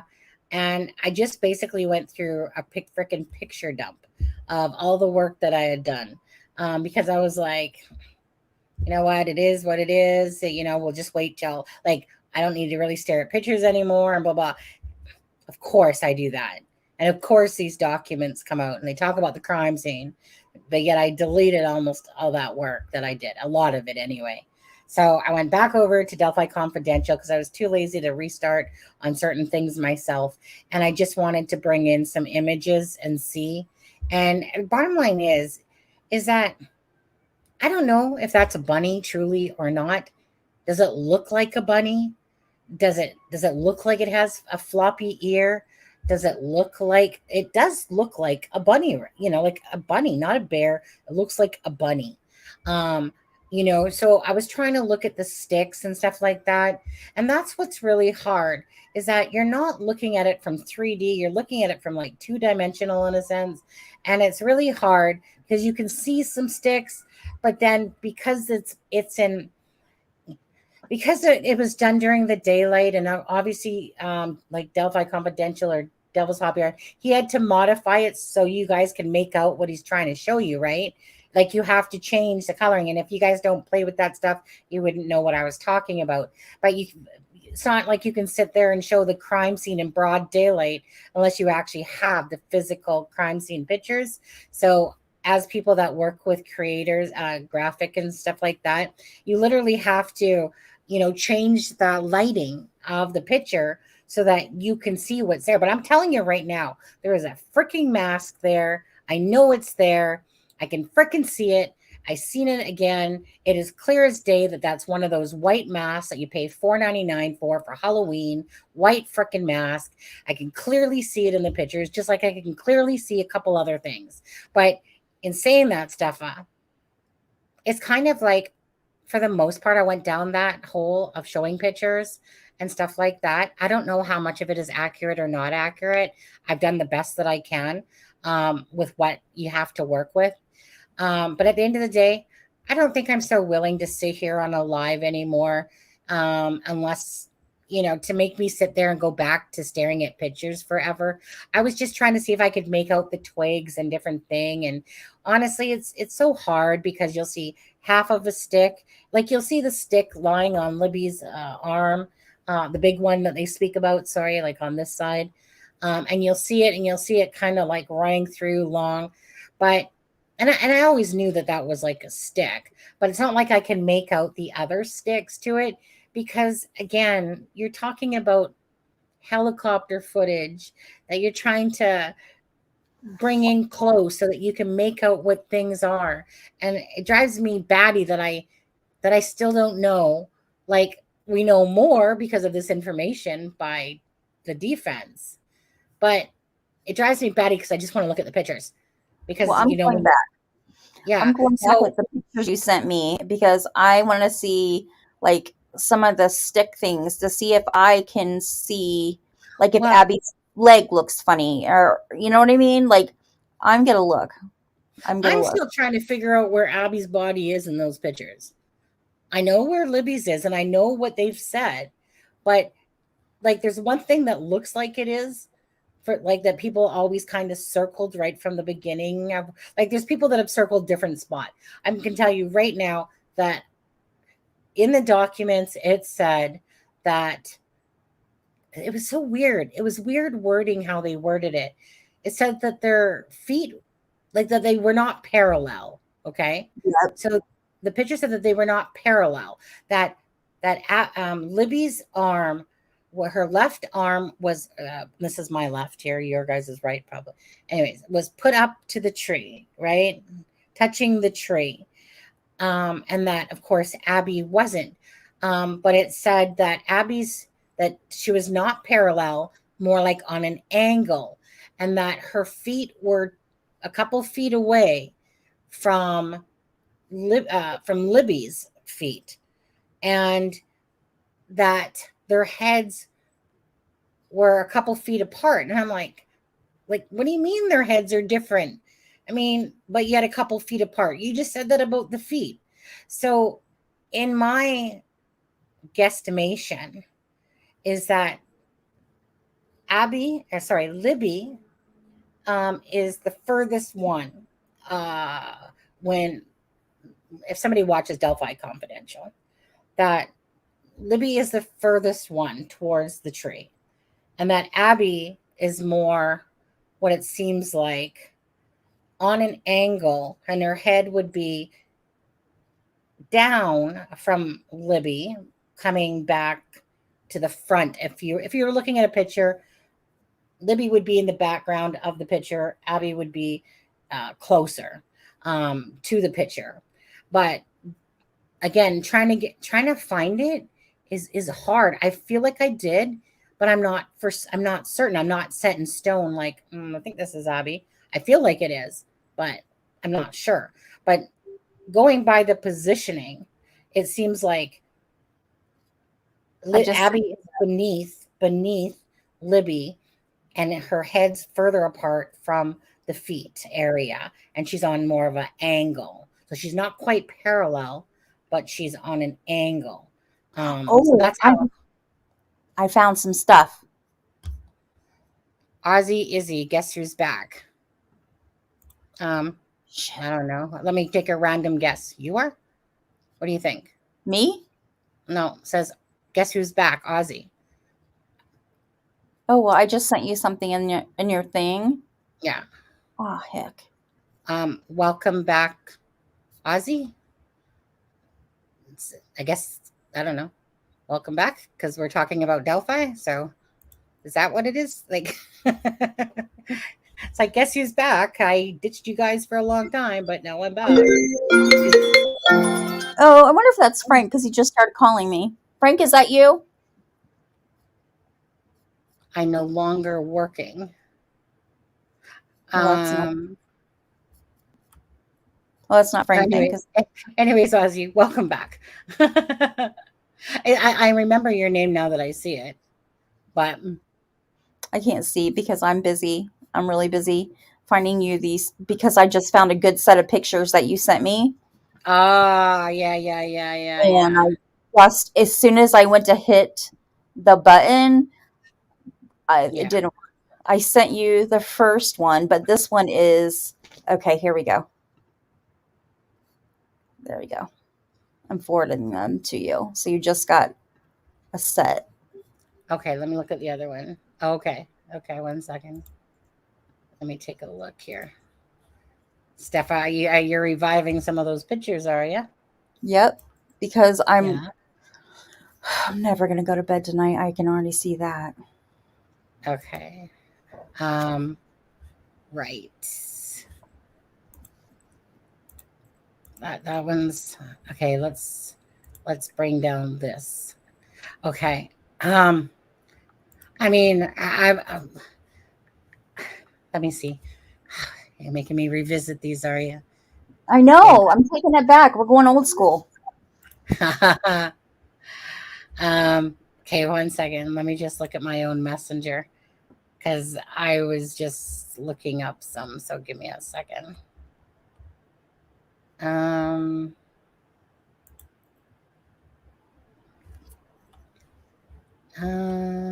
Okay. So there's that. Okay. I got some of my own pictures here. But the thing is that what most people don't understand is when you're looking at pictures yourself on your own computer, and when you're like there's a difference between when you're looking at pictures that I'm showing you and they're not as defined. Pictures are usually more defined in a smaller version, but obviously a smaller version isn't going to show you crap unless you literally look at the picture in a smaller version. I don't know how to explain that. It's when you have to beef it up. Like, for instance, the mask, for instance, okay? So the mask I know is there, and when I see it in the smaller version, you can clearly make it out. Clearly. But when you look at it in a bigger version, it doesn't look. Sorry, I'm just trying to copy and paste something. It doesn't quite look the same. For fuck's sake, you stupid fucking mouse. Fuck off. Sorry. I tried copying and pasting something. That sounded so Canadian. Well, it's fine. I don't know why it is, but normally because I have like print screen, right? And I use InShot whatever it's called, InShot, to take, screenshots. We got more. And for some reason, this stupid thing keeps acting up and I keep having to grab it. It's when you're trying to like copy and paste something and you can't quite get over the lettering that you want and you keep going at it for like 5 or 10 tries. Okay, so I'm losing it on my stupid thing. Look at you, Steffa, sending more. Okay. Okay, I'll stop. No, that's fine. I mean, you said you were tired, but okay. But this happened. This thing happened. This happened. Well, look at you. You're sending more even. I know. It was an accident. I just found more, and I just have to keep sending them. Yeah. Oh, gosh. Okay, give us a sec. Hold on. Okay. Hey. Okay. Oh. I forget that I'm still like here on the camera as I'm looking at this stuff. Okay. So if my face turns purple, it's because I'm on a different page and whatever. And here, just because it's going to bug me, I'll turn it off for a second. Because I forget it always turns purple. All right. Okay, let's. What else does Suffa sending me here? Okay. Yeah, Delphi. Okay, those ones. Okay, yeah. Okay. Well, let's stop screen for a second. Come back into this program. Naughty stuff. I apologize. I am so Nah. hungry too. My Okay. dog, he's probably hungry too. Right. I'm sorry. I'm a bad mama today. You just go back to sleep. Go back to sleep. All right. Okay. So, um, again, Delphi Confidential is when, if you want to, like I said, go look at it yourself, the video from the thing. So these are just, okay. Okay. Let's start with this crime scene photos from, okay, let's just say alleged crime scene photos, blah, blah, blah, blah, blah, from the helicopter footage. Obviously, it is. Um, obviously, no one's going to make a video from that helicopter that was circling over Ron Logan's land and just make a phony video. That's ridiculous. So, anyways, right here is What if that's the edged thing they were talking about? you talking about the thing that's in the throat area? Yes. Right. I mean, to me, this is the best close up I could get of the like to me, I believe that there is definitely knives at the crime scene. Not just this one, but others. Because it goes back to what they were searching for in the beginning of Delphi. They were searching for someone with a knife collection or some sort of whatever knife collection, they said. And we all know Richard Allen has this huge swarty knife collection. That makes sense to what I'm seeing for the fact of Richard Allen. Okay. So this is the face right here. Okay. And the reason I don't mind showing this is because most of you guys are going to just think it's a freaking blob on a screen and you're not even going to really recognize it. So this right here, right there. Okay. Okay. That would be, to me, Libby in that picture. Could totally be wrong, but that's how I see this. Yep. That's Libby, and that there's an instrument that's either in her neck, beside her neck, whatever. Again, most people are going to look at this, and I could care less, to be honest with you, because again, now look, see, but go straight down from where that knife is. Yeah. And I believe that to that circle to me would be Abby's head because they're crossing, because their bodies, their heads are not touching, but they're not. You're talking about this? Nope. Go over to the left. And here. Yes, that. And perpendicular to, and her body goes toward Abby, like in a perpendicular. Towards Libby, you mean? Toward Libby. Oh yeah, I'm sorry. Abby's head is right there, and then if you go to the left, where that's still, nope, not that far. That's an arm. But what I mean is, her body goes toward Abby. Towards Libby, yeah. Yeah, toward Libby. You can see Libby's arms down. Yeah. Well, we know that the left arm of Libby. So that wouldn't have been it. Then that might, that must not be. But I think that is Abby her body going toward Libby. Here. Yes. Well, the defense put it, like, they worded it horribly with what they were talking about. So, because they kind of worded it, well, like the head was 2 feet away and the legs were 2 feet away, but they weren't parallel. And it's like, wait, what? And then they said that their heads were different. Right, they weren't parallel lines. Right. So that's why I'm thinking the feet were closer together than their heads. Yeah, like a lot of people circled this, like right from the get-go when I came into Delphi, and this is on Robert Lindsay's, like a baby, you know, like one of those.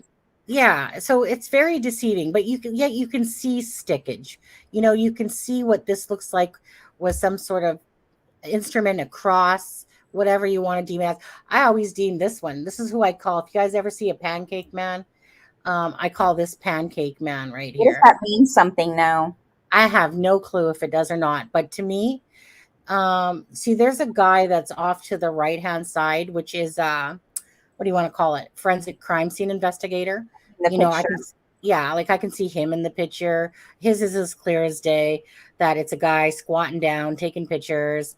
He has a baseball sort of hat thing on or whatever, and he's taking pictures of the crime scene. Now that's to the left of Pancake Man, but I call it Pancake Man because this thing, there's a device, there's some sort of phony looking thing that probably to me was like recording. I don't know what it is. All I know is the pictures for me are self-serving for myself first and foremost, before anybody else. I'm just literally trying to figure out what's at the crime scene. And it really is so hard when you're trying to get information by people that say that they care, about the crime, and like meaning that these are more people involved with it and stuff like that.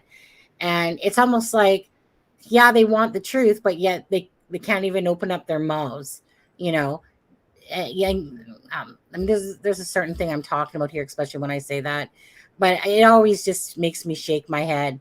So you want the crime to be solved, and all this crap's out there, and yet you have a voice to set the record straight, but they can't. Like, do you know what I mean?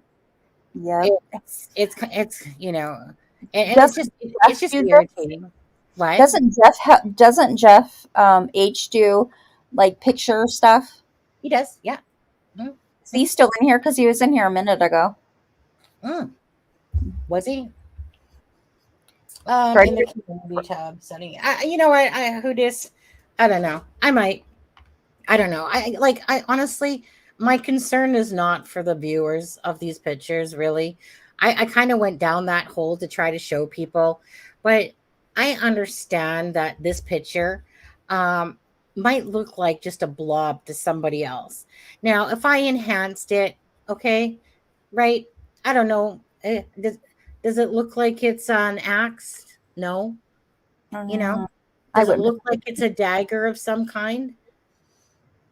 Possibly. It's not no tree branch, I mean, it clearly has this curve about it. Do you know what I mean? Like, I'm pretty sure that there's no tree that's sitting there beside her neck. But again, this isn't 3D. We're seeing it in 2D. So I can only get the best images I can. Now, if I show you guys this picture, okay, in this picture here, do you guys see what looks like a mask? Make it bigger. Well, that's wait. my point. I'm trying to leave it smaller because you Oh, see. So if I show you it bigger, okay, there you go. you can't see. Right. Okay, I see. So in here, you don't get the same impression as you Right. do with here. Here, you in a smaller version, things become a little bit clearer to the eye when 'Cause it's left in a smaller version. So if I'm showing you this, and I know that some people are on cell phones and all that stuff, and I'm on a big ass computer, so I get that. But at the end of the day, I'm not here to prove really about like these pictures. I want to show people because I was just trying to show what was at the crime scene because of it being said that it was perhaps non-secular, that there was toys and different things there and stuff like that. Now I just couldn't be asked if people believe it or not. I did it for myself first and foremost, these pictures. And it just becomes a wait and see. And that's why it would be nice to see the pictures if actually what I'm seeing is actually what I'm seeing, is an imagination in my head. But when you look at this picture, Stefa, do you understand that that picture looks like a mask? Two eyes, It looks nose. like a butt, like a bunny butt. So let me go back. Hold on. Show me where the hold on. So in the crime scene, right? In the crime scene, this is right. Hold on, let me come to it. In the crime scene photo, this right here would be deemed as the bunny. The bunny. Okay. Show me the And ears. Oh, yep, I see the ears. Okay, we're good. Okay. okay. So I see that's the bunny, but that's not what I'm talking about. I'm talking about what's kind of like in this picture, it would be right here on the crime scene, this mask. Now, this picture wasn't to show off the mask in this picture. Okay. So when I'm looking at it and people go, well, it's from a helicopter footage. How can you see? Well, obviously, like anything, a helicopter can zoom in like anybody else, right? So that's where people's kind of like annoy me a little bit because people sometimes don't use their brain cells. And it's just like, well, how can you see it? Well, helicopters obviously on their cameras zoom in Right. to the ground. Like it's not rocket science, right? And they're acting like when the pictures are taken, like you're like whatever 1,000 feet in the air, and you are getting, doing it from kind of like way up there. The pictures are taken, and the size difference, it can't be this and can't be that, and that I just couldn't be asked to deal with those type of brains, to be honest with you. And so to me, it's kind of like I said, anyone knows when they're watching freaking police chases and that the cameras zoom in with their lenses to the thing so that you can literally see the ground. And that's what we're talking about here. Okay. So all I was trying to do with people, but they become very stupid, was try to show people the images. But I just couldn't be asked to deal with the trolls, the people that really don't have brain cells. Yeah, like I'm sorry to be strong on saying that, but honestly, I get you. I know it was really hard for but back, and I just was like, I bet I wonder, like, just like I want to go back and listen to the 2019 presser because I want to see if I can recognize anything different now with this, what we know now about the crime scene. And who dis? You're absolutely correct. Lots of times I have to back off from me looking at something because after a while you might start seeing things that aren't necessarily there, but you're seeing them. And it's easy to do that. So I am very much aware of that. And so, it's not to say being better than somebody else, but obviously if people don't do stuff like this and try to analyze pictures, I don't even want to hear your opinion about something that I'm trying to show to what I spent like literally 2.5 years working on and stuff like that. I literally don't, because those people, the ones that sit there and try to troll out and stuff like this, you know what? Go ahead and do the work yourself then, but they want to knock down people that work hard and try to bring them in for information, to do with Delphi and try to show things because you care about the case and you care about Delphi, and like I said, and then the trolls come along to sit there and go, like this, oh, that looks like a bird flying to me. Yeah, well, go get your head examined, type of thing, and your eyes, obviously. But when you put a lot of work into something, and that's where I get frustrated, that I would literally, like on this picture in particular, like let's just say, for example, I might spend literally 2 weeks, 3 weeks trying to analyze this picture in all different colorings and aspects and different things. So when trolls that know nothing about anything to do with graphics or anything, go away, shoo, could care less about your freaking opinion, because I worked my butt off and sat there trying to show you guys something. And to like listen to the people that don't appreciate you guys. I'm not saying the ones that do. So that's why I could care less anymore to show pictures. Because it's frustrating. You work your butt off in the name of Abby and Libby for no motivated reason besides to bring truth and awareness of what possibly could be at the crime scene, and stuff like that. And like I said, and it just gets annoying. Like, I mean, I get it. Like now I'm more patient with that stuff like that. But I also know that I know where to put my time and where not to put my time. And again, these pictures are truly for me, first and foremost, just trying to understand this crime scene. That's what's important. Not you guys for that part of it. These are important because I'm trying to see.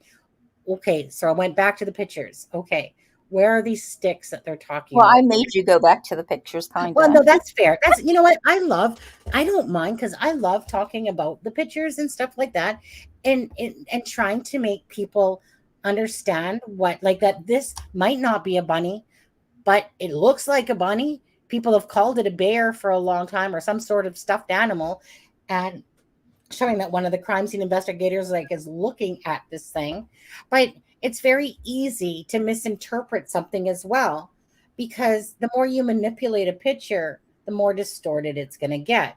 But in order to see this crime scene from the helicopter advantage, you have to manipulate the coloring, because you wouldn't be able to see shit all during the Right. day unless you literally looked at the crime scene photos that were actually there.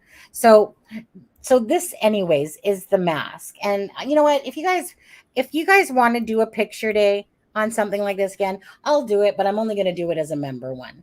To be honest with you, I'd rather give it to the members that literally have been loyal to the channel and show the pictures of them than to put it out to the public. I'm just not willing to do all of that anymore. Again, people can go back to old videos if they want and rewatch when I've talked about these. But for me, this is something more special that I would do for the members of the channel. And sorry, that's just simply it for me. That's a great idea for members. Well, I think for the like for the truly people that are invested in this channel, those are the ones that will care and want to come watch it. Right? I don't care if it's 12 people or 15 people. I could care less if this thing got 5,000 views off of whatever. You know, this is more, I deem this more as a more private thing now for myself, because again, you know, I just don't feel like dealing with the viewers that, you know, you know, shut it, go do your own work. You know, comebacks after you spent 2 years working on these pictures, and when it takes a long time. I'm sorry if I'm venting here a little bit, but that's been one of my pet peeves with the pictures. People will sit there and claim, "Oh, I really care about the Delphi case. I really care about that." Great, you know, then take all the channels, different information, you know, type of thing. But realize people should be smart enough to realize when a channel is invested in the case versus people that are just doing the case to ride off of the story or to ride off of views and clicks, or people that truly invest their time. So wouldn't you be offended even if in your job basically someone said that your work was useless, you know, and stuff like that? You'd be offended. I'd be livid. Right. Well, normally people would, but on behind a computer screen, they'll say whatever they want because they want to preach it to the highest God how perfect their lives are, and yet they don't do shit all with Delphi besides beak off with their mouths. And it just gets really annoying, those people. Sorry, guys, but so that's why. Anyways, could care less about that. These pictures, I'll go through them again. I'll even do some new ones, and I'll do it as a members live, and I'll let you know when. Because I have been trying to go back to them and kind of just see if there's more now that we have information with regard to the crime scene. If now we can kind of, in hindsight, look at that. I wish Alexa was here. I always miss her when she's gone. Well, tell Alexa to go start her own channel. Sorry, I was just giving you a soft place to share your feelings, and you just said, "Oh, I wish Alexa was here." No, my heart that's what Shelly said. Oh. No, I love Alexa. Where she's on. Well, Kelly, I'm sorry. I apologize that I couldn't be Alexa tonight. Okay. Well, the thing is that Alexa does us a favor by coming on. Alexa is not It's a Crime and Shame. Sunny and Aspen are It's a Crime and Shame. So sometimes when I see stuff like that, it's almost like saying, you know, I really like it when Alexa's on, you know, like as if we're not good enough, you know, type of thing. That's how it kind of comes across when somebody says something like that. And so although I know Shelly doesn't mean it like that, she says some things sometimes that come off the cuff a little bit, you know. It's just that it's like, I wish Alexa was here. I always miss her when she's gone. But she's not It's a Crime and Shame, right? Alexa has been more than generous with her time, with coming on. But she has a family, and I love it when Alexa comes on. I asked her to come on tonight, actually. And she said, what did she say, actually? Sorry, let me just take a look, because she said something, but what did she say? Alexa. Hello, send me the link in case I can't. I don't know. I have to finish some crap for tomorrow. Right. Okay. So she's busy. Well, I'll put it this way. I'll put out the link to her. And if she has time, she'll come on. But I want people to know, like, that, like, Alexa she can't come on always. This is our channel here. And she's generous enough when she does come on, or when anyone comes on, to be honest with you. But she's not, it's a crime and shame, you know? So, but I get it. It's kind of like when Lewis was on. Oh, I haven't seen Like, him forever. right. And I've asked him to come on a few times and he keeps ditching on me. Yeah, Yes. I know. And we just talked. Yeah, we just talked the other day again. And then he was supposed to like let me know. And then he literally didn't. And then he's done that to me a few times now. So I gave him shit for it. But it's because before he was at a job where he could do it. Now he's not at that same job and it's not quite the same and stuff like that. But anyways, yeah. So anyway, so it's one of those things is that just like Alexa, she has her family, she has her children. If I could have her on the live each and every time, I would absolutely do that. But that would be taking advantage of somebody's kindness. And so with Alexa, if she can come on like once a week or something like that when she's not off on vacation and stuff like that. But it's one of those things that it's a crime and shame, but yet they are part of the family. But I don't want to abuse somebody's time, Shelley. And I love it when Alexa I love it when Alexa and Lewis and everyone has their different perspectives. I truly love those type of lives. Kind of like what we had like that last week, right? When we had CD on, Deb on, Adam and myself. And it just becomes a discussion that you're having because everyone has the different perspectives. Who just does, Ivy does, everyone does and stuff like that. But yeah, that was a great discussion. Yeah, Shelley was probably not a great comment to say when I'm sitting there venting. It's like it just always like we always laugh about that when people say things like that because it's almost like, well, you guys aren't good enough, and oh, I wish Alexa was on instead of like you guys. When are we getting this guy? but I know what she's meaning. She like people enjoy Alexa, So So anyway, but I was like, Shelley, that probably wasn't a good time to say that. I'm looking at the comment going, oh God, are we not good enough?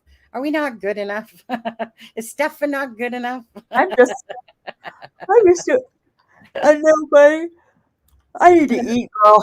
I haven't eaten since 2:00 today, and I can feel it. Hey, look, you drugged me into these pictures, Missy. I'm sorry. You're gonna finish it out for 1 second. Anyways, I'm only gonna talk about it for another second. But anyway, so this is when you try to bring it in again into a different point of view, and to me, this is where I deem that this is the knife or whatever bladed, sharp edged sword, whatever you want to call it here, and that the stuffed animal to me, and I could tell it has a design on it. It has like a band, and it looks like a kitty cat of some sort. And this picture right here, I'm going to show you. So it started off like this. So this is why when someone wants to say about a sweatshirt hanging out of his jacket, absolutely disagree with that myself. So if you were zoomed in, and this picture that you're looking at right now would be from the side of that little satchel thing that's on the BG's waist, okay? The one that people are calling, whether it's a kill kit, whether it's a, freaking t-shirt and stuff like that. So again, trying to get the best picture I could. If there's one thing that I could see clearly myself looking at the BG's thing was, when you dig out a banana or dig out a canoe, that shape, okay? So although I'm not going to bring up BG's picture here, but there was always this kind of like canoe shape that I could see on this thing that was on his waist and in this satchel thing or whatever you want to call it. So to me, this satchel thing, when I changed the coloring, like I'm telling you about, okay, so from this distance here, does that not look like an eye of an animal, whether it's a stuffed animal? It looks like a woman that's has a infant inside her, like a baby peanut. You're welcome. So to me, when I'm looking at this, right? Like, I mean, I can see the pupil and I can see like this eye thing. So to me, this is some sort of stuffed animal that was sitting inside that little satchel thing. But I had to change the coloring from this, in a sense, to this so that you guys could grasp a fact about looking at an eye. And it's amazing, like the F on the tree, what people will make of this. And honestly, it just gets really boring trying to prove to people that no, this we're talking about a pupil of an eye. But because people's perceptions are different, they're going to see it as totally something else. Because when I showed this to the group one time, it was amazing what people thought that it was. And I'm like, no, you guys, this is a pupil of some stuffed animal. And to me, that would go along with stuffed animals being said that were at the crime scene and stuff like that. I mean, because to me, this is like, I'm the one that did the work on this, but to me, this is clear as day an eye of a stuffed animal. And I was even amazed. Like sometimes you just get freaking lucky when you take a picture and you're like, really? Oh, okay. I can make out that this is whatever. So when I go back to say, whoops, when I go back to say, this picture here, okay, it makes sense that this could be a stuffed animal and that they tried to make it to do with some sort of religious thing or whatever, staring at Libby. It definitely has this, I don't know what to call it. Like if you put a collar on a cat, but yet whatever this is, like I said, it might not be a cat, it might not be no stuffed animal at all, but there's definitely this so-called collary looking thing that looks like it's on this stuffed animal as if it was meant to mean something. I could be totally off my rocker and it might not even be a freaking cat, but it looks like a freaking cat to me, and it would go along with the stuffed animals. But would I swear my life on it? Absolutely not. Wouldn't even swear on my life that that's like the knife in her neck, you know, even though totally looks like it. But it's just trying to get the best pictures of the crime scene. Um, the pinkish tone in the original is pinkish for a reason.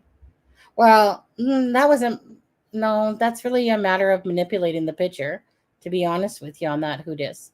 Like that even the one that's if you're talking about this, if you're talking about that, that's really not the true tones either. In order to achieve that, you still have to change the coloring so that you can present it to people in a way that they can understand it. And like I said, this, like, to get here from this to this, like, you're literally talking about hours and hours of work. Well, I don't know how you'd know that. Like, meaning if I took the pictures. So I'm not sure what you mean on that one, who dis? And the original is pinkish for a reason. That's colors, the other layers, and those frames also. No,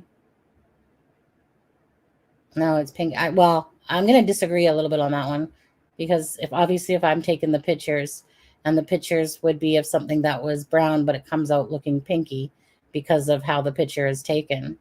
I get what you're trying to say, but I'm just going to disagree on that. I like this thing to me is like that brown color that people are seeing.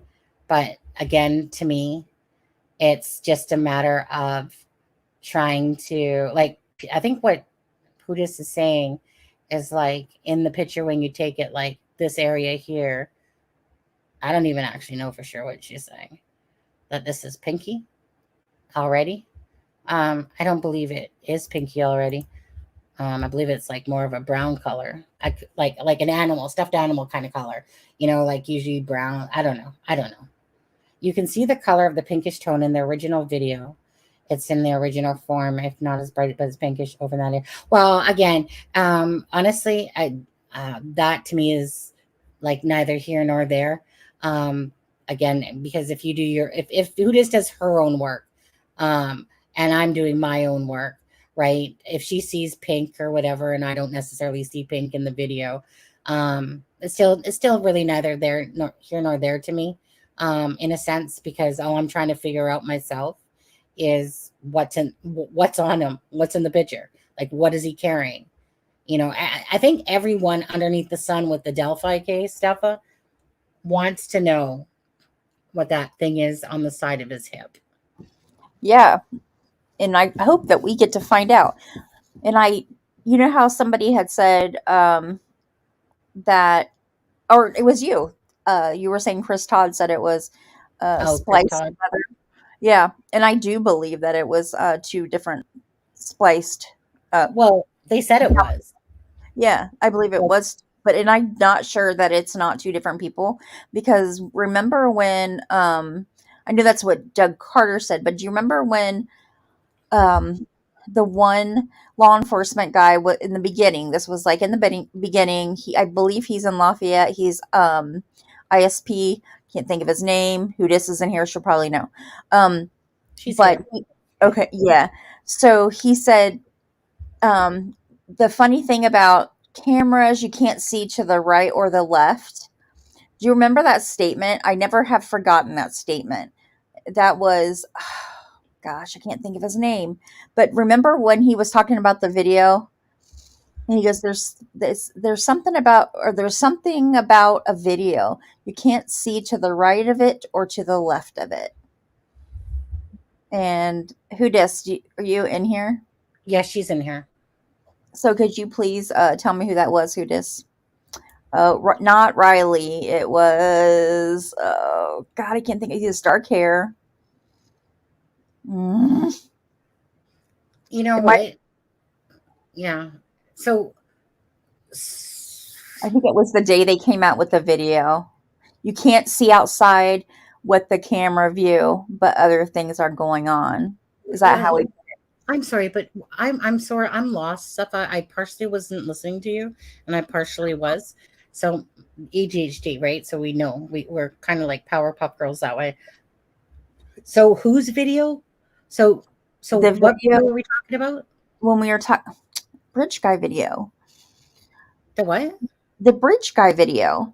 Oh, okay. Yeah. Okay. The one law enforcement officer says, guy with the sexy voice. So Hoodis, he said, let me go back to Hoodis's thing. You can't see outside with in the camera view, but other things are going on. He said something about you can't see to the right or the left. What's happening on to the right or the left? The camera view will not let you see to the right or the left, or something like that, which made me think there's something going on to the right or the left. But that's why I'm always like, I just have never been able to come to the thought that it's a lone wolf, because there's just things that were said like that, and what Doug Carter said, and then with the tentacles, and then of course what McClellan said. Yeah. Hey, just quickly, maybe who this, like I said, I don't think I've ever really talked about what you're talking about, to be honest with you. You know how certain things like stay in memory of somebody? Yeah, let me see if I can. But you guys, just quickly, I just want to show this before I take these off.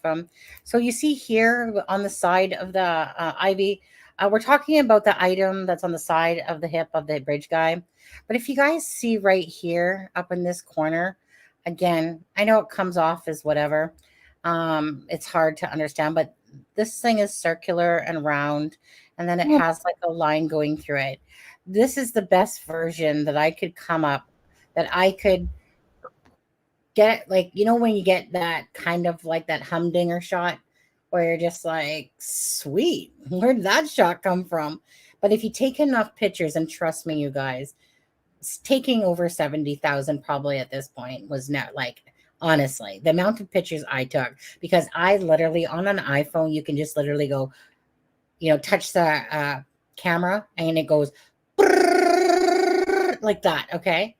And then you try to sift through all of those pictures over and over again where your best ones come from. Anyways, that flashy thing that you guys see in the video of the bridge guy's left arm looking at the video?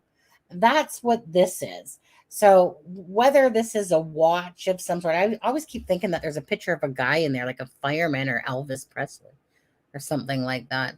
Anyways, so this here and this could possibly be that item that I'm showing as this, because here in this picture, because this was focused on this, whatever, I'll just deem it as a stuffed animal. But we know by looking at the bridge guy video that one flashy thing, okay, if you guys really watch the video, you'll see a few different points where you'll see flashing coming off of the jacket. And that's because obviously the sun is reflecting off of like metal, or like a watch, right? And it's reflecting back. And that's why when you watch the video, if you're not paying attention to that, you'll see a few different points where that sun flashes off metal items off of the bridge guy there. And this was one of them. So that's the best picture that, like one of those miracle pictures that you're like, how did I get that picture? Because it's a watch of some kind or whatever. But it's not identifiable enough to go, hey, Richard Allen, did you own an Elvis Presley watch or Elvis Fields? Did you own that watch? You know what I'm saying? So Ozzy says, was the guy named Bernson or something like that?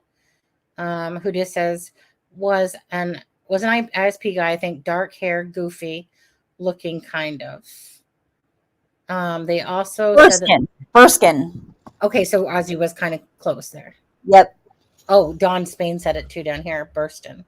Yep. Yes, I think it's Burskin or something like that. Well, Ozzy like was, that. But we're close. Yeah. It's probably like something like that can trigger somebody looked it up, but either way, thank you guys. So, okay. So see, like this name doesn't ring a bell to me at all. You know him from the conferences. My dog is hasn't gone to the bathroom since I got off work at 6. So he's well, I mean, if you're right, if you want to end it, I can end it. So you can let your dog out, or you can let your dog go pee and then come back. Because you obviously wanted to show something or say something, or were you wanting to show something? No, you're fine. I just want I need to eat something, a little something, and I take him out so he doesn't sit on my floor. Okay, I'll be right back. Yeah. Okay. All right. And who dis or Ivy or whatever, one of you guys want to come up and talk, like who dis, if you want me to send you the link and you want to be an avatar or something, or Ivy or whatever, and share your thoughts with stuff, just let me know. Let me know in the group chat if you do. He has ground hair. So I'm not really good with the names versus the faces. Like that name doesn't ring a bell to me, but I'm sure if I saw the face, I would make a difference. Actually, I wonder, sorry, stretching back. Okay. Sorry. Sorry, Shelly, if I was a little snappy earlier on there. It's like I love Alexa, but sometimes I find those remarks sometimes backhanded, and probably wasn't the best time that I saw that comment in the middle of a vent from Sunny on there. And actually, as I'm looking at my phone here, Sharon Parker bought a taco. Thank you, Sharon Parker, for buying a coffee taco. And thank you to Joy as well for sending that article. And Charmaine had sent me that photo. So thank you, Charmaine. I'm not a person that hides my feelings very well, if you guys don't notice that. Motions for all future pleadings, right? So for the court's review before being released to the public. Yeah, that was in one of the filed motions there. It was probably in the broadcaster. It was in one of those motions about that before things be released. that the courts review them first, because obviously the defense put out a bunch of names and everything like that. You see, you're welcome. It said, yeah, because you can't change it. It's called the coffee app, but when you purchased it, it will be like you bought a taco. It's one of those things, right? That you can change the what it is that you want. Like you can put a birthday cake up there and all those different things. At the end of the day, it's still the coffee app. But it's kind of like if you go over to the Drunk Turkey Show, it's like you bought the Drunk Turkey Show a beer. Okay, so yeah. So I'm appreciative. Thank you guys for everyone that sends stuff. It really, really. I'm not even sure what happened to Adam. Has he even looked at Messenger today? He usually knows that we do a live on. Let's see. He hasn't even looked at like I haven't actually heard from Adam. Like I seen him typing, I think, in the group chat. And again, welcome to Mustang to our group chat as well on our Messenger. She's a very loyal, good friend on the internet that has followed the case. And I want to thank her because she's always like, she usually messages me a few times a day, always saying great live, thanks. She's, just a really good person. So I decided to ask her if she wanted to come into our small but loving group chat that consists of Deb and Aspen and Callie and Hudis and Anne, Lewis. Anyways, some really good people. If I missed anyone, I'm sorry. And so I had asked Mustang if she wanted to join us because I know that she's a very loyal person, and I really enjoy good-hearted people for sure. So welcome, Mustang, to the group. Sorry, I wanted to find a picture, you guys, that I took the other day. Let me just take a boo here. Again, if anyone's really into the Delphi, the crime scene in a sense, and the only thing you have to go by is the Delphi Confidential, Devil's Hop Yard, do so just to try to look at it yourself. I'm just sorry that there's a good picture. Is it this one? No, there's a better one than that one. Or maybe, no, there's a better one than that. I'm just...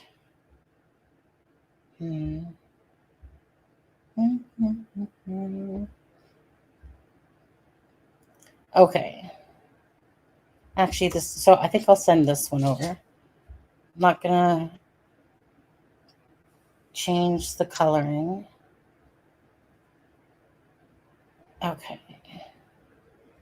It's probably not the best picture in the world because I haven't really played with it, but let me send it to myself on Messenger. Let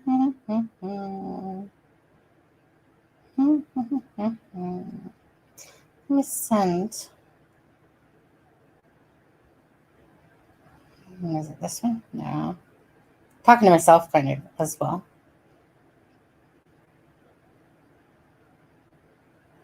Just trying to... Let me see if this one... No, it's not a good one.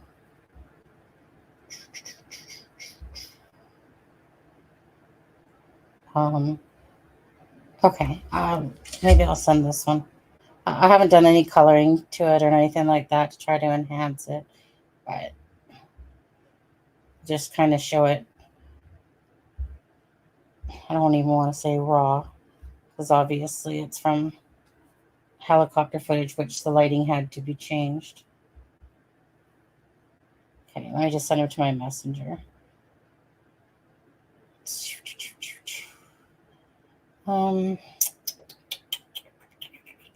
Yeah, I'm not sure where Adam is. He normally knows we do a live on Mondays, but I haven't really talked to him in about 4 days or whatever.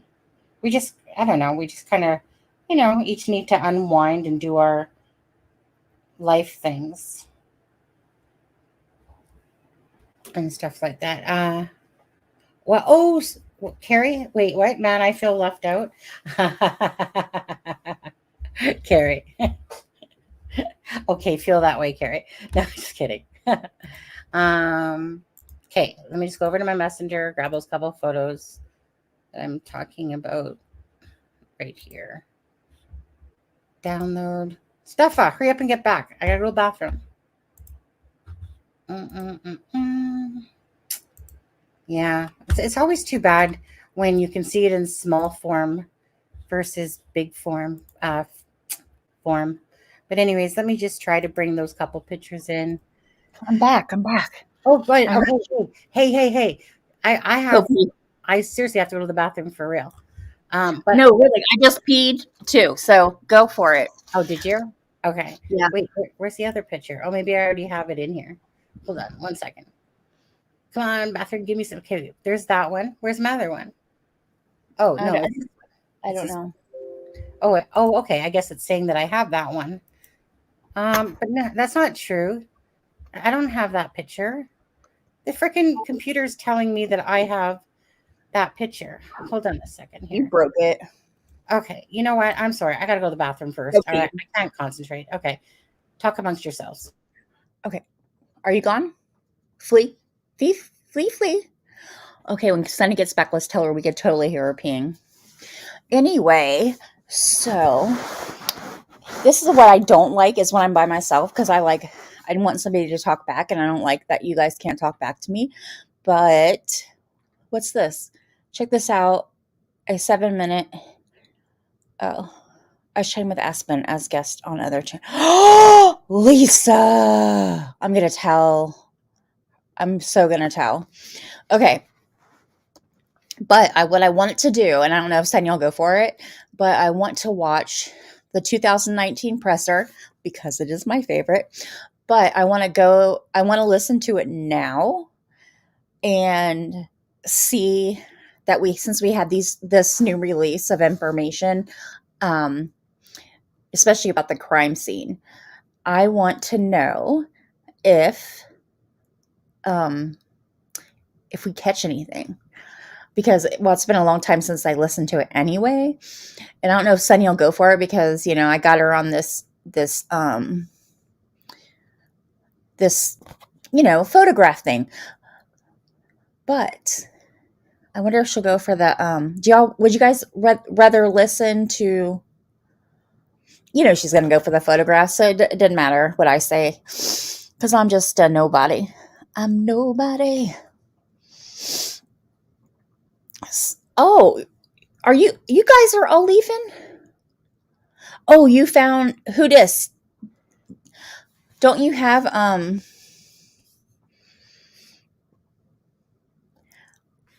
Burston's last comment about Delphi at 7 minutes in? Okay. Is that where he talks about the video?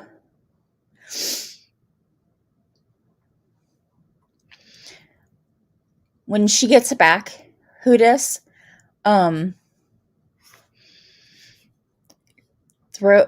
See if we can throw it in the chat.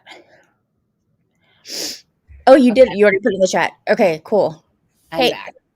Okay, we could hear you ping, by the way. And I had my mute off. Lies. No, we heard you. And so anyway, who just found that Burskin where you can hear him say that about if you scroll up at 7 minutes in is where you hear it. Did you drop a link? Oh yeah. Okay. Yeah. Wait, did she drop a link? Yeah, she did at 10:34. 10:34. And I guess Aspen's a guest on another channel. Is that Lisa? Are you trying to stir the pot? He's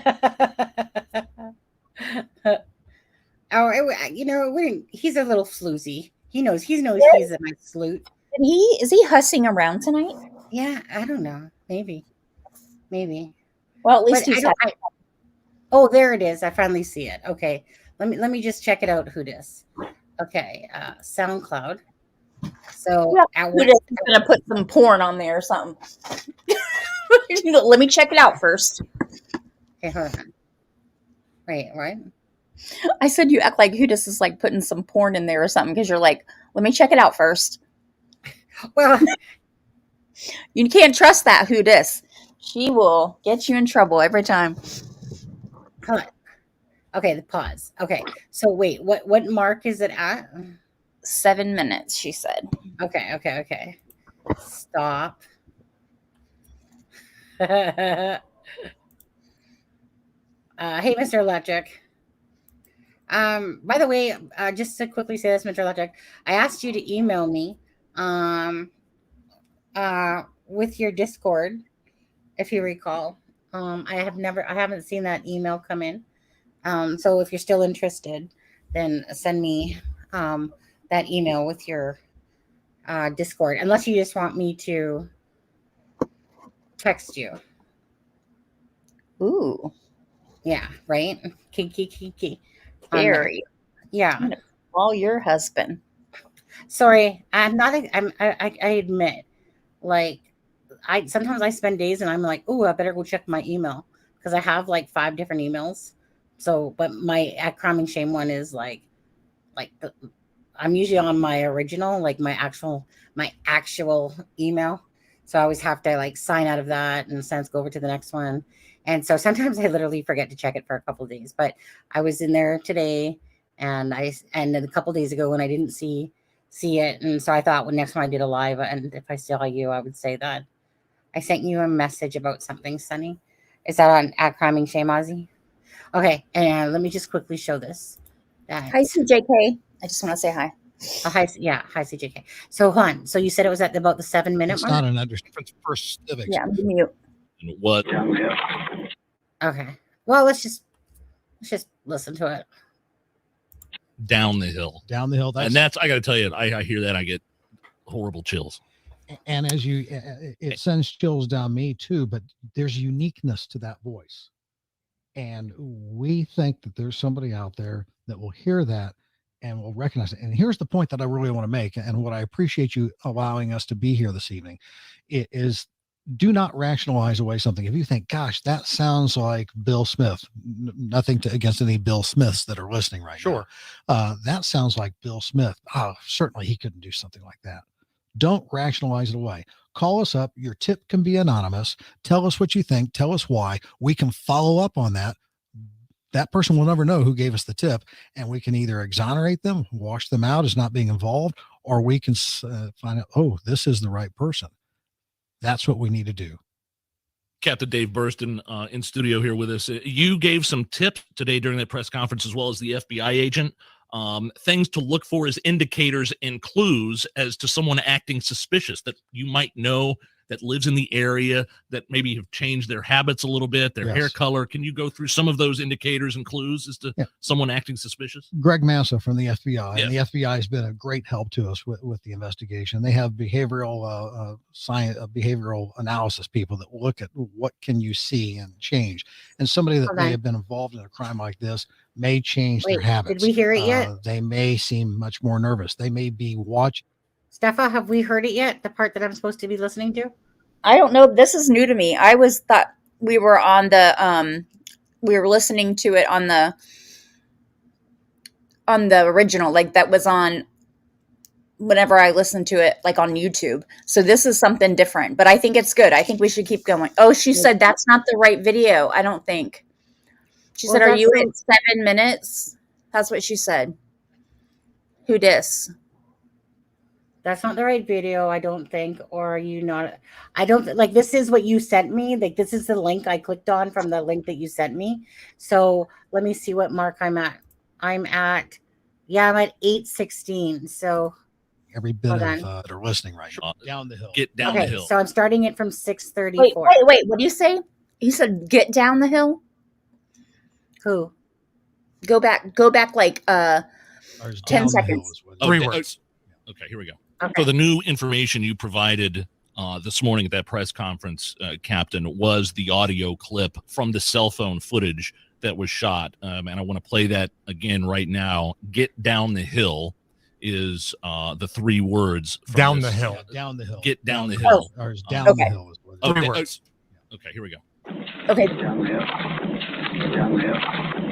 Down the hill. Down the hill. Down the hill. Down the hill. And that's, I got to tell you, I hear that, I get horrible chills. And as you, it sends chills down me too, but there's uniqueness the to that guy. voice. And we think that there's somebody out there that will hear that and will recognize it. And here's the point that I really want to make, and what I appreciate you allowing us to be here this evening is, do not rationalize away something. If you think, gosh, that sounds like Bill Smith, nothing against any Bill Smiths that are listening right Sure. now. That sounds like Bill Smith. Oh, certainly he couldn't do something like that. Don't rationalize it away. Call us up. Your tip can be anonymous. Tell us what you think. Tell us why. We can follow up on that. Right. That person will never know. So I'm sorry, what were we listening for in that? Oh, did she send a new one? Okay, so I think who just sent another one. 1 second.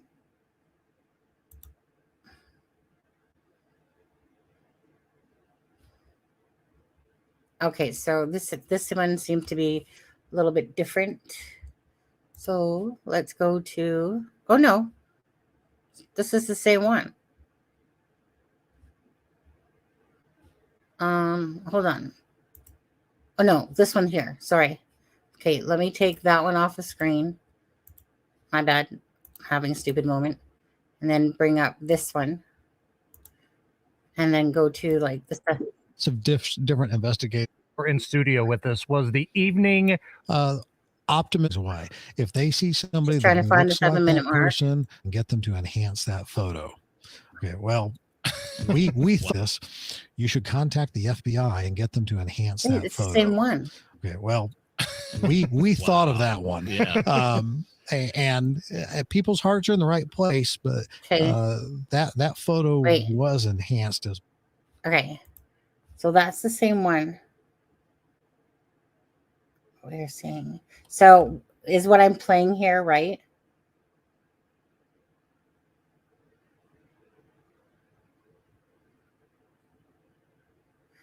I found it while searching for Bernstein's other comments about the video.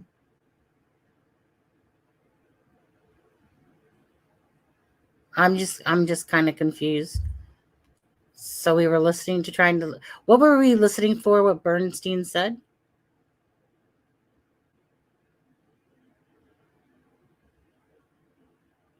Sorry, I tried to touch my screen to who dis isn't it on the 2019 presser? Isn't that where Burston is?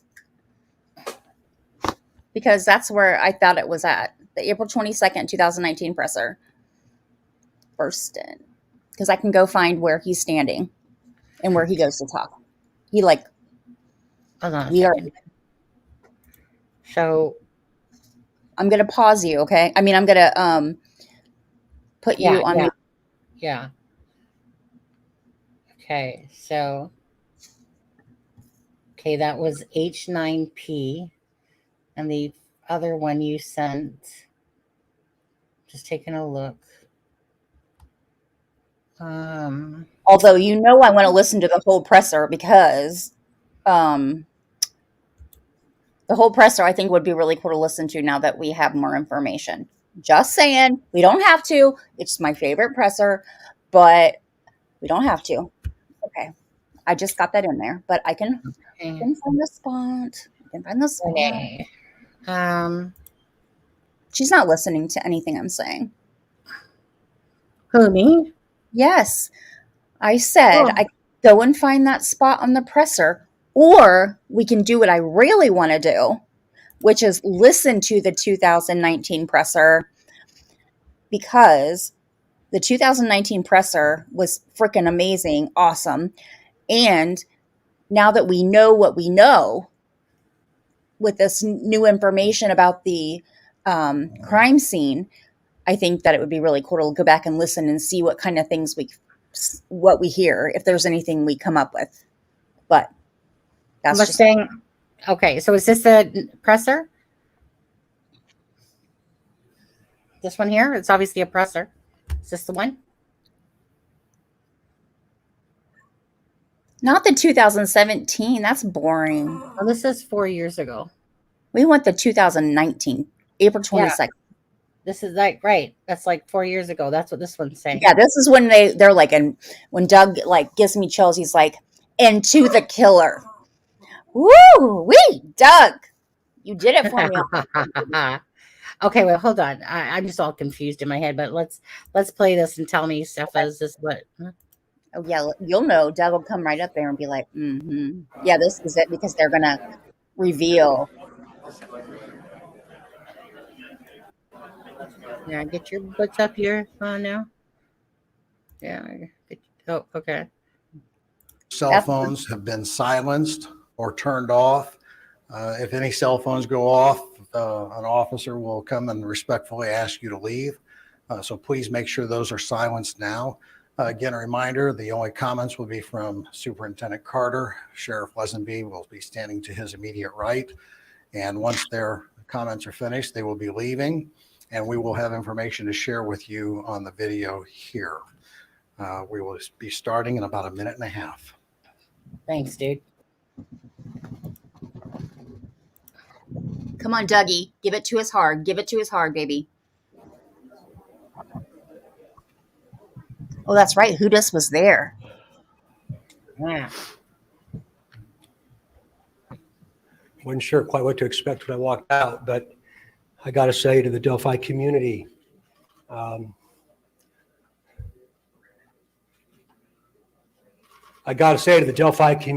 grateful I am. You inspire people that you don't even understand, and you don't even understand why.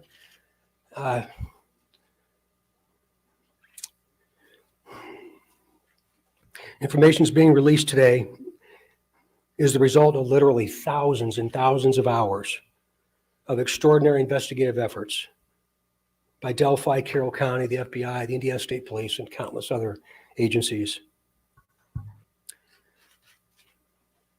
This community surrounded us some 26 months ago.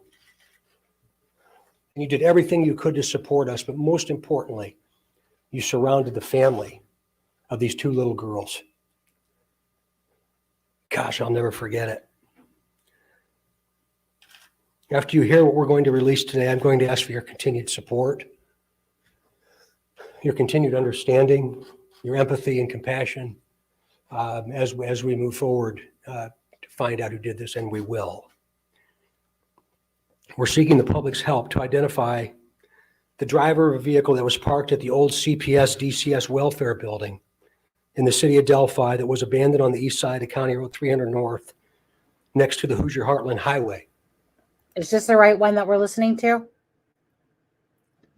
I don't know, but because if this is when he says it, because Don Spain said that he thought it was the 2017, but can we keep going, because this is the one I love. Okay. But okay, never mind. I was reading what she said. I'm getting ready for Between the hours Doug. of noon to 5. You're what? I'm getting ready for Doug to just give it to me hard. Oh, okay. Okay. On February 14th, 2017. If you were parked there or know who was parked there, please contact the officers at the command post at the Delphi City Building. We are releasing additional portions of the audio recording from that day. Please keep in mind, the person talking is one person and is the person on the bridge with the girls. Okay, see? This is not two different people. See? Do we believe it? Do we Yeah. believe it? Because they can tell us whatever they want. They can say whatever they want. But they also have more footage than what they're giving us. True. I believe them. I believe it's one person and not two. That's why I don't believe that it's the 2017, because the 2017 had not released the video. This is the video release right here. Do you see what I'm saying? This is the 2019 presser. It could not have been the 2017 presser because we hadn't, we didn't even know there was a video then. This is when they're telling us there's a video. Yeah. I bet RA is freaking shatting bricks right now when this presser is going on, because this is when they're like, we're looking for the person who parked in the CPS building. Right. Okay, I'm quiet. Sunny Dawn is right. Sent you the other one. Okay, well, let's listen to this first. Let's finish this one out, guys. If you guys want to chill and hang, and thank you, Mustang. But let's listen to this one. People speaking. Please listen to it very, very carefully. We are also releasing video recovered from Libby's phone. This video has never before been previously released. The video shows a suspect walking on the bridge. When you see the video, watch the person's mannerisms as they walk. Watch the mannerisms as he walks. Do you recognize the mannerisms as being someone that you might know? Remember, he is walking on the former railroad bridge. Because of the deteriorated condition of the bridge, the suspect is not walking naturally due to the spacing between the ties.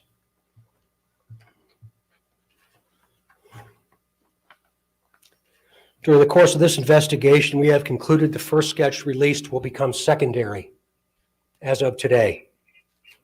The result of the new information and intelligence over time leads us to believe the sketch, which you will see shortly, is the person responsible for the murders of these two little girls. We also believe this person is from Delphi, currently or has previously lived here, visits Delphi on a regular basis, or works here. We believe this person is currently between the age range of 18 and 40, but might appear younger than his true age.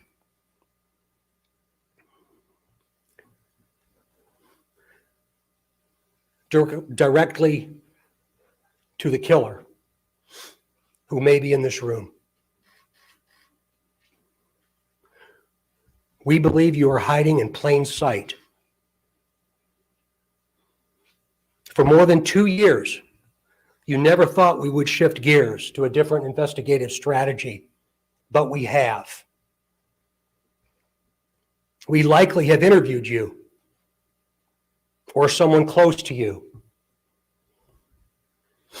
We know that this is about power to you. And you want to know what we know. And one day, you will.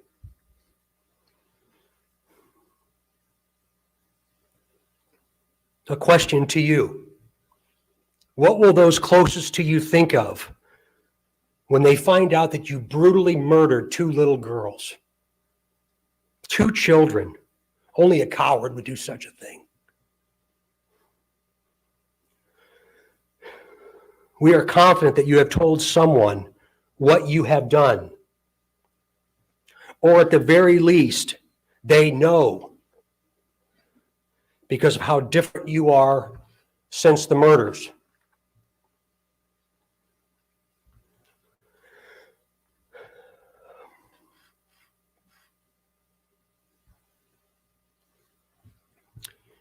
We try so hard to understand how a person could do something like this to two children. I recently watched a movie called The Shack. And there's also a book that talks so well about evil, about death, and about eternity. To the murderer, I believe you have just a little bit of a conscience left.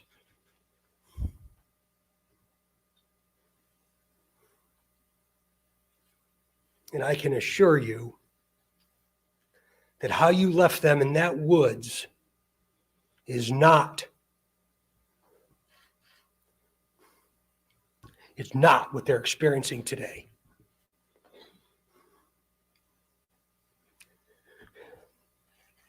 To the family, I hope that you all will give them some time, because we're going to be asking that there's no media inquiry or no media response for at least the next 2 weeks, and I hope you understand why. The family found out about this information this morning.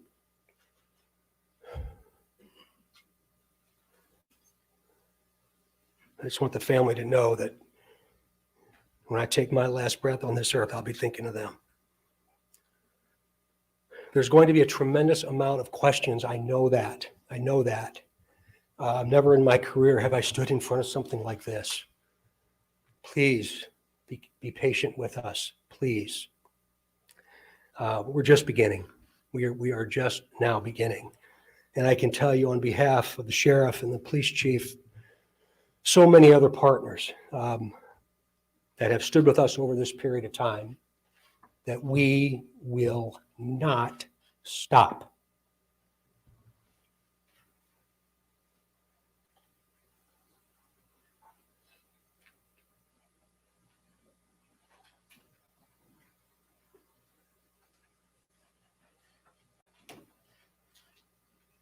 I just unveiled the person that we believe responsible for the murder of these two little girls. So I invite media to take a look at that now. It's not up. Kim.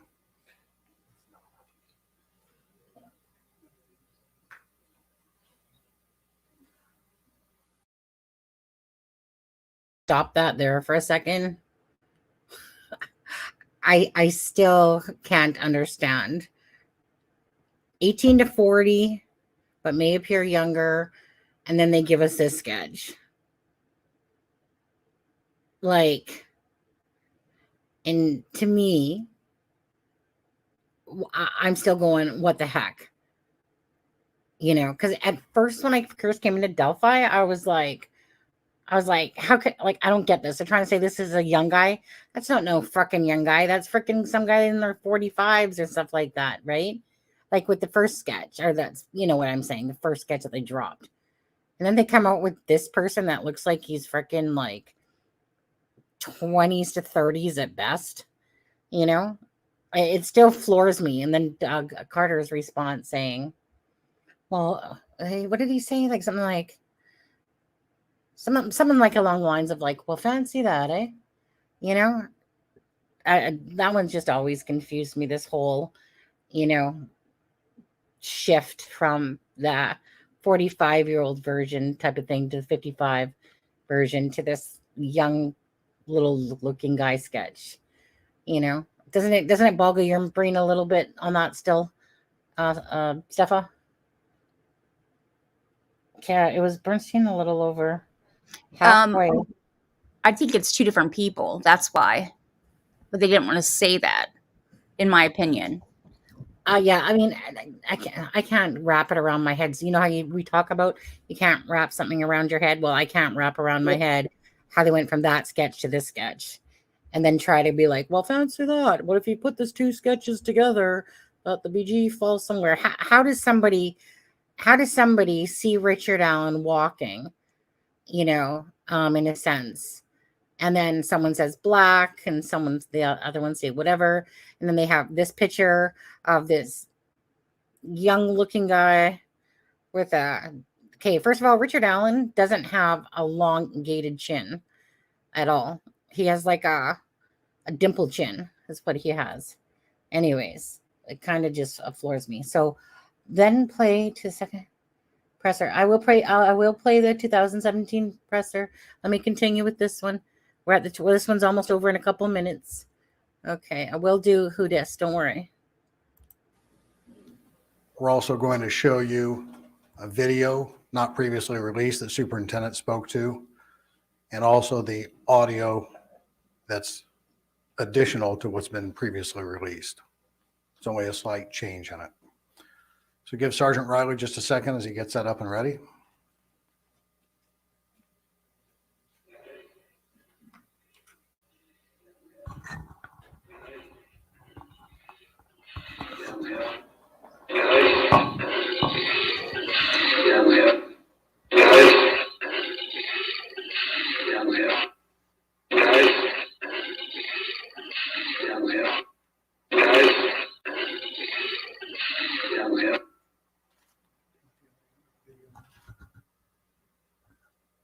Stand by for the video, please.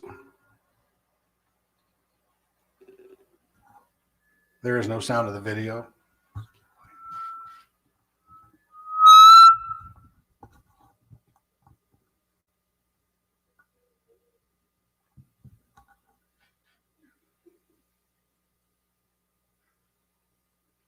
As Superintendent Carter mentioned, he is on the railway bridge. You have to take different steps to get to it. This information later this afternoon will be on the State Police website. For the community that's here, we have 100 copies of the news release. If you put in that URL, you'll be able to get to that site to play it. And we also have that same release for you in the media. And the rest of the state will get that release in about 15 minutes. So we appreciate those of you that came here. This concludes. So let me bring up thank you, Mustang. Okay, so this is the presser. You guys are all splitting what you're talking about. Some of you guys are saying 2019. Some people are saying 2017. So this is the one. And what point do you want me to start at, Hoodis, on this presser? You said it was, I think someone said it was about the halfway mark. Or are you wanting to listen to the whole thing? Let me know in chat for the people that are watching. Do you want to listen to the whole thing, or do you just want to listen? Because it's like 32 minutes, right?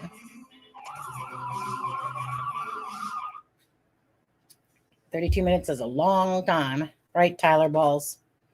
We got a Tyler Balls. Do. So I don't really 17 minutes in. Okay. Let's try about there. Let's try about 16 minutes and we'll start it then. Okay, let's go here. Where's that? Okay. We'll start it there and see. With a sense that is not normal.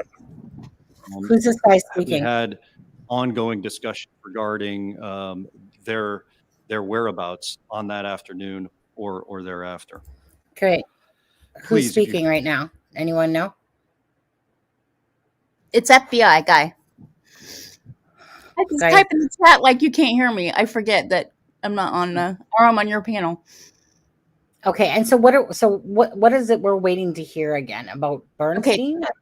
Burston is going to say, it's funny. I guess it wasn't the video. He's saying from the Okay, Mr. Electric.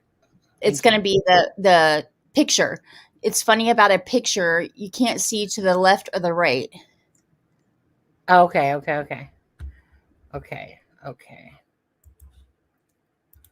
have that information, call that into the tip line. After this press conference, the FBI will be putting out a series of these indicators on our social media, so it'll be available not only to the citizens of this community, but across the state of Indiana and then nationally as well. We'll also be utilizing digital billboards, and in any way we can spread this message, we will. I'll just finalize my remarks just to say that to my law enforcement partners behind me, to the community at large, 9 days ago, the FBI stood shoulder to shoulder with you. We're not going anywhere. We will be here until this case is solved, and I am confident this case will be solved. Thank you.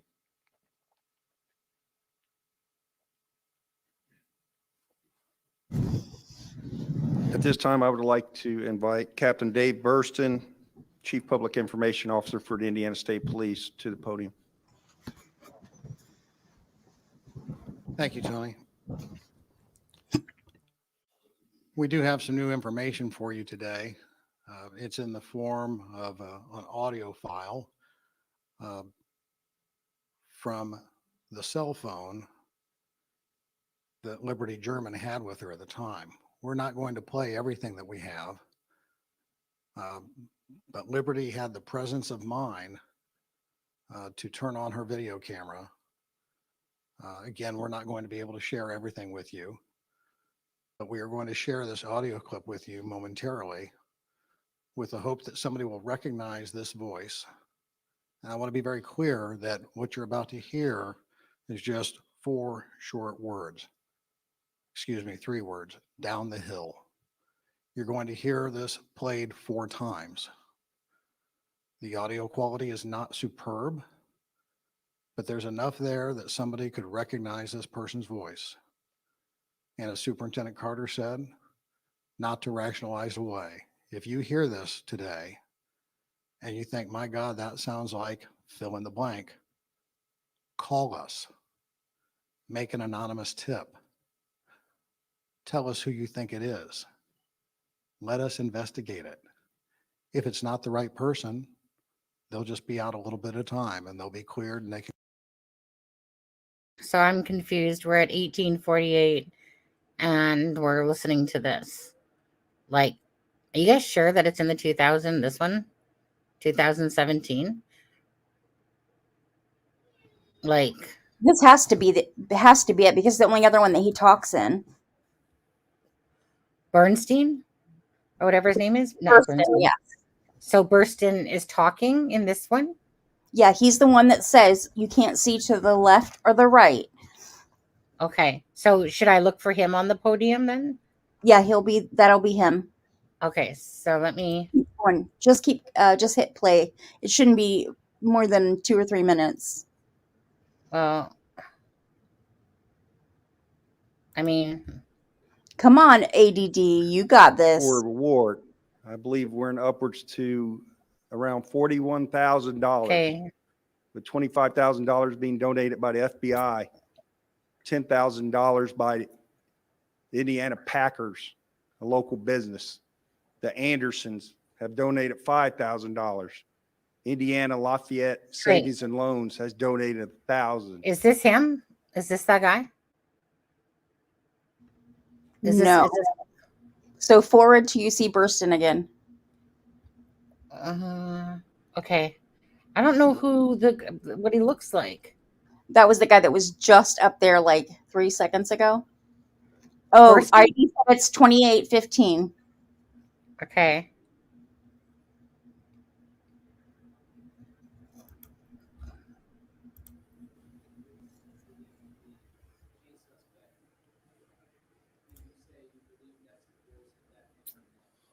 No, I can't say that because we weren't there.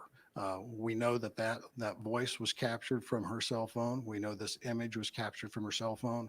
Keep in mind, all of you are in the television business. What do you see out of the TV? You see this. You don't see what's over here. You don't see Okay. what's over So that's here. what you guys are talking about. Thank you, Ivy. So there's lots more that we're looking at. Okay. So He said lots more that we're looking at, and look at what's his name on the very left. He does not like that. Okay, go back to you're talking about Holm or whatever his name is. yes. So what you want to do is watch him say left or right, let it finish, and then look at his face on the very left because he says you don't know what we're looking at. Right. And then what's his name's like, you better shut your mouth. Okay. Okay.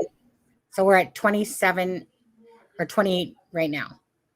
There's nothing that we are prepared to release at this time.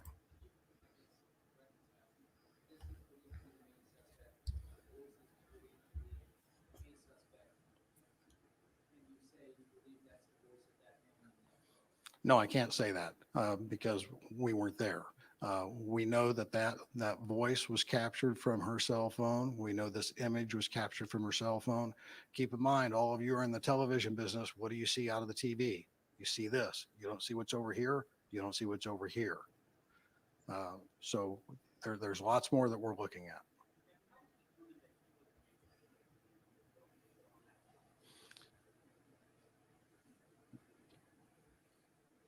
As I indicated. Okay. So, I mean, I didn't overly see this big expression myself.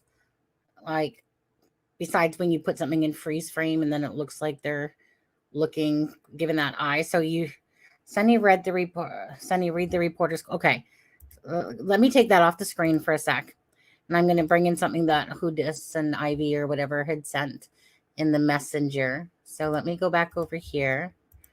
And I'll bring that onto screen. Hold on. Yeah, I screenshotted it, right? Or downloaded it, one of the two. This document here. Okay.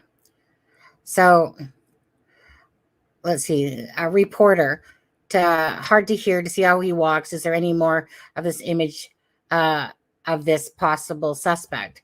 Captain Dave Burston says, there is nothing we are prepared to release at this time. Reporter says, can you can you, I guess, reconcile? This is believed to be the main suspect.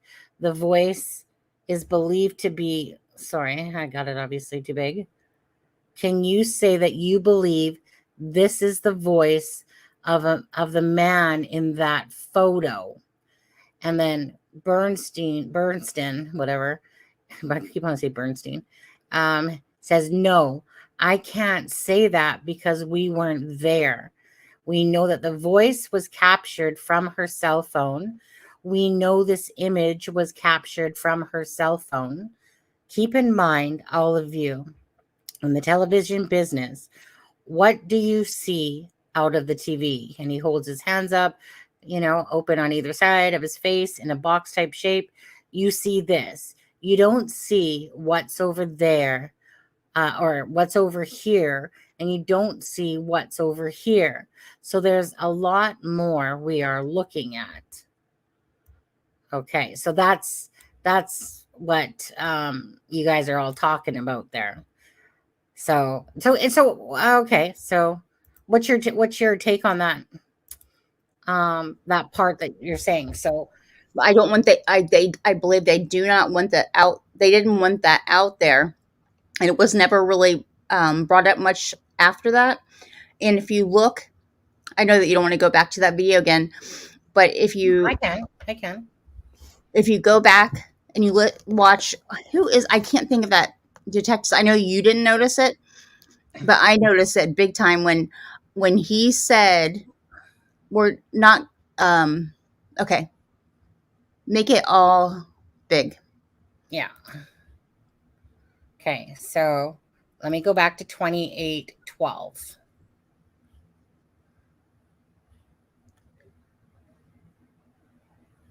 No, I can't say that because we weren't there.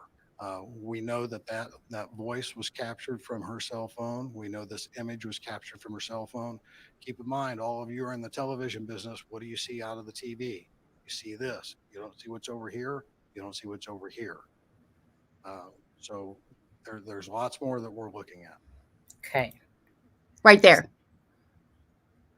You're talking about this guy here, right? Yes. There's like this look that he gives him, like.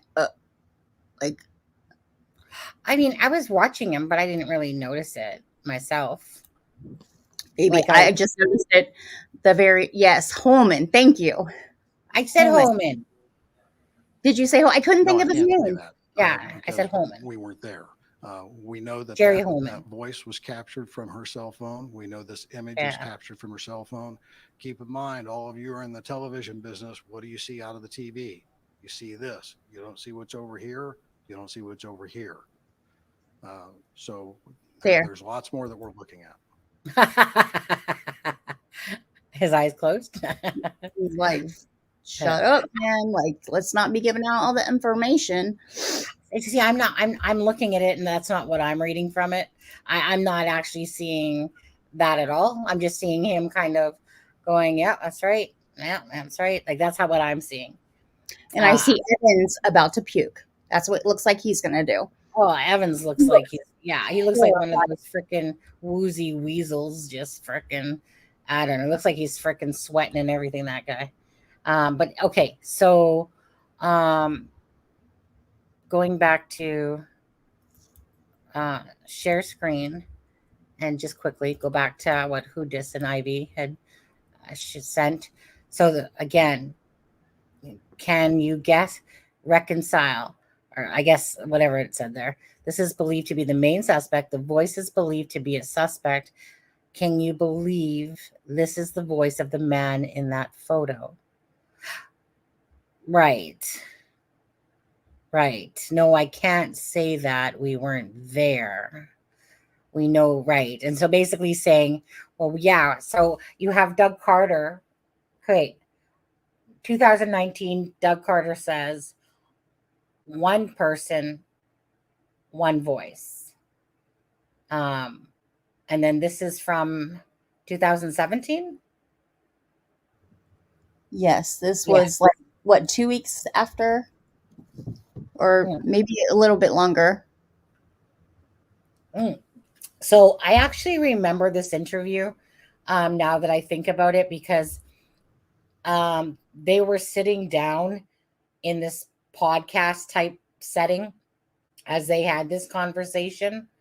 Like, meaning, what do I want to say? What was I trying to say? Okay, so on that podcast, it was kind of like it was conflicting, because you had Doug Carter saying one person, one voice, and then you had the podcast where the cop saying like we don't know type of thing, and kind of like what was just said there.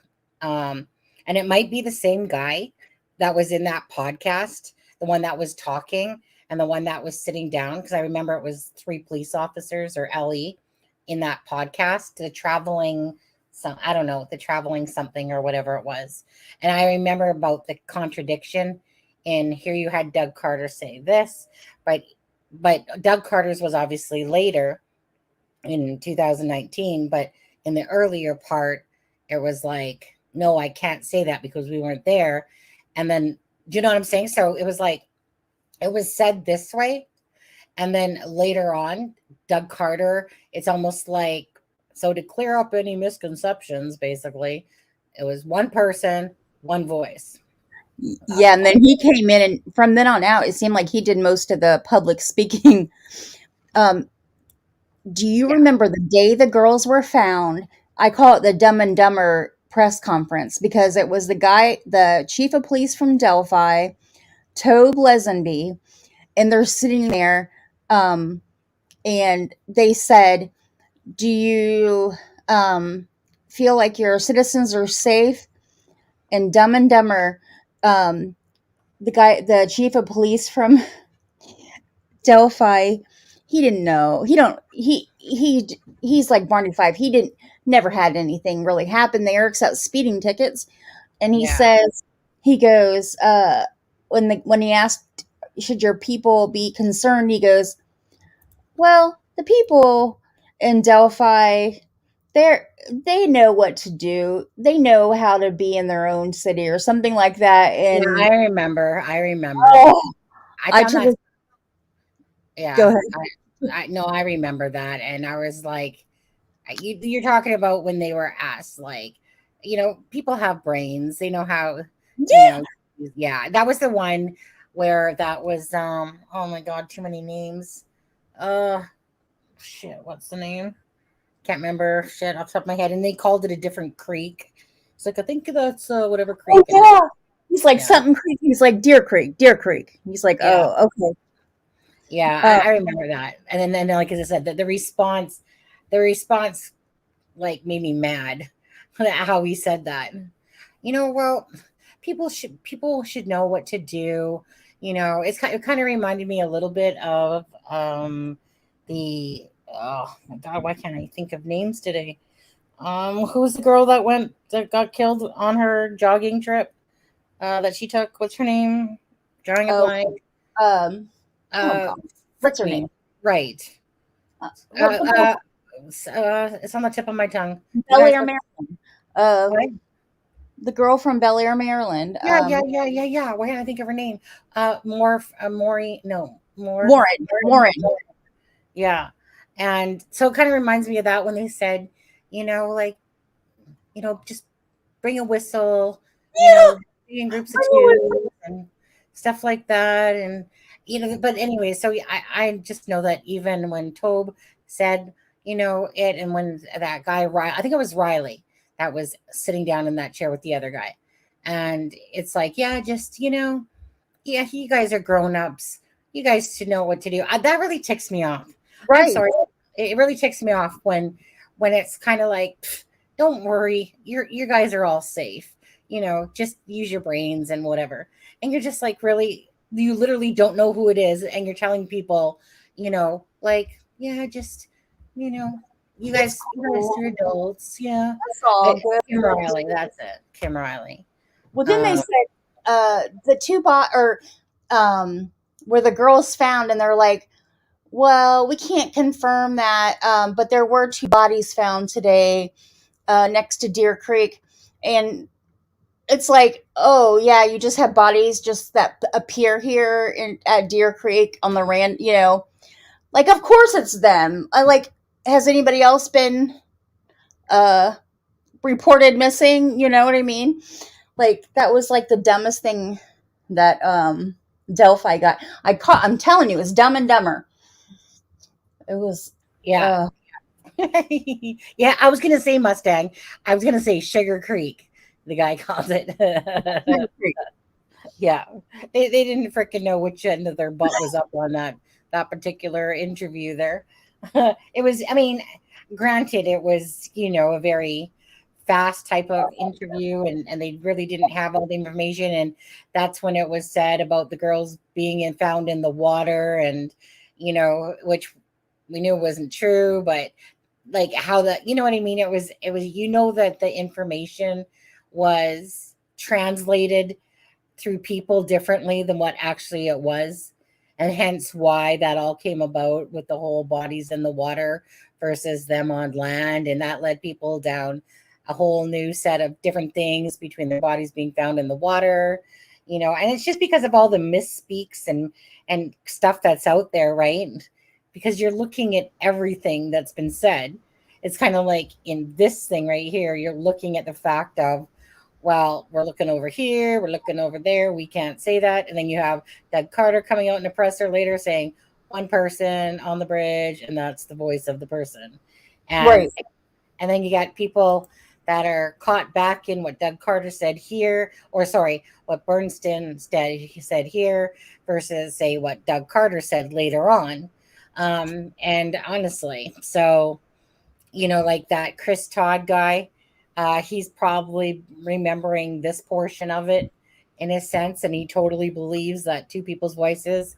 Like I never didn't think it wasn't plausible that there was two people's voices, like because being that I thought or think that it's more than one person, I can easily see the BG being the pusher. And when I say the pusher, the person that's kind of trapping them in to somebody else that's around there that, so guys, guys down the hill. But if it was down the hill and then someone saying guys, but in all actuality, I think it's the same voice. I always felt like at the end of the bridge that another person or two was at the end of the bridge, and that the BG's job was to basically trap them. And, and that there was more people involved because it just never felt like it was one person. Like, especially when you find out, like if someone would have told me that it was CJ Palladino that did it, I could absolutely agree one person set this up with his brother's help probably, but you know what I mean? But when I personally physically and think about Richard Allen, I don't like, you want to know what's in it. If it was him that did this, if it was solely Richard Allen that did this, what in Lord's name was going through that man's brain that he would want to, hop along a freaking bridge right in the afternoon, doesn't have a care that people are seeing him, seeing this guy on the bridge, broad daylight, a place that people go, obviously to go for walks and stuff like that. And that he only arrived there 21 minutes prior to the girls. And like the one girl stated, like he was on a mission, right? That's Right. those remarks stick in my head because that's how I felt about it, especially once we learned that there was 21 minutes before when Richard Allen arrived there sooner than the girls. It was only by 21 minutes, and the person said that it was like he was on a mission. And when somebody's kind of walking fast and they're walking at a different pace that you deem as somebody that's obviously in a rush to go somewhere. And so then you have this one person that concocted this whole freaking playground, like not playground, freaking crime scene ground, that they were on this mission to cross the bridge, to do all this stuff. I can't picture that little gnome, freaking Elmer Fudd walking across the bridge and doing this all and think in my head, like, I don't think of it. I know Alexa thinks differently, but I am not seeing this as, okay, not to say I'm not right, but I am not seeing this as some sort of SA fantasy. Like, I don't but- see it just being one person ever. And may I respond to Miss Kathy Chapin? Kathy, I know that you said just my opinion, but I don't consider them Dumb and Dumber. No. Kathy, what I said was the Dumb and Dumber little press conference they had right after the girls were found, because the chief of police made a comment, and if my chief of police where I live said this, oh, people would be in uproar, because Right. where I come from, they pay a lot in taxes, and they would have a fit if our chief of police said this.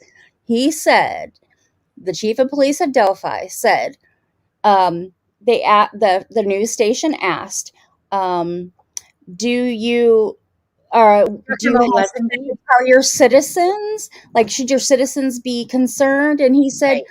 look, the Delphi citizens know what to do. Yeah. Now, that is the worst thing that a police officer, the chief of police, the man and head of all in law enforcement of that little town, gave no direction to his people. And to me, that is a disgrace. Just saying. So yes, that to me is Dumb and Dumber. I didn't say they didn't try their hardest to catch him. They weren't even looking for him yet. They had just found the girls. What I'm saying is that was Dumb and Dumber, that little press conference they had like 2 hours after the girls had been found. That's what I was saying. I wasn't saying they're Dumb and Dumber, the investigation, although it wasn't Yeah. top notch. But So Stefan, just to remind, so are you talking about both? Because we know Tobe Lesenby basically said, like, what I can't say it word for word, but basically the same thing as what Riley said. So were you specifically, you said sheriff, so you're referring to what Tobe Lesenby said? no, not the sheriff. Do you want me to get the little video?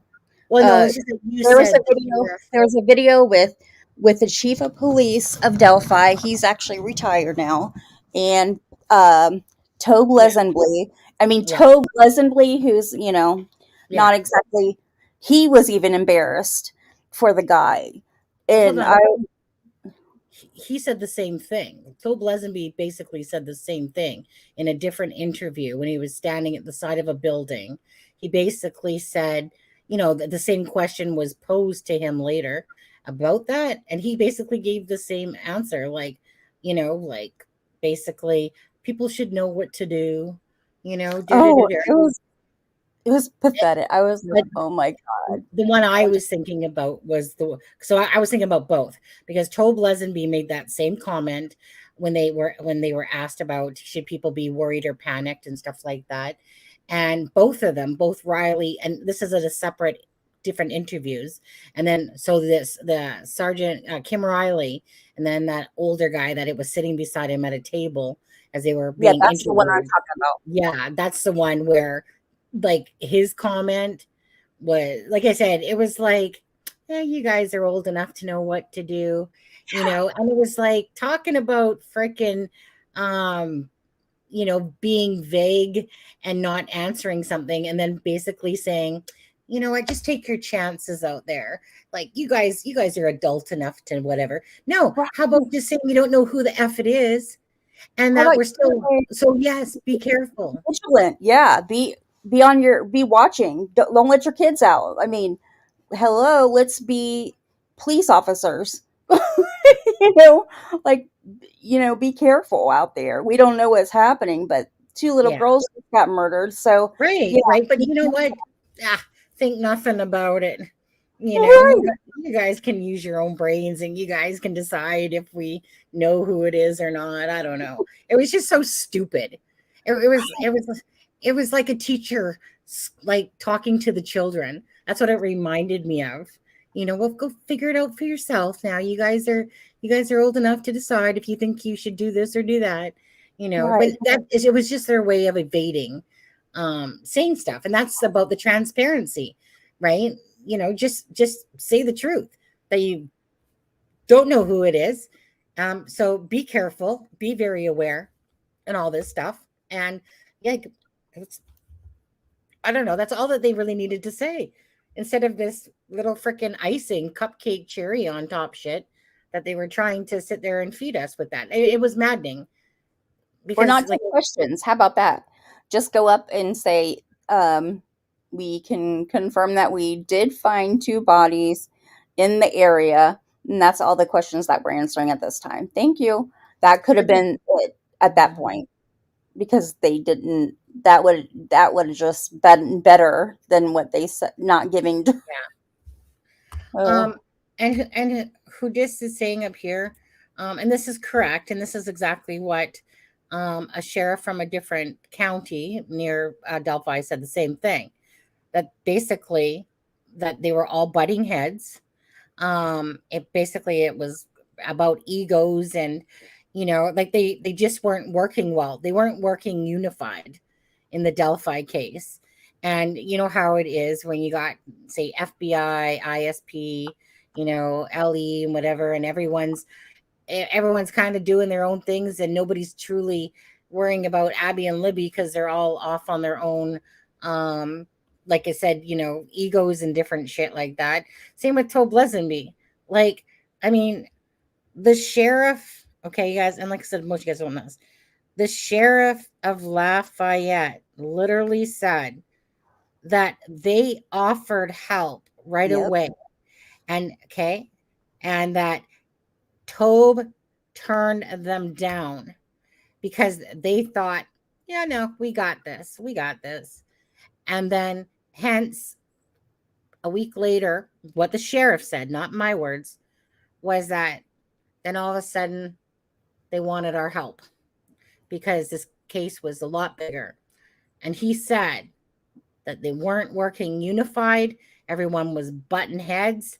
And that's where this case kind of, like in his own opinion, that's where this case went south, because there was no, there wasn't no teamwork and being unified. And so when you have that, like, meaning this is supposed to be about Abby and Libby and finding out who did it, not about freaking ISP, FBI, Carroll County, whatever, all button heads because their egos get bruised and in the way and blah, blah, blah. And, and that's really what happened. And that created a downfall for Delphi, like the whole Delphi case. But that's a behind the scenes thing that most people aren't aware of, right? That was going on. So it's hard to look at this case and trust anyone and what comes out of their mouths. I find it very difficult to believe. We've seen Doug Carter double talking. We've seen Tobe Lesenby, smacking his lips on his gum. And, like I said, ego.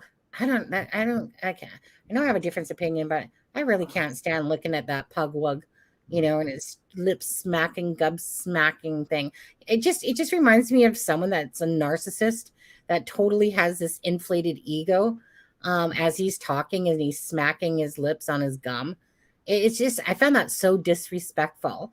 It's like during that interview, I lost any sort of respect for that guy the minute I watched how he was just gum smacking his gum. It's this person's, the person's interviewing him. I'm like, really, dude?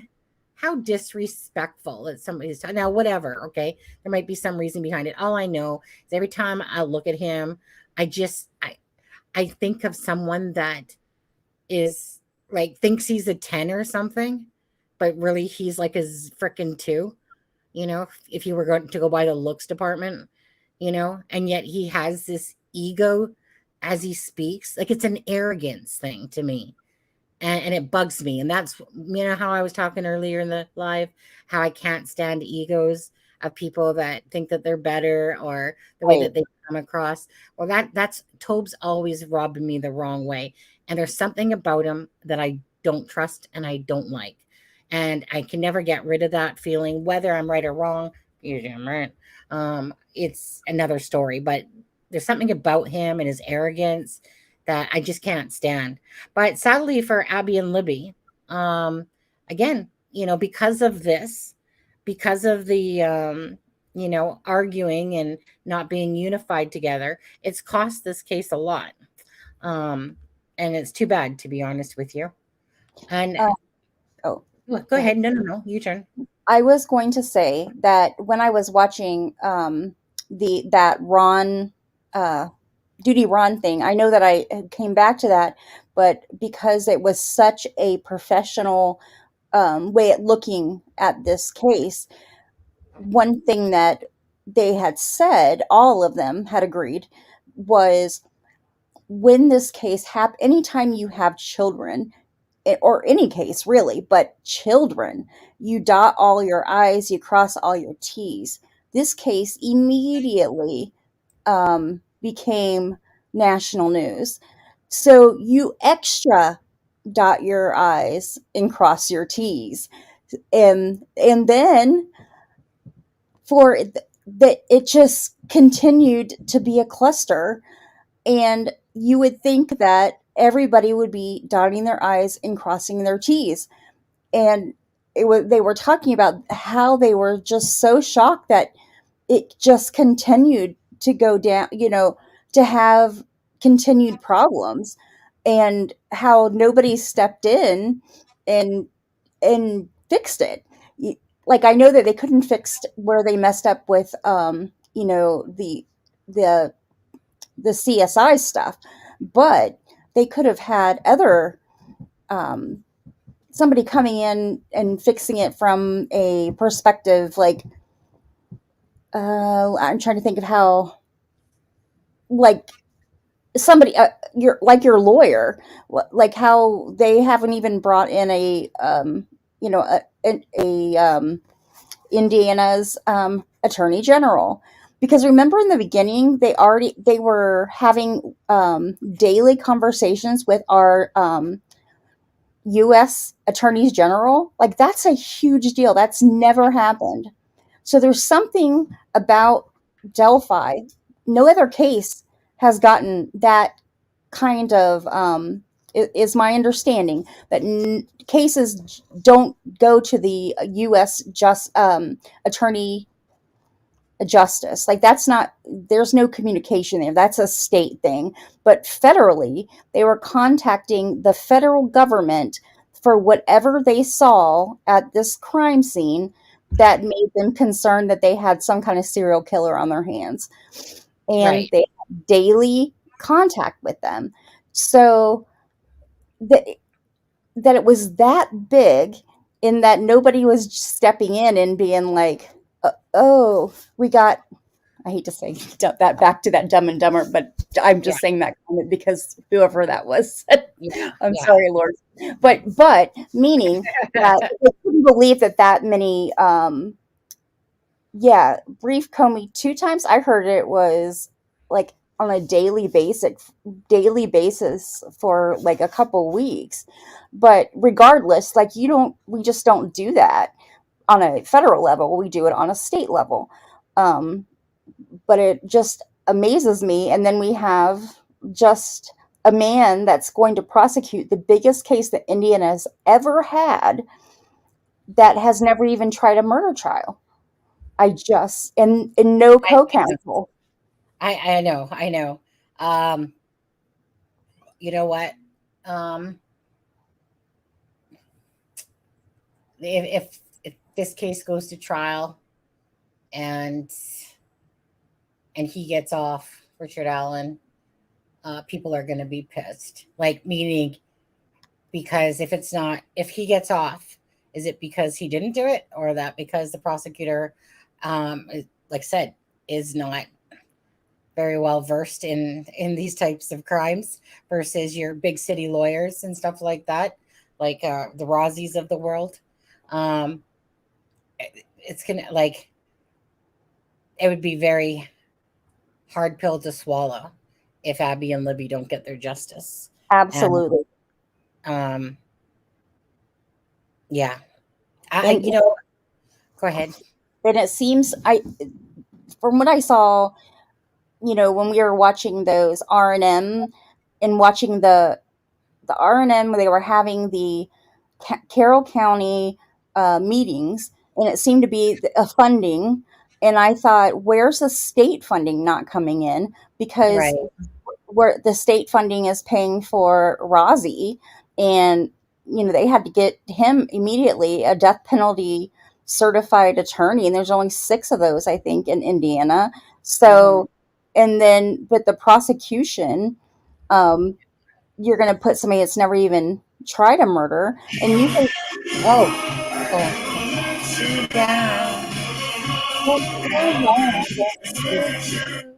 You know what, Jeff? $5, thank you. Huh. Yeah, You know what? 6 hours. Go buy you a coffee. I want to say, Jeff, I mean, I love that guy. He's such a great person. is Yeah, I love him. He's such a great person.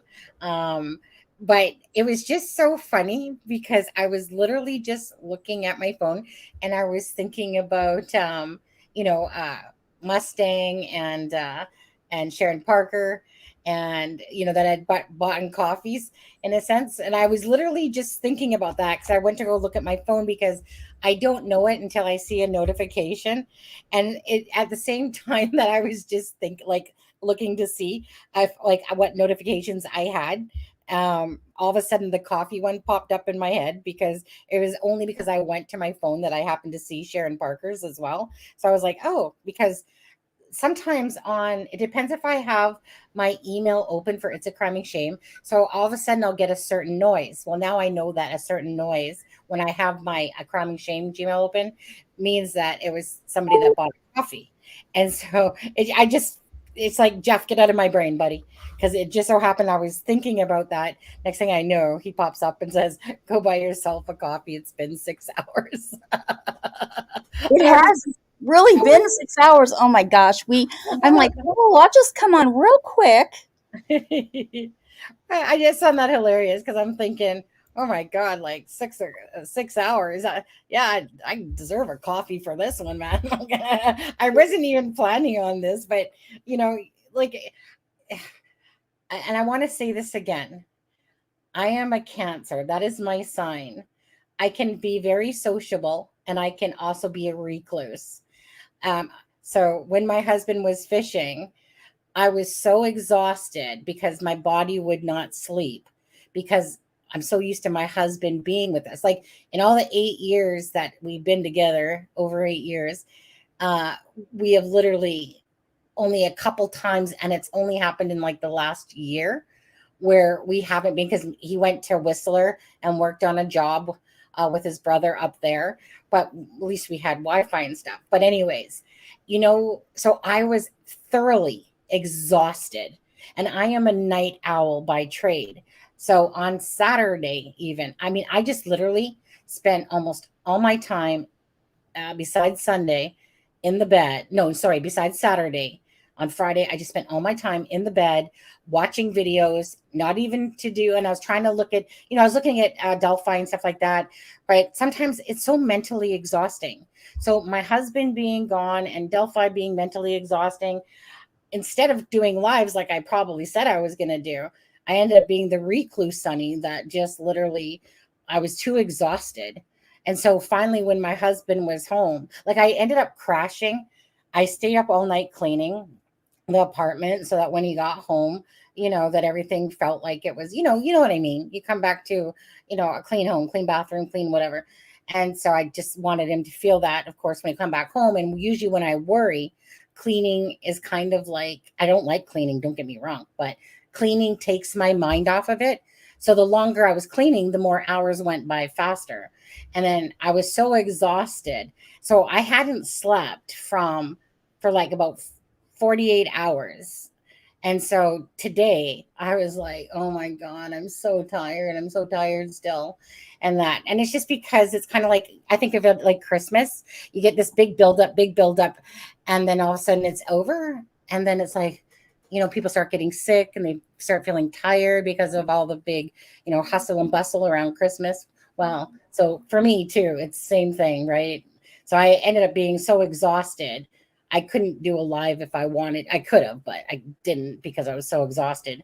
And anyways, I ended up being a recluse. The moral of the story is thank you, Jeff, for the coffee. Not really. But that's why, you guys, if you want to know, that's why I didn't do any lives. I was just too spent on the mental the mental drainingness of missing my husband, and just Aw. thank God that they had Elon Musk Starlink Yes. up there, because he was told that there was no Wi-Fi. But I guess since the last time Bruce had been there, they must have got Starlink. And so it was so nice that I could talk to my husband, when he was back in from the boat fishing and stuff like that. But it didn't take away from the fact that no matter what your brain says, my body was having a hard time sleeping, because I'm just so used to my husband being there. And I was tossing and turning, and I ended up staying up say if it was 72 hours, I was probably up out of probably about 60 hours out of the whole 72 hours that he was gone. So you can understand that I was simply exhausted. I'm sorry, peeps, but everyone has their little anxieties in this world and stuff like that. My son and my husband mean everything to me as a person, and I worry. You want to be the protector. Like if you're home, then that means you're safe. If you're out there, it's someone having certain fears, right? I seen a lot of car crashes when I was younger, so I always have a fear. I seen some really horrible crashes, so I'll always have a fear, because Vancouver is very heavy driving, and my husband drives all the time between the different sites and stuff like that. So I always have a fear that something bad, and I just couldn't picture my life without my husband. So I end up getting anxiety at certain points. And one of them would be not being able to talk to him for 3 or 4 days. That gave me huge anxiety, So just like if people hate getting on planes and stuff, there's certain things that make you. And if anyone has anxiety, and if you haven't experienced, then you don't have much to say on it if you have never experienced it yourself. But when you have anxiety, and especially when you love someone so much, and you just, okay, go do your thing. And I know it's not healthy, don't get me wrong. Just go do your thing and then come back home. And you're trying to tell your brain to calm down. But when your heart's in your throat and your freaking heart is beating so fast and you can barely breathe and you're almost hyperventilating because your body's stressing out so badly because you just literally want to hear their voice. Okay, if I hear your voice, you're fine. So that's my one thing that I can honestly say is one of my little demons, I'll call it, that I remember my husband saying to me, well, just get over it. Because he doesn't know what anxiety feels like. So I'm just like, bud, honey, it's not a light switch that you switch on and off. I'm not asking for my body or my brain to do that. It's doing it and I can't stop it. But yet, that it's not healthy, to have certain things like fears, meaning I need to let my husband have a life outside of me trying to protect him, and I'm sorry we're off topic for a minute, guys. But it's one of those things that I had to let him go because he wanted to go. So it's not, I shouldn't say I had to let him go, meaning at the end of the day, it's a relationship, right? You discuss things, you work them out and whatever. So it's my fears that are holding him back.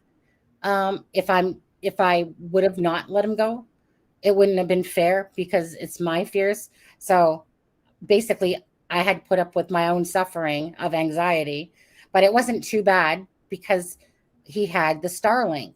And I was like, oh, thank God, type of thing. Because that was one of our arguments is that, honey, I just, you have no idea the emotional stress I'm going to go through knowing that I can't talk to you for freaking 4 days.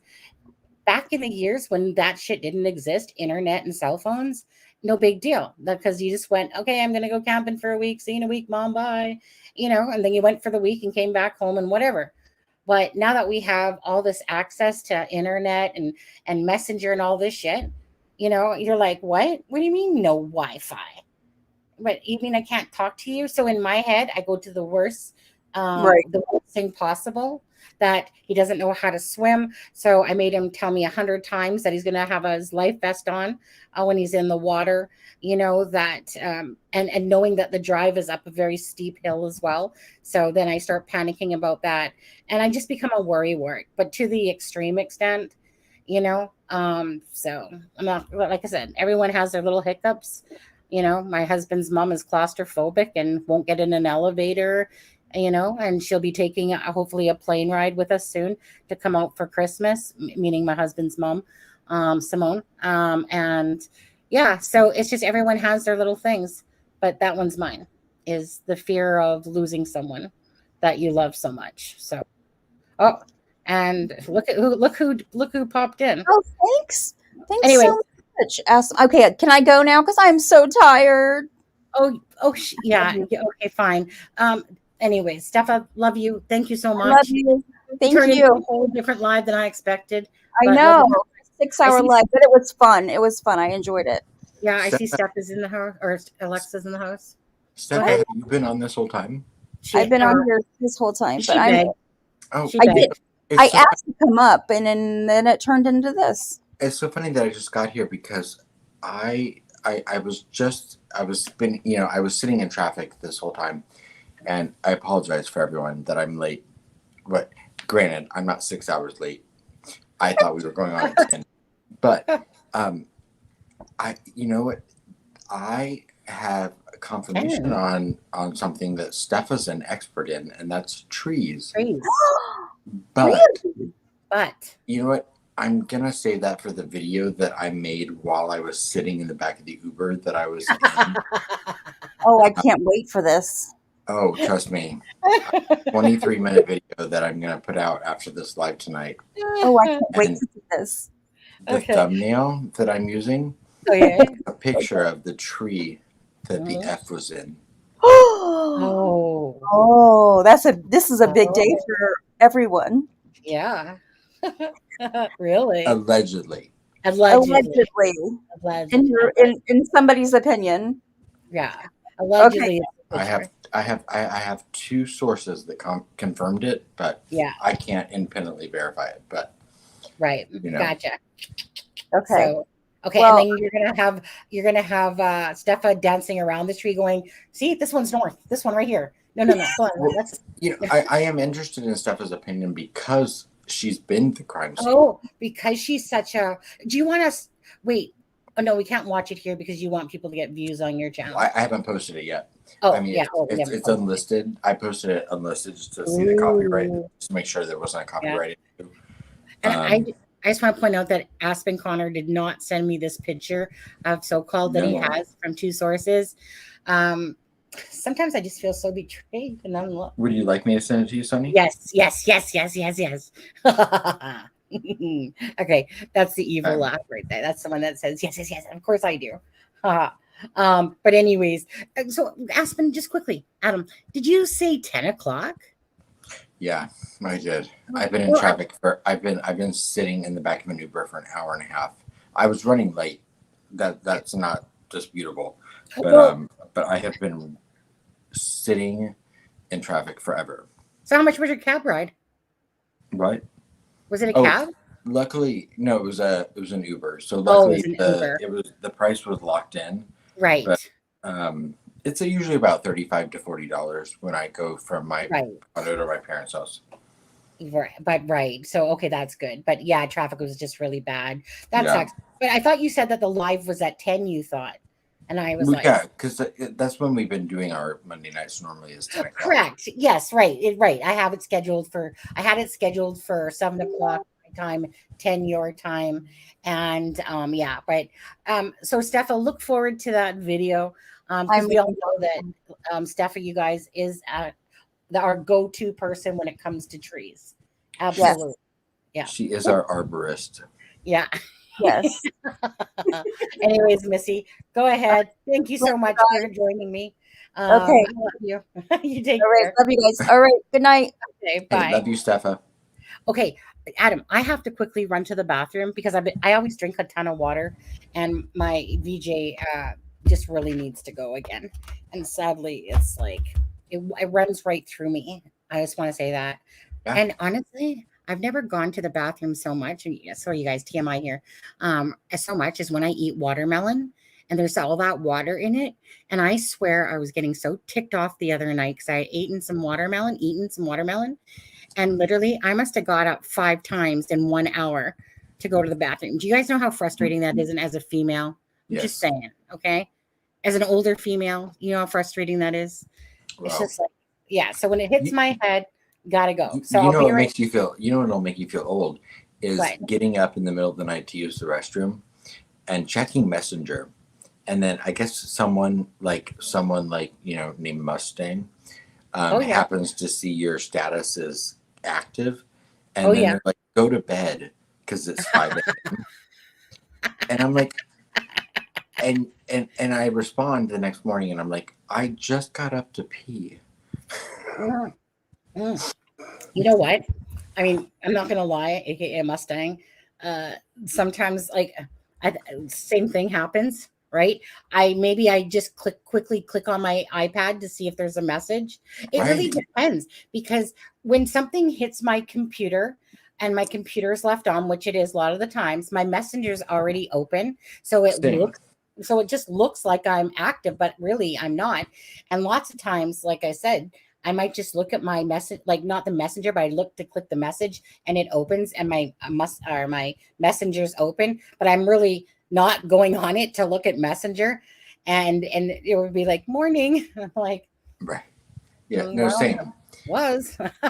I mean, I think that my messenger always shows me as active. So like the fact that, I was surprised when Mustang said it popped up. That was like, I was like, oh.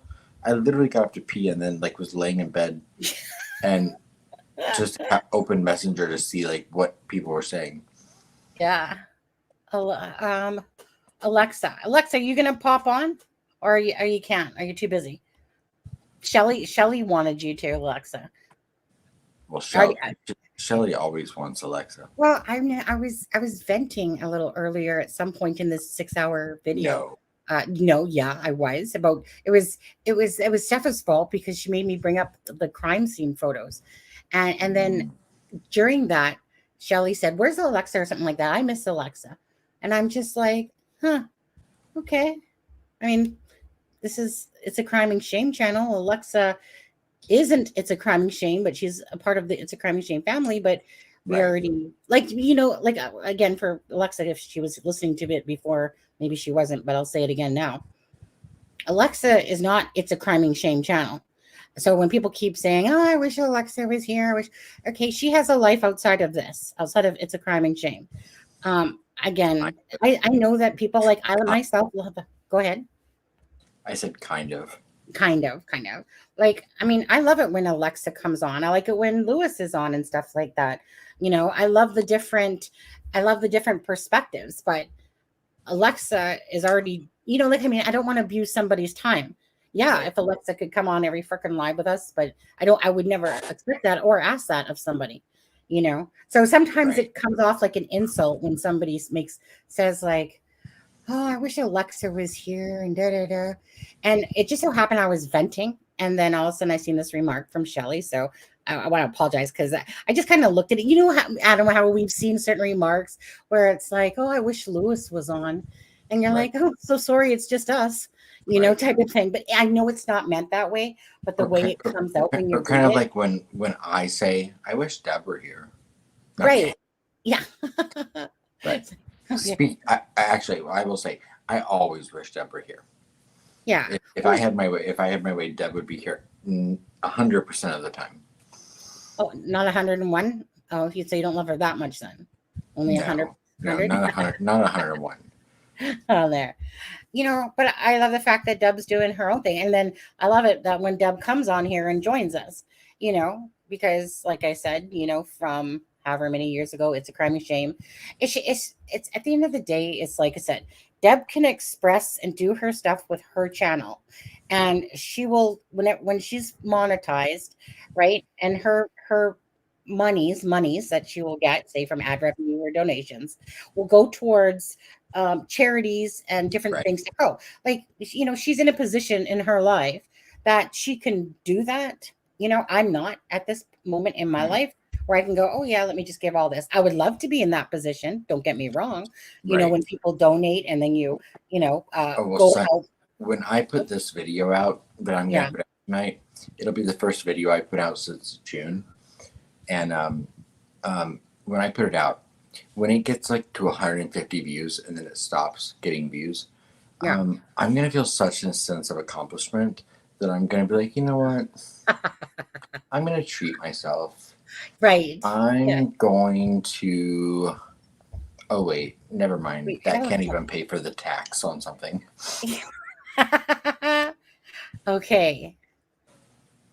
Okay. I wish you don't by chance have a different angle from the east side, do you? No, I wish No? I did. Okay. Because it's one of those things, Adam, is that for me, I've always seen most things from the east side. And when I'm looking from the Ron Logage advantage point, it's, you know what I mean? It's like I'm trying to find my freaking things that are in the picture. Oh. And let me tell you, and I have gone back and forth with this picture because the person that instructed me on what tree this was, I thank you so much for the information they gave me. I'm not being catty, but there is a part of me that I'm like, they gave me the description of which tree it was. But the description they gave me was pointing towards the other direction. But I'm like, okay, well, then give me a picture of that. And then two, I'm like, you circled 2 trees. Which one is it? I know. Well, and sometimes when you try to have a conversation and you're like, yeah, but what about, and then you don't get the answers you want. But so, I used the deduction that I was given as far as when someone said the forefront of the picture. Right. Like, okay. So the picture, the tree in the forefront of this picture is the one that I'm assuming is the one that it is. Yeah. Especially considering when they said that it was in the forefront, they said the large tree in the forefront. And then when I asked a secondary person about this that has been to the crime scene, they said, you know what, I can't get my bearings with that, but this is the exact area that, yes, absolutely, this is the crime scene. And I think that is the tree you're talking about. So that's why I say I can't verify it myself 100%. If it was from the east side, right. It's hard. Yeah. If you were to turn around, I was told it's the large tree to the left. Well, directly, I know what I'm going to directly parallel to the left exit of the cemetery, next to the hill. So I'm like, okay, well, that's vague. Yeah, I was like, hold on. I swear. Okay, I gotta go bathroom, guys, or else I'm just gonna go wet myself and I get turned around anytime I see a video or anything, and we've all seen a lot of videos and pictures of the crime scene area, and I'm not good with direction when it comes to it.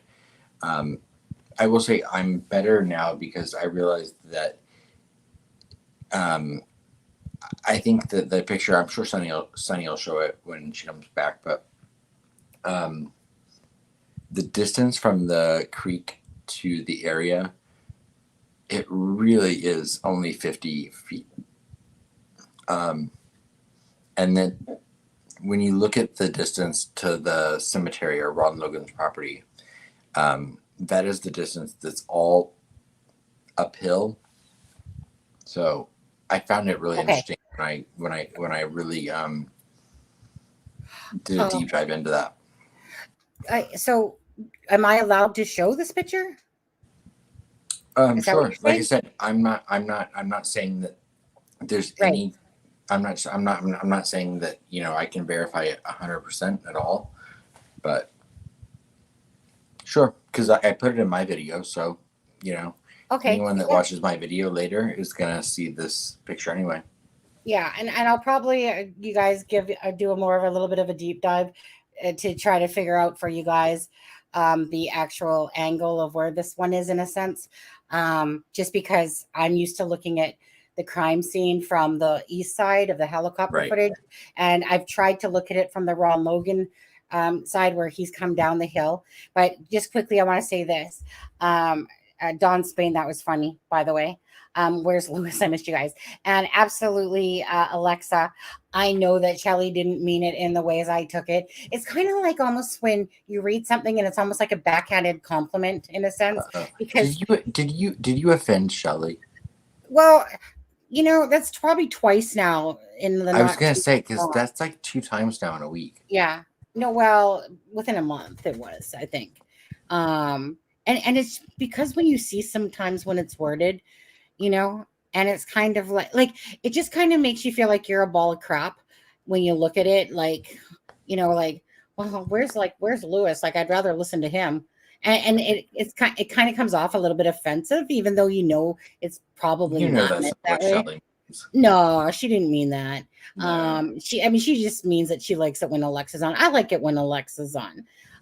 But sometimes when you read something, especially when you're in the middle of an event and you're going, "Oh, are we not good enough for you? Do you want Alexa to come do the host the channel?" Like that's what kind of goes through your mind. Like, are we not good enough?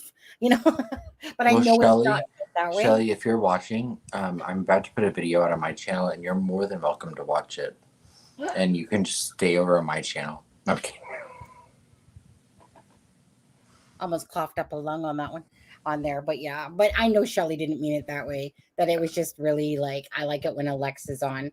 But it's just like I said, people forget that Alexa, Lewis, anybody else that comes on the channel, it's not expected of them to be with us all the time.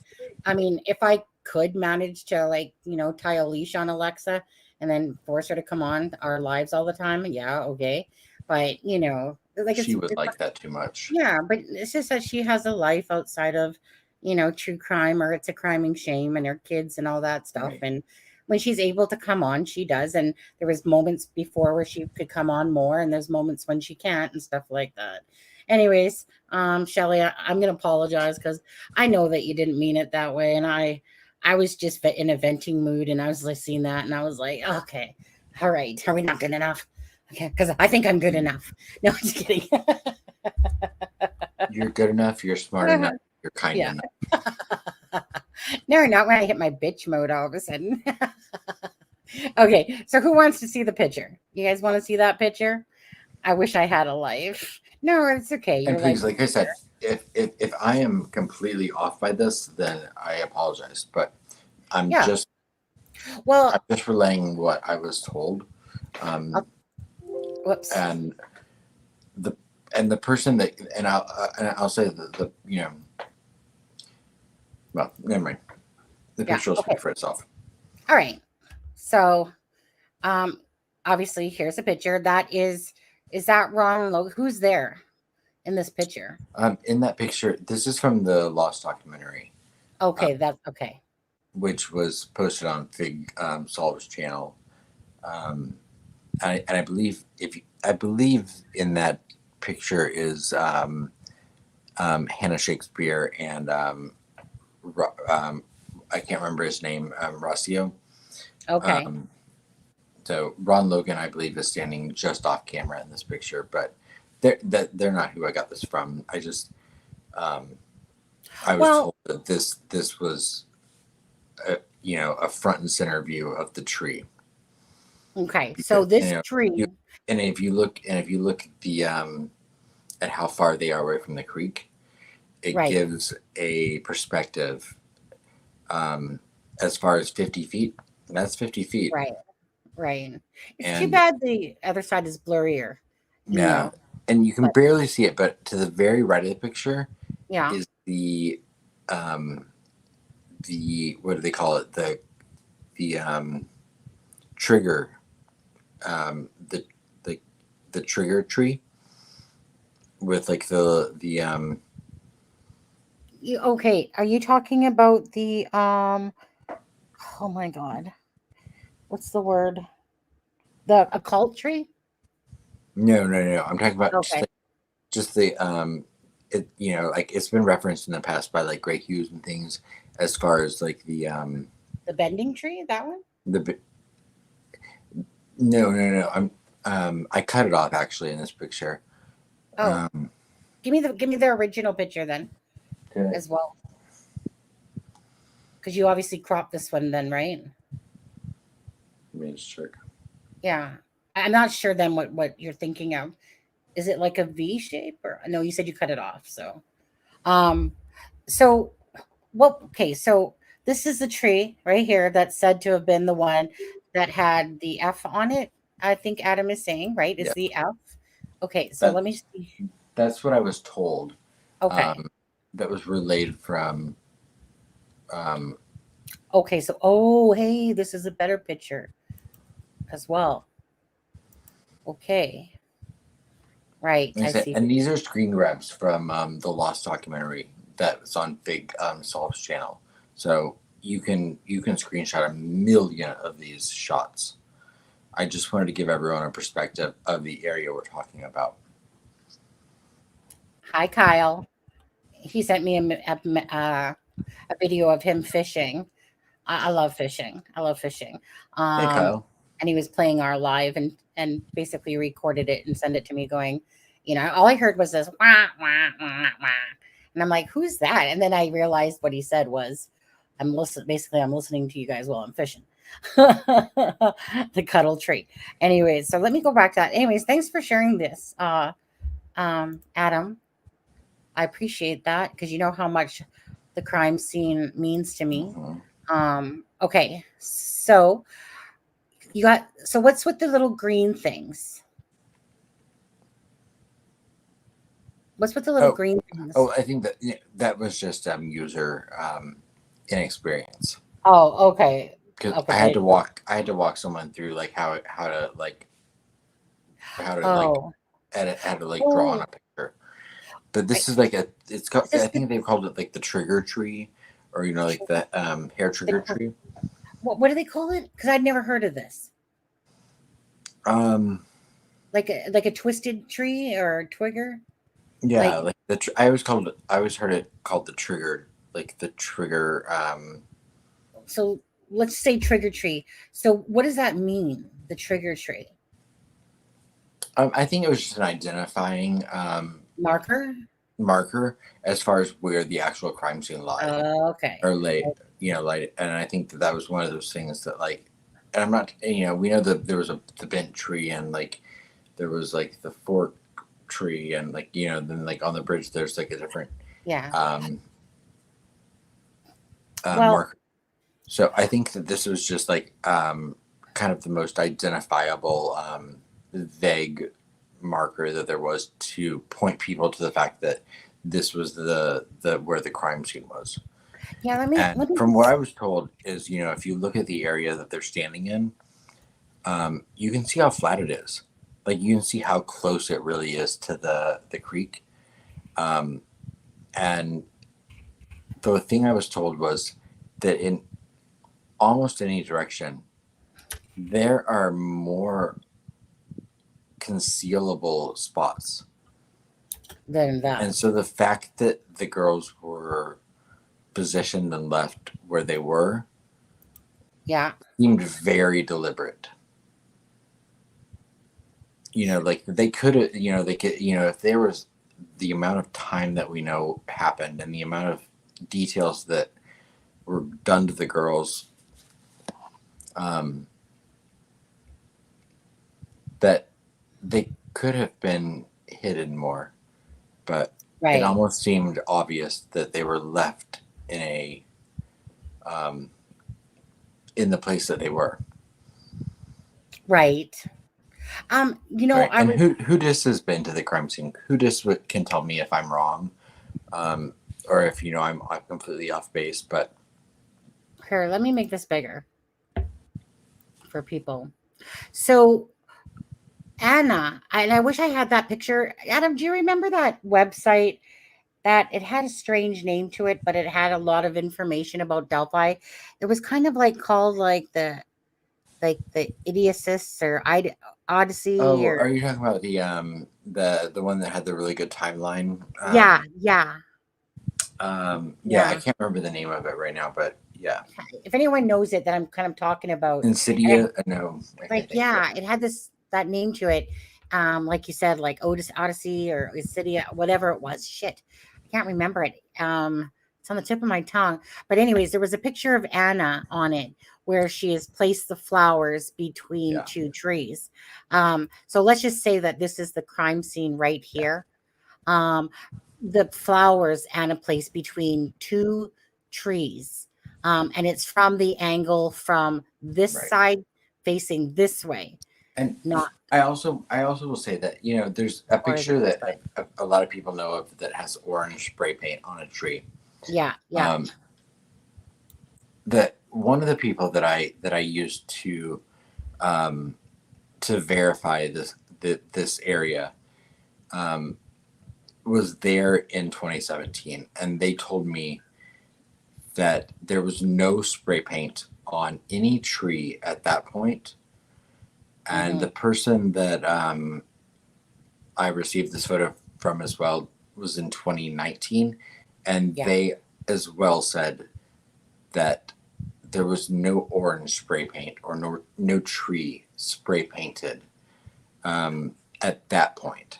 So I'm not saying that there wasn't a tree spray painted or that the tree that was spray painted isn't in the crime scene area. I'm just saying that, you know, in 2017 and 2019, the orange spray painted tree was not a relevant piece of evidence. And I want to say this. So many people have used the coordinates, and I'm just going to stop the screen for a second and then share screen and go back to Google Earth for a second. Okay. So Adam gave me these coordinates. Do you remember this, Adam? Yeah. That these were the coordinates that were said to have been from Anna's arm. Like these were the coordinates, I remember. Now these coordinates are different than that of the one on Ron Logan's thing. And a lot of people have, for some reason, wanted to use those coordinates as if that was the crime scene.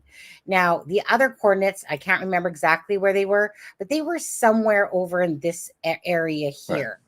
For some reason, same general area, but still, yeah. Right. So for me personally, if anything, I always believe that the orange spray painting was possibly at a different point of where they thought the crime scene was, to me, where it actually was. And I'm just saying that about I could be totally wrong, but I always deemed it as, well, so many people keep using the wrong coordinates because they keep using the ones off Ron Logan's as if that's the crime scene, but it's close, but it's not.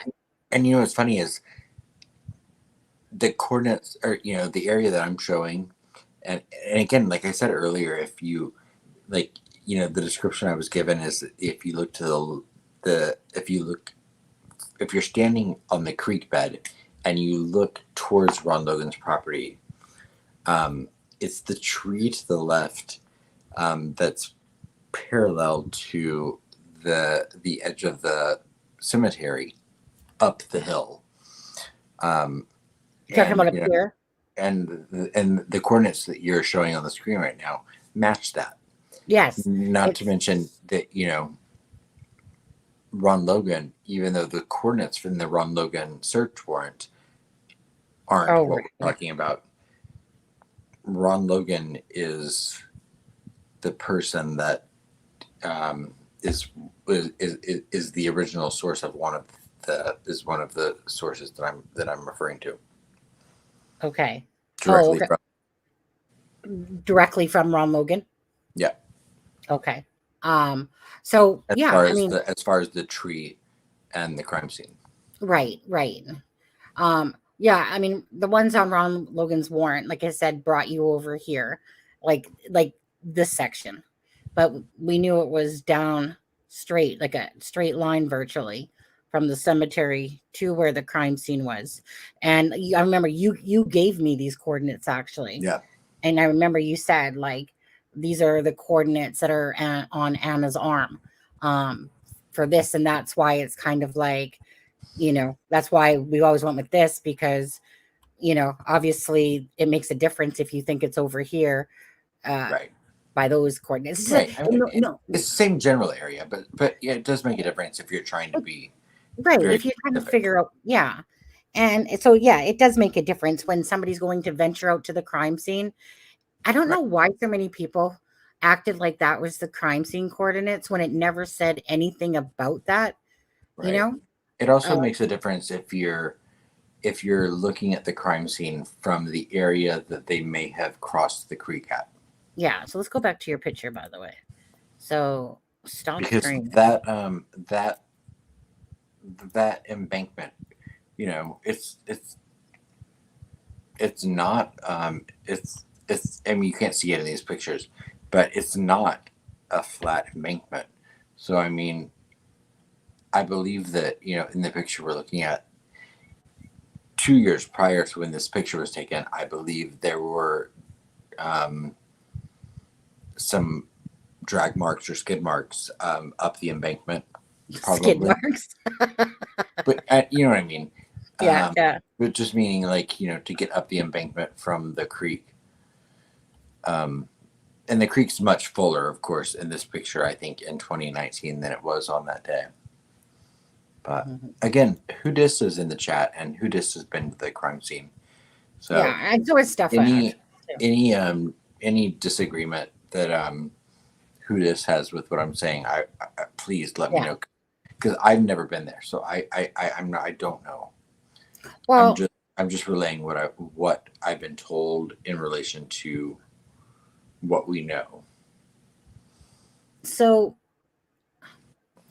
it looks like there's a big arse log across the way there, doesn't there? Yeah. Okay, so talk for a second, Adam, and I'm just going to look at something really quick. Okay.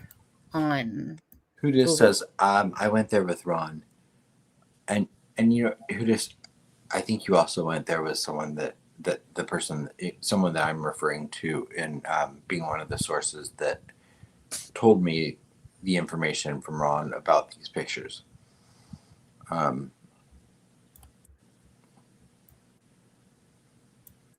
Like I said, and these are just screen grabs from the Lost documentary that's on Fig Solve's channel,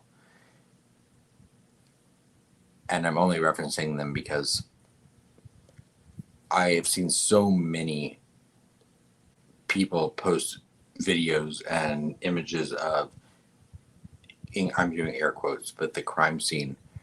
So to have someone like point it out and tell me that this is the crime scene and this is the point that you can see the crime scene, I really appreciated that.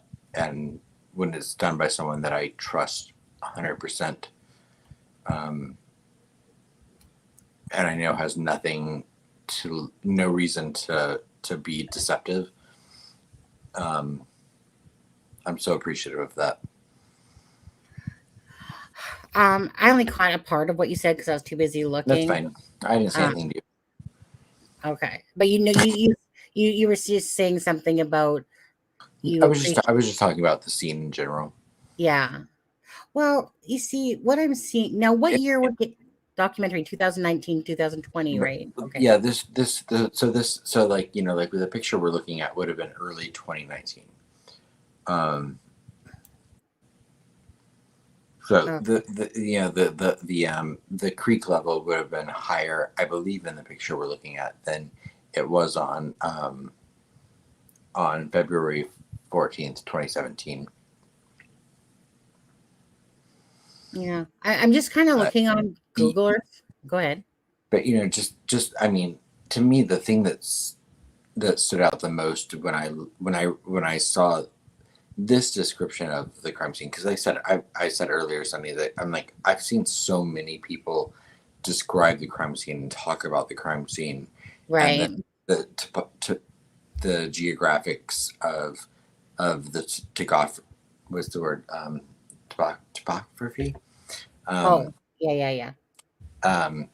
That, you know, to have someone that I trust 100%, like literally send me a screenshots and say, here, this is like literally, this is the crime scene. This is the tree that Ron Logan told me that police said there was something on, whether it be blood splatter, or whatever.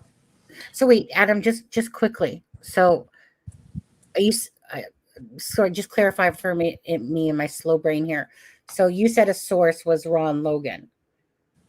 The original source, allegedly, was Okay, Ron. so you didn't specifically talk to him. Well, I mean, no, he's passed away. Well, no, I was just meaning before. Okay, because I had tried. I sent him a message on his phone, Right. But it was one of those things that was blocked. Meaning, but the person that gave me this information, right, was there personally and right, relayed this information to me, right, by Ron Logan. By Ron Logan, long before this defense document came out. Right. So I put a little bit of credence into it because of that. What is who just saying there? Crime scene as I'm where they were killed. What? Or crime scene is in where their bodies were found. Oh, I think she's saying that to you. Well, yeah. I mean, if the bodies were moved, crime scene can be two different places. Well, I mean, yeah, but if you were there with Ron, then I assume you were in the area that the picture on the screen is of. And if not, let me know.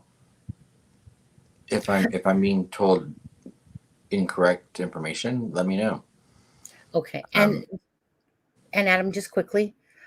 So sorry, can you go back to what you said about skid marks and drag marks?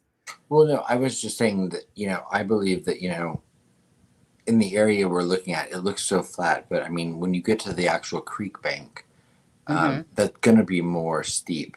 Definitely. That's where you may have seen drag marks, or as I said, inappropriate, like skid marks, whatever. Do you know if Ron Logan said anything about drag marks or skid marks? I was told that Ron Logan spoke of like there being disturbed area or drag marks. Okay. Near the creek or exactly. Yeah. Oh, yeah. Yeah. At the creek bank. Okay. Where exactly? I don't know. Right. Not sure if the same area you were showing or not. Yeah, I know it's hard. Exactly. Yeah. I guess like what Adam has or someone circled here, they are showing this twisted tree as some sort of benchmark. Do you remember this tree at all, Hudis? This funky tree that has like some sort of bend in it in the knot, like in the tree. That's giving it that funky look, and that's why it's kind of like a marking. Well, one thing I found interesting as well is just looking at this area in general, and even if you want to like say, even if someone argues and says, oh, you're wrong, it's 50 feet to the east or to the west, look at all of the discarded branches all over the ground. Yeah, absolutely. I mean, and even large ones. Like I found that to be and this was in 2019. So I mean, this is 2 years after the unaliving. But I mean, it's not inconceivable to get an idea then of the area and how many random branches, twigs, limbs there are that could be used. Thank you, Deborah. Yeah, like I mean, for me personally, like, whoops, sorry, got into the wrong thing. Like right here, all these branches that are laying on here. And again, I remember where Anna put flowers, and they were between two pretty decent sized trees. I don't know if it's these two. Again, I'm gonna have to go look back. It would really, for me, because I've always looked at the pictures almost from the helicopter footage. So it's always been from the east side over here, looking this way. So for me, it's kind of like it was a different perspective for me too. And of course, I was like, do you not have a picture of the other way? Sorry. I know. And then the person sent me one, and I was like, wait, now where's that tree? And they were like, oh no, it's not in this picture. And I was like, well, that does me no good. Yeah, and going to back over, I think it is to, was it Indie Archives or Thomas Frost, one of the two. Right. They both have done great footage when it comes to drone work and stuff like that. But now I can kind of go back to their footage of the crime scene that they're saying, and then look for those trees like on the ground, Right. and see if they match up with what's in their footage of what they're thinking. Yeah, Is the crime scene. I'd be interested to do that because I've not looked at their footage. So, I really I really appreciate Indie Archive and appreciate Yeah, their contribution. So yeah, I absolutely. should really compare them, but Well, I like just I like to do I didn't that. have time. No, I'll do that. I'll do that and go back to their footage because, while I was looking at, I can't remember. I think I want to say it was Indie Archives on this one. I'm pretty sure it was. I think. Anyways, like I said, so if they're truly at the crime scene, then I should see those branches because they're literally down in the one. God, I get mixed up between the two of them because I've seen so many different videos, but it's one of the two. But I want to say it's Indie Archives. Might not be. It might be Thomas Frost. But anyways, where they're literally there. But and in that video too, they're showing the orange sprayed tree as well. So I'm just gonna go back to that footage and see if it matches. Which and I maintain, like I was told that was not there. There was no orange spray paint in 2017. There was no orange spray paint in 2017. Correct. And I think Udis even said there was no orange spray paint when she was there. I think that somebody did that afterwards. Like it was just a person that put a marking on it saying like there was two markings. There was one on one tree and but one I don't on know if another it was, tree. but I don't know which, but I don't even know. I don't think that there was significance to the tree they marked.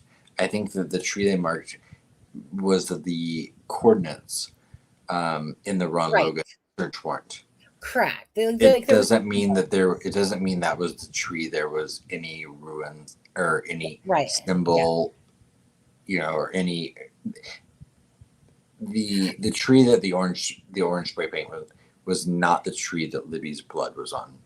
Yeah. And I'm sorry to be graphic about that, but right, exactly. And so for me, one of the things that I've always wanted to find was in a picture similar, well, more clear than this one, was I always wanted to be able to show the viewers what area the actual crime scene was.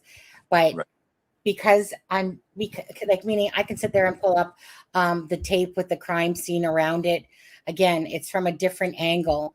I need to see it from an angle. So this does help if truly this is the crime scene, and that's why they're there doing the documentary. So if this is truly the crime scene area, then now I have a better idea what to look for, because when I'm basing it off footage from a helicopter, that to make out the trees, you know what I mean? It's like, it's like you look at these trees and going, is that tree that's at the crime scene there, but it's facing a different way, and blah, blah, blah, blah, blah.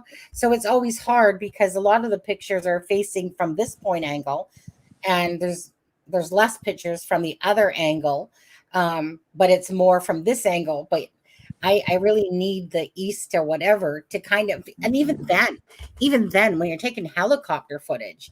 So I think this one, if here, because of this maybe trigger tree that you're saying, if I can look at the footage from Indy or Thomas Frost of the Delphi, the drone footage, then, and well, he doesn't just have drone footage, he has it where he actually went there. I think it was But anyway, and I'm sure there are people that are going to be like, "Oh, that's not the actual crime scene," and I'm only relaying what I'm being told, but trust me when I say the people I'm being told it by, they know. I mean, I've never been confident about saying that in the past, which is why I've always been confused about the crime scene. But the two people that I used as my what's the word, my verification for this being true are two people that they know. Yeah. They said, and one of which told me that, they got the information directly from Ron Logan, who's, not in this picture, but standing off camera. And that gives you a clue. Yeah. And I want to say to Hudis, on Google Earth, when I'm actually in the year of 2017, where it shows that the, kind of like the same weather, the same foliage, because this was April that Google Earth will take us to. So that's the closest, considering February, and then we're in April. So honestly, when you zoom in on Google Earth, it's not good. It's not good. I'm not going to make out crapola. I might make out crapola from a bigger tree and stuff like that, but I'm not seeing, like, as I'm zooming in right now, like I'm not seeing.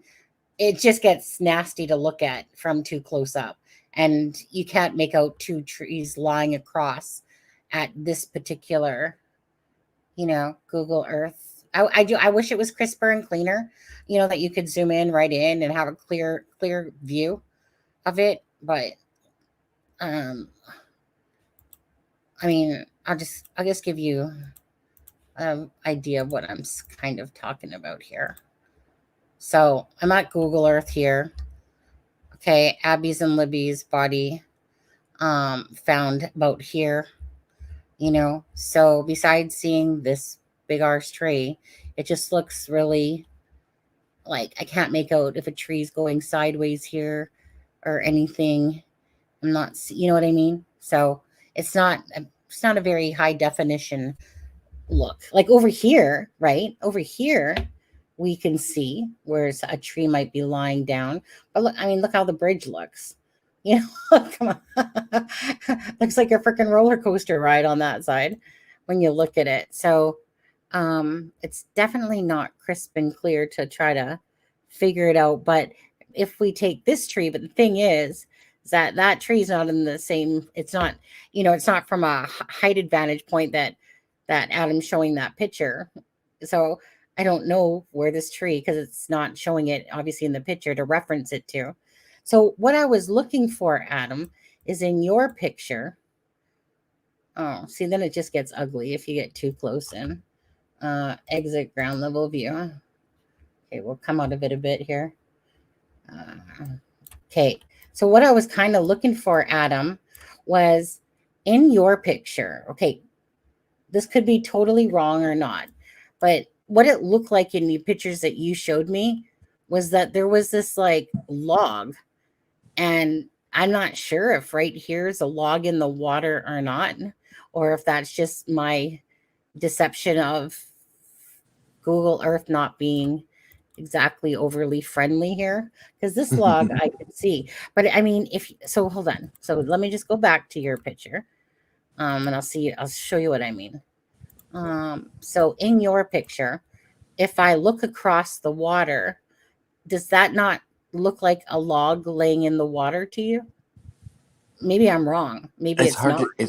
It's hard to tell, because remember, there was also when they were there in 2019, there may have been that could be frost. Right. It could be frost on the ground. Yeah. So I just don't know. Yeah. Anyways, I'll spend time on this tonight. Absolutely. But I just appreciate the fact that you sharing that with us, to be honest with you. And if you want, and like I said, if you go to Fig Solve's channel and you get the Lost documentary that Shakespeare and they did, it's even time stamped, I think, in that picture, but you can see the time that they were in the crime scene area on that documentary, and you can take your screenshots. So you might find much more beneficial ones, but as a point of reference, where I'm talking about. Right. Absolutely. I've always wanted to be able to show people from the helicopter footage to the crime scene. I've always wanted just to kind of like, so for somebody that looks at Anna's picture where she places the flowers, again, it's not, there could be double trees that close together throughout that entire area. But I wanted to specifically show the crime scene area to everyone. That was like one of my missions. And it was just, honestly, when you start looking at sticks, they all start looking alike. And then I'm sorry that my brain gets exhausted, because when your eyes are so focused on looking at these details, it just wears your brain down. And then I get exhausted, and then I move on to something else because I get frustrated because I can't seem to find exactly and pinpoint the area. So here's the coordinates, yes, but if I was down in Delphi, I'd pull out my freaking, whatever, my little sextant there and be like, oh, okay, I'm at these coordinates. Okay. Then I can get a grasp. Like, I so wish that I could have had the advantage of Houdis and Stefa and all those people that have visited the crime scene, with my own knowledge of what I look at, and just see if I'm seeing, like, is there a tree that looks like a pancake man and it's coming out looking like a pancake man? Because obviously I can see this tree that looks like it's freaking hugging this other perhaps tree, but I call it pancake man when it really could just be a freaking deformed tree because of the, lighting. The lighting, but the manipulation of using color. And so that could be it. And it might just come off looking like a pancake man when really it's just a freaking tree that is shading in some areas and being luminescent in other areas, of a picture. So that's hard because, you're trying like the sticks, for instance, like these sticks that they're saying that are on the chest and on Libby and stuff like that. Well, yeah, I can see certain trees, like, meaning I can see like this long tree like this, that's say near Libby. So I can make out that, but yet I can't make out all these other sticks because, again, it's helicopter footage that you're manipulating the image to try to put it into different colors to show you guys like the best imagery. You know what I'm saying, right? This obviously isn't in its natural format. That's a close up with manipulation of coloring to go in as close to where is it, to this picture.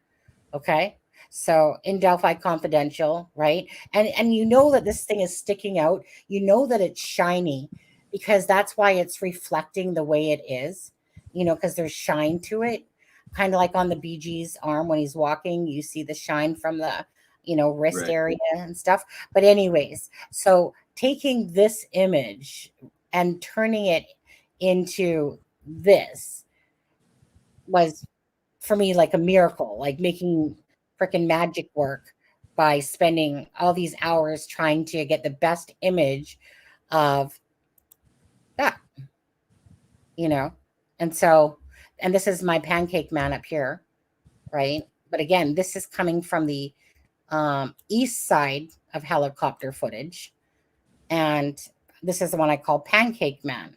Now, don't get me wrong, there's something very strange going on here with Pancake Man. Like, there is definitely an object here that's on this tree that is a non-wood. It's a non-item that would just be randomly found in the woods. It definitely has absolute square features to it, like almost like a cell phone on its side, that type of imagery. But I don't know how to explain that. Oh, okay. Like, think of a shelf hook that would go up and down and you'd kind of clip it in. It has like that type of like angles to it. So it's definitely not something that's from the woods.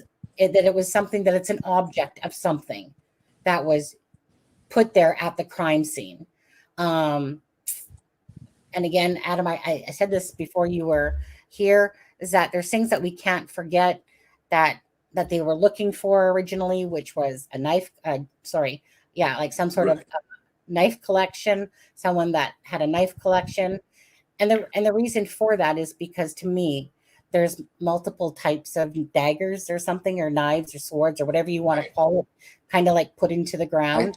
I will say, and I might be completely wrong here, and I'm sure at this point it's probably unpopular to even have this stance, but I still maintain that I believe that the item used to unalive the girls, whether it be one item or multiple items, I believe that there is no missing knife in this story. I believe that the knife was left at the crime scene. Yeah. Same. And if I'm wrong, I'm wrong. But I still maintain that I think that the knife was left at the crime scene. I think that law enforcement, and now meaning the state of Indiana, has the knife. And I absolutely go along with that based on this imagery here. Myself that turned into this. And even if you just look at, even if you take away the images and you look at the language of all of the totality, the Ron Logan search warrant, the Richard Allen search warrant, all of the search warrants that we know of, all of the public documents we have, they're looking for people that had a certain knife or had this or that, but they're not looking for an actual knife. And in my opinion, that's because they have the knife in their possession. Right. I agree. Right. And especially from the Ron Logan wording and stuff like that. So I agree. I just feel like, for me personally, that just like the wording in the Ron Logan affidavit, to seeing that item at the knife length, because I mean, you guys can tell, right? Like even just looking at this picture here, like someone should at least be able to make out hair, and facial here, and that would be right in the neck area right here. So to me, again, neck area, and I whatever, face here. So that's for me, that I believe that as well, because of that information plus what I'm seeing here makes sense that the knife was at the crime scene. I don't know. Whatever you guys want to believe yourself, totally up to you. One day, hopefully, we will hear the truth and perhaps see the truth. I was going to go over the whole, maybe we'll do that maybe on the next live or something, unless you have something else. But I was kind of wanting to kind of go over that whole segment where it said only one man, only one this, only one man, and one man, and one man, and what, Adam, just quickly to ask you, the timeline, they're giving an hour and 17 minutes. Now, obviously, we know that there's a 2-hour kind of window there when he arrived and when he left on there. And that, of course, the defense is trying to elongate that whole part of the or they're trying to condense it to 12 to 1:30. Yeah. Right. They're like, oh well, just because they say 1:30 to 3:30 doesn't mean that he was there the whole time, just for like 1 second of that time. Yeah, because even though his car was shown heading west at 1:27 p.m. Oh, hold on. Yeah. What's who just saying that? What? Okay. They took old tools from Ron's that were covered in cobwebs and left newer version. Who did that? When they searched Ron Logan's property, I can't remember if that's the first time, because one of the search warrants was only for the contents of the house, right? But I know there were rumors about like the contents of the barns and some of the properties. Okay. Were on Ron Logan's land. I don't know the specifics, and honestly, I'm too tired to remember everything that I do know. Yeah. Okay, so but they left newer versions. Yeah. And see through, just quickly, she said, what happened to coins, arrows, ripped pages, etc.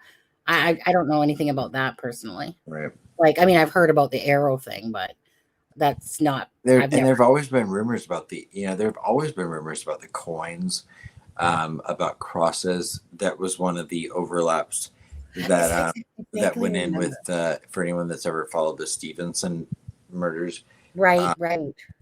That was a rumor that there was always like, an overlap between the two, none of which have substantiation, or, factual basis that anyone can prove. Yeah, not yet anyway. It's interesting, but, when I was thinking about Richard Allen, and not to go on a completely different tangent, but, Richard Allen had never been arrested for anything serious prior to this on October 26th or 28th of 2022. Yeah. But when he was arrested, they did get his DNA. So they do have Richard Allen's DNA now. And I would be interested to see, if there's any prior instance of a crime where there was DNA found that they didn't have a perpetrator for. Right. Like, has there been any movement towards any other crimes? And I'm not saying there has been. I'm curious. Right. Yeah. No, I get you. It's kind of like the whole Lauren case there, not having DNA in the system, but obviously they have it now. And if it hits back to anything else. Right. I mean, that's how they got BTK. I mean, he committed crimes for decades, but then all of a sudden they had his DNA and they didn't have it before. Yeah, I remember, like, we're not going to get into BTK, but I just remember something about his daughter saying something like, but then he decided to come out and play cat and mouse, because of arrogance and, you know what I mean? It's like a taunting thing. And then he got busted. So now see-through says, has anyone worked out if he was there at 12 to 1:30? Well, let me put it this way. Don't you think that they would have saw his car on the Hoosier and given us different time points for that? Well, what we do know is that his car was seen, or a car resembling his, I should say, was seen traveling west on 300 at 1:27 p.m. Correct. Which, if you're heading west on 300, that would be in the direction from Richard Allen's home to the CPS building. We then know that Richard Allen matches the description given by 3 juvenile witnesses shortly after that. So I'm going to deduce that Richard Allen arrived at the trail approximately at 1:30 p.m. Let me go back to sorry, let me just get back into it for a second. This is okay. Adam. Just going back to the documents. No, I don't want to go back to those documents. I want to go back to the ones that I got today. And you guys, I'll look at emails later from the It's a Crime and Shame one. So let me go back to the ones that Faye sent today. Right. Don Spain, wasn't it 357? 357. It was 357. Yeah. Yeah. Okay, so going back to this, and I've not read any of the documents from today, just so everyone knows. Like, I got them all, but I've not read them. You know what? I don't feel like you're missing out on much, to be honest with you.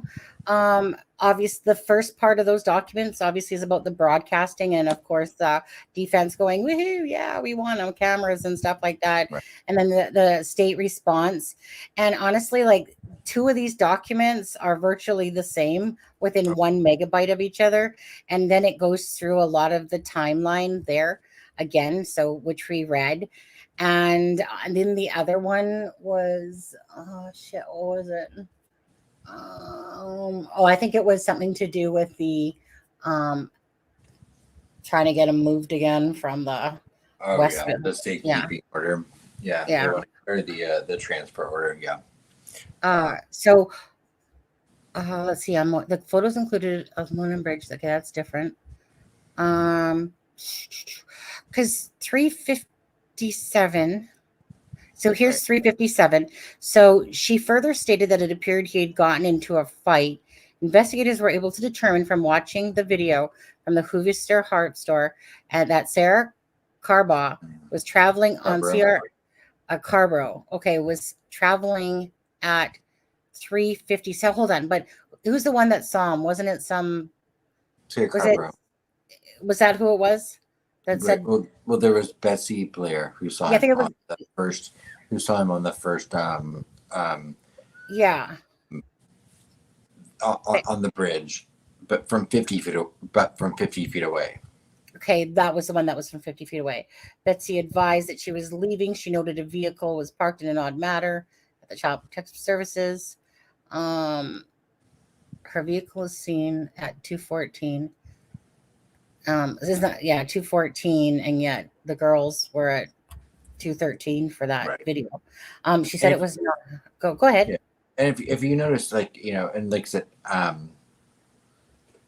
if you notice the 136 page document that the defense put out, that is so, in my opinion, full of fiction. There's no mention of those 3 juveniles in that. And the reason that they didn't even mention the 3 juveniles in that, nor did they mention the most important witness, which would be Richard Allen himself, which Richard Allen put himself on the bridge. He put himself at the crime scene. He put himself wearing the clothes that the bridge guy was wearing.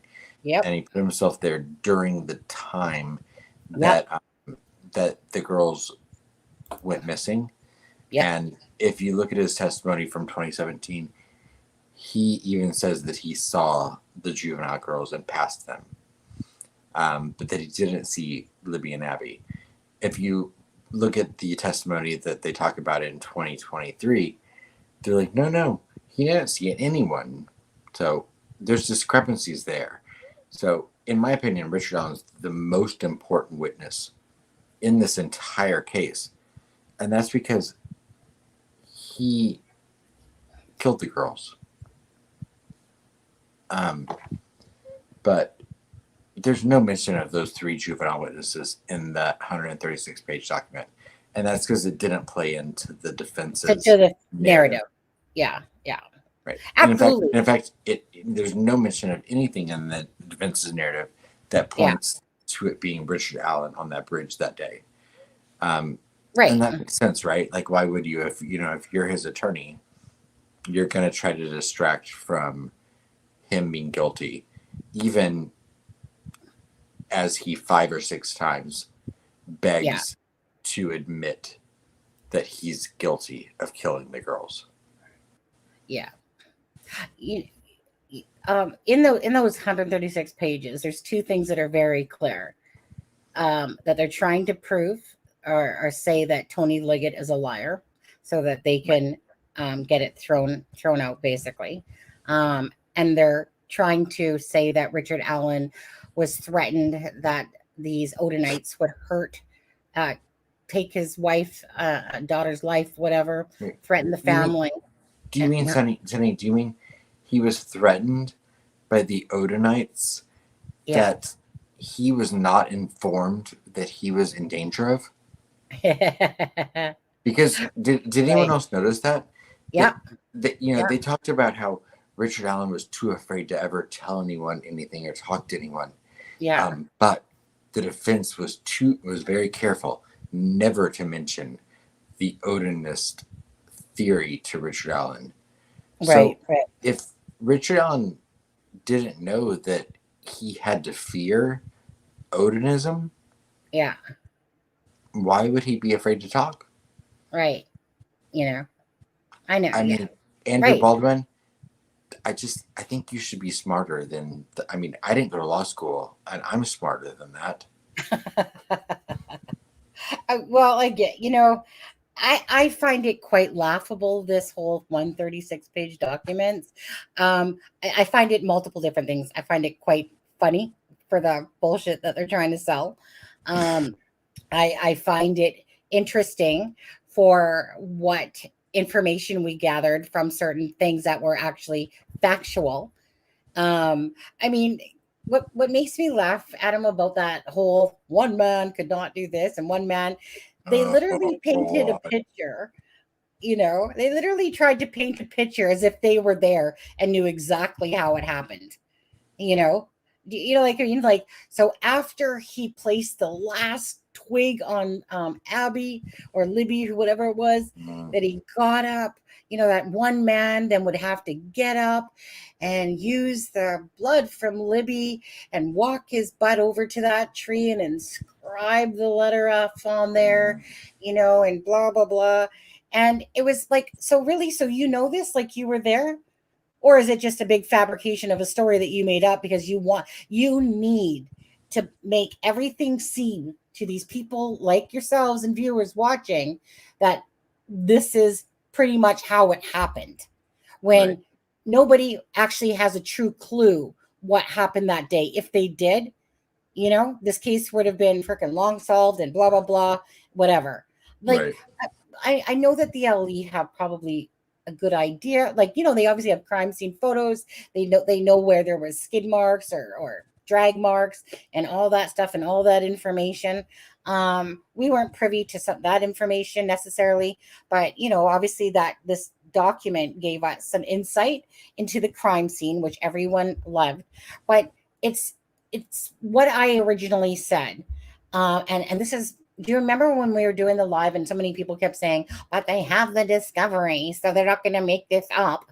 And I kept going, okay. Remember, we were just saying, like, okay, of course they have the discovery, but that doesn't mean they're not going to twist those pictures to what they want. Like, again, if they want to make that out to be enough, and when some sucker wants to believe that, go right ahead. If you truly think it's enough. I'm sorry, but there are a lot of ignorant people that use the word discovery and don't understand what it means, because the defense can put forth evidence that isn't real, that doesn't make any sense, but that doesn't mean it's discovery. Discovery is evidence that's actually presentable in court. But because the defense puts forth something doesn't make it discovery. That happened with in the Suzanne Morphew case. So like a lot of discovery was sent over and a lot of discovery was eliminated because it was deemed as information that wasn't, like, and that's what people are like, oh, it's discovery. I'm like, the word discovery is people need to slow their roll with that word, because it's not actually discovery until it's used in court. Right. And so Don Spain. So basically what happened was, actually, Adam, I can say it, but you could probably explain it better about that the documents were put to public, well, the documents were released to the public specifically because they wanted the public opinion to point in a direction other than Richard Allen. I mean, if you look at the introduction of the 136-page document, it literally says, for those unfamiliar with the details of this case, and I'm paraphrasing, so don't hold me accountable for like the actual specifics that I'm saying, but it says, for the people that are unfamiliar with the specifics of this case, well, the defense wrote this court document to the court. They wrote this document for Judge Gull and for the court. Who are they talking about that is unfamiliar with this case? If that's truthful, in my opinion, they they gave their go away when they put that in the very first paragraph of the 136-page document. Right. When they say this document is to do blah blah blah blah blah, and to, you know, for people that are unfamiliar with the case, this is the purpose. Well, you're writing it for the court. I'm pretty sure the court's familiar with all the information you're talking about. So, You know, I watched, and I would recommend Don Spain, if you had not, just in a YouTube, put in prosecutors podcast. Yeah, prosecutors podcast, right? I went and watched that night that Adam talked about it, and they will explain to you exactly how, you know, the information was released, because it was put to public, and so it was released. So they didn't do any violation. no, Go ahead. but they did it on purpose. But they did it on purpose. Right. They purposely put it out there. But I would recommend to go listen to the prosecutors podcast. It's a very it's very informative you know, video, as they're talking about these documents and about just, I don't know, really just all these questions that people have about why it was released, how come it got released, you know, what the defense is. I mean, honestly, Adam, when I was listening to it, and a lot of the things I was listening to, and not to take away from anybody else's brains, I'm just talking about myself, is that I was saying a lot of the stuff that they were saying with just like no law degree or nothing, because it just was common sense to me of what they were trying to do and da. And so it was kind of like, as I was listening to it, I was like, hey, I said that stuff. I was saying that stuff, almost like patting myself on the back, because it was like listening to other people, especially experienced lawyers, like kind of like say the same thing. But there was a few things there, definitely. Like, for instance, myself too, Don, I didn't know like how these documents were able to get out there. But they explained that in that prosecutor's podcast. So that's, again, more knowledge that I didn't have, that I became aware of, just different things, really. And anyways, it's a very good listen. So go back, like, I don't know, like about 5 days or so, to the document drop that the prosecutors podcast has, and then you'll walk away understanding the documents, Right. and how things work. So it's not that they were leaked. It's that's why there's a motion to have the courts now review documents before they get released. Is that correct in what I'm saying, Adam? That's one of the things that they wanted, was they want the documents to be reviewed before the court, because of this shit happening right here. Yeah, Absolutely. I mean, Andrew Baldwin wanted everyone to be talking about Brad Holder and Odinism. But, you know, sadly, like I say in my video that I did tonight, I think that he wanted it, but it's at the expense, sadly, of the relationship that Andrew Baldwin probably has with the court at this point, because there will be consequences, in my opinion, to the fact that they put this out there publicly.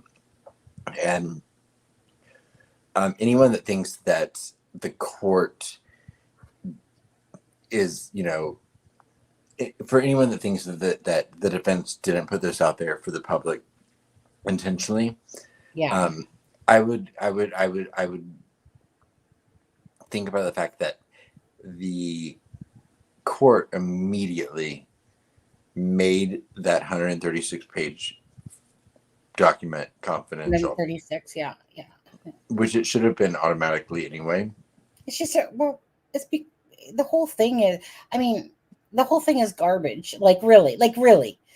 Behind all this is just garbage. It was what's happening right now was the intent.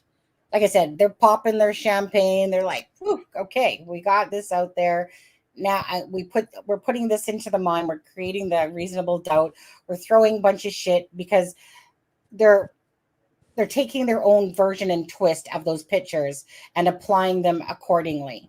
So that's what I kept saying, that, you know, like they have discovery of the pictures and certain information. They absolutely do, but they're manipulating it to their version and twist and putting their spin on it. And that's the difference between being wise to what they're doing and these people that are going to spend all this time now deep, you know, going down these freaking ass rabbit holes because they're going to find some truth. I went as far as looking up Odinism because I wanted to prove that it was a bunch of malarkey, what they were trying to feed. And it's kind of like when you try to undo damage, because you know that there's like the simpletons of the world out there that will literally take this and run with the information and put so, like, do you know what I mean? There just is, right? And the thing is to me, this is a blatant, like McClellan said, 13 pages of this are towards a Frank's, you know, hearing. The rest of it is just like somebody writing a book and giving you all the information and going, fan fiction. Yeah, you know, exactly. And anyone that really truly knows Delphi should know and understand that this is all based around saying that Richard Allen, we need to get him off of him admitting to guilt for Abby and Libby. That we need to have a scenario from point A to point Z to put out there to the public so that we can create all this reasonable doubt. And they're getting exactly what they wanted out of this. Everyone talking about it, blah, blah, blah, blah, blah. Now people questioning, oh my God, is Richard Allen really the one on the bridge, or is it to do with this Odinism? Well, all you have to do is do your homework and you'll see clear as day that this has nothing to do with Odites and stuff like that. But that to the crime scene, it probably has some sort of realm of some sort of ritual looking thing. And to me, again, like, this is my own opinion, guys. Again, and I'm not trying to put people down on this one, but there are some true idiots out there in La La Land that really will just ride with this like it's freaking gold to them and believe in it. Where, you know, a reasonable person, I'm sorry, will see exactly what's going on here. Note that they're going from A to Z, that we got to get Richard Allen off. We need to act like he was, that there was Odinites with these badges on that were threatening him and his family. So that's why he confessed to his mom. Because remember, it wasn't just to his wife, it was to his mom as well. All those times that he did and stuff like that. So that's all it is a big freaking sell on the information and twisting it to their own perception, putting it out there to people and making people believe that this is like what happened when it's really just a crock of crap. That's all I can personally say about it. You know, but thank you for the information into the insight into certain things. That's what I'm grateful for is hearing. I know this isn't great for the family, but for people that deep dive into Delphi, because we want answers of why it happened. You know, so for me, it's like a little bit of a blessing that part of the information is the part that I really have liked in this information, knowing that there's a bunch of crap all around it about the runes and all this blah, blah, blah, blah, blah. It was the actual information that I appreciate. But as for the other stuff, the stuff is made up fairy tale, really. That's how I see it. Odinism is a gang that has nothing to do with the actual. Yeah, I've had people message me that say know about and have studied Odinism and said that, like, no, this isn't nothing. I mean, if Brad Holder himself is like looking at this marking on the tree and says nothing that I'm aware of, and if Alexa showed it to a guy that's in Odinism in Spain and he's saying no, and if a professor is saying that no, this has nothing to do with Odinism, you know, is it that fact that people just want to believe that there has to be this big conspiracy of everything, that they just want to believe it, you know, even though there's not showing really any true signs besides what the defense is now trying to project, just meaning because there was, I mean, Adam, on this one. So obviously, there's some weird things that have happened with Greg Ferenczi being killed in 2021 by a correctional officer. Right. And he worked on this case as one of those 3 people. And that's what Lewis had sent me when he saw the name, or else I wouldn't have remembered that. I remember I remember the guy. I remember his face. And, from the picture. And it's who knows where that twist comes in, if any, to Delphi or not, but obviously there's a connection that he was in Delphi, then he's killed, so is Right. people being made to keep quiet, or this, who knows? But or it could be as simple as, Yeah. you look at the 1,000 people. I'll use that number, 1,000 people that investigated this case over 6 years. Is it inconceivable that one person got killed? Just completely unrelated to the crime, but that, they met a demise that was horrible, but it doesn't mean there's a conspiracy there. Correct. We don't know if there is. Right. I mean, is it an eyebrow raiser? Oh, of course. Yeah, of course. The thing that made me laugh, I said this earlier in the live, the thing that made me laugh is I don't usually watch Chris McDonough from the interview room because I don't really like the dude. But I was watching a little bit of his because he does have knowledge. I'll grant him that. Like, I have respect for his knowledge, but he was literally in the first part. And then I seen somebody else's comment that said, "Did you actually read the paperwork?" Because so Chris McDonough was saying that those 3 police officers were in Odinism and were part of the sacrifice and stuff like that, in a sense. And it's like, dude, like, what are you talking about? They were investigating leads about the Odinism, So I don't know what happened there, what he didn't read properly and all that, but his first thing was something like, why? Like, why would 3 officers be part of this, Delphi Odinism thing? Like, dude, that's not what the papers said. The papers literally said that they were looking at correct me if I'm wrong, that the 3 officers were looking at the angle of Odinism, and some, I think, strongly believed. Is that not correct? That's what the documents read. It wasn't that they were involved with the whole sacrifice in Abby and Libby, like he was saying. I'm like, am I wrong in that? No, I don't. I know I'm not wrong because I know what I read. Are you there? I'm here. Oh, okay. So am I not right? Like, there was No, you're right. Like, You're there was no right. Yeah, there's no reference to them being part of it. It was about them looking into Odinism. So Right. I just don't know where a police officer misread that. But I'm not blaming it because, we all make mistakes, granted. But like, that was huge what he was saying, though, in a sense, because you had a lot of viewers watching that, and the ones that were paying attention would have caught that. And I noticed that somebody made a comment and said the same thing I was thinking. And I was like, right? Was I not right in what I'm hearing here? Either way, I was saying, like, although I don't really like the dude too much, I'd rather watch Mike King because they were both on Profiling Evil, and then they split apart. And then Chris McDonough went to go his thing, and that was from like the Sumit San Morphew era, in a sense. And then Profiling Evil remained Mike King, and Chris McDonough created the interview room.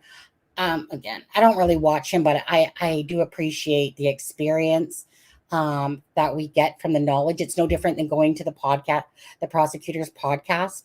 That's why I recommend on whoever else to go watch that video, and it will give you insight into the dynamics of how the kind of courts work, and how this information was released, and that it was put to be public. So that's exactly why it got out, because it was put to be public. Like, it wasn't put to be confidential or anything. It was put to be public. But anyway, so I like the different learning myself from the different thoughts, because, okay, so Chris McDonough, Adam, and I said this earlier in the live. So Chris McDonough made a comment and said, I know exactly how Libby got the blood on her hands and whatever. It's because she was running, like probably running, standing up, and, you know, obviously slice across the throat, right? Well, I don't necessarily believe she was running, but I believe she was definitely in an upright position, and hence why the blood splatter on the tree and the blood at the bottom of the tree. And that's where Splatter. she actually, pardon? Right. Like the splatter.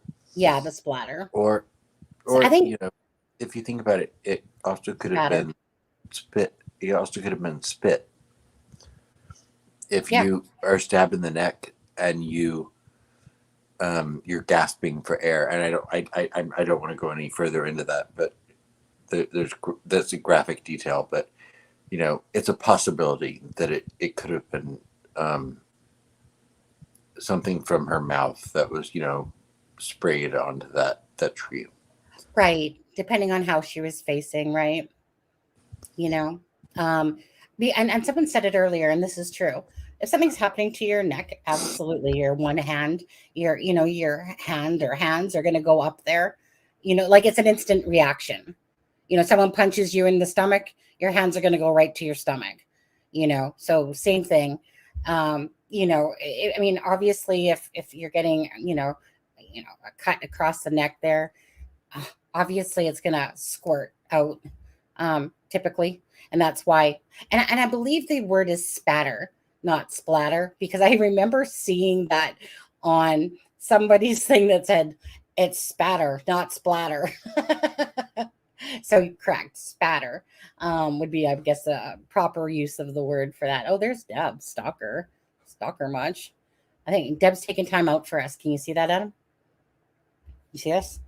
She's flooding our. Hey, Adam, guess what? Adam. Hey, what? What are you doing? Nothing. I was expecting an instant what? Guess who has to go to the washroom again? Guess who has to what? Go to the bathroom again. You? Yeah, be right back. Okay. Just go ahead and pretend like you're talking to Deb. Make her feel important. Oh, no, Deb is important. Yeah, I know.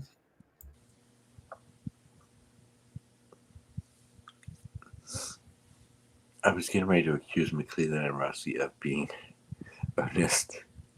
Don, don't do that.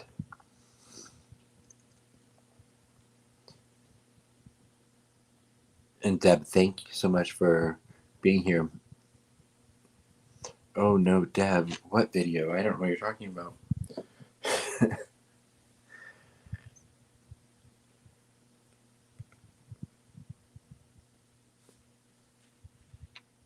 I'm hitting that point where I'm like, oh, I'm so tired. But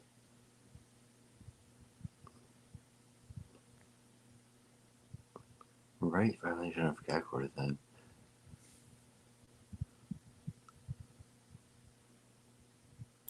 This has been a long live and a great live, and we're going to end it soon anyway. It wasn't intended to go this way until Steffa was begging me to bring her on. I turned her down, but she was like, but I'm Steffa, basically. It's like, no, I'm just going to go through the documents. We have another live later. And because it, of course, twisted and turned. And see, the thing is that I know exactly what happens when Steffa comes on. Typically is that we just start gabbing and get off on our, passive talking. And it goes from me thinking that I'm going to do a live, just reading the documents and saying, okay, there's the documents, we'll see you in tonight's live, to, it turning into like, girls' night out, basically. And then it goes in a whole different direction. So I just went with it after that. I didn't care. I had nothing better and pressing to do. But yeah. And then I was like, oh, is Adam dissing us tonight? Because Adam knows we typically do lives on Monday. Where's Adam? And I was like, let me go through my thoughts. Is he mad at me? Is he doing something? Because he hasn't answered me back all day. Is he ignoring me? I'm starting to feel all these insecurities going on. You know how it goes, Adam. Of course. No, I understand. But yeah, so we're going to wrap it up in the next, say, 10 minutes here because Adam's tired. I've been, and you know what, honestly, I could probably sit here for another 5-6 hours, to be honest with you, because I didn't do any lives while my husband was away. I was too stressing myself out. I'll be honest. I'll tell you, part of my reason is, part of my problem is that I worked all day and I'm tired. And then I did that video when I was in the Uber on the way up here. Right. But gotcha. I also haven't eaten. So there's that I got you. ping in me that I'm like, oh, I'm hungry. Yeah, I get it. I mean, and Steph is like, oh yeah, I'm getting tired. And she was yawning a few times. And then she's like, yeah, here, oh, Sunny, like, yeah, here's those pictures that I'm talking about. I miss the old times when we do this. So I said I would do the pictures, but I would do it in a members only one, and bring up a lot of the pictures and go through them with everyone again. But I'm only gonna do it for the members, just because it's one of those things I could care less to really decipher all the pictures again and go through them all. I spent a lot of time and energy on them. I'm kind of past that point, because my mind is on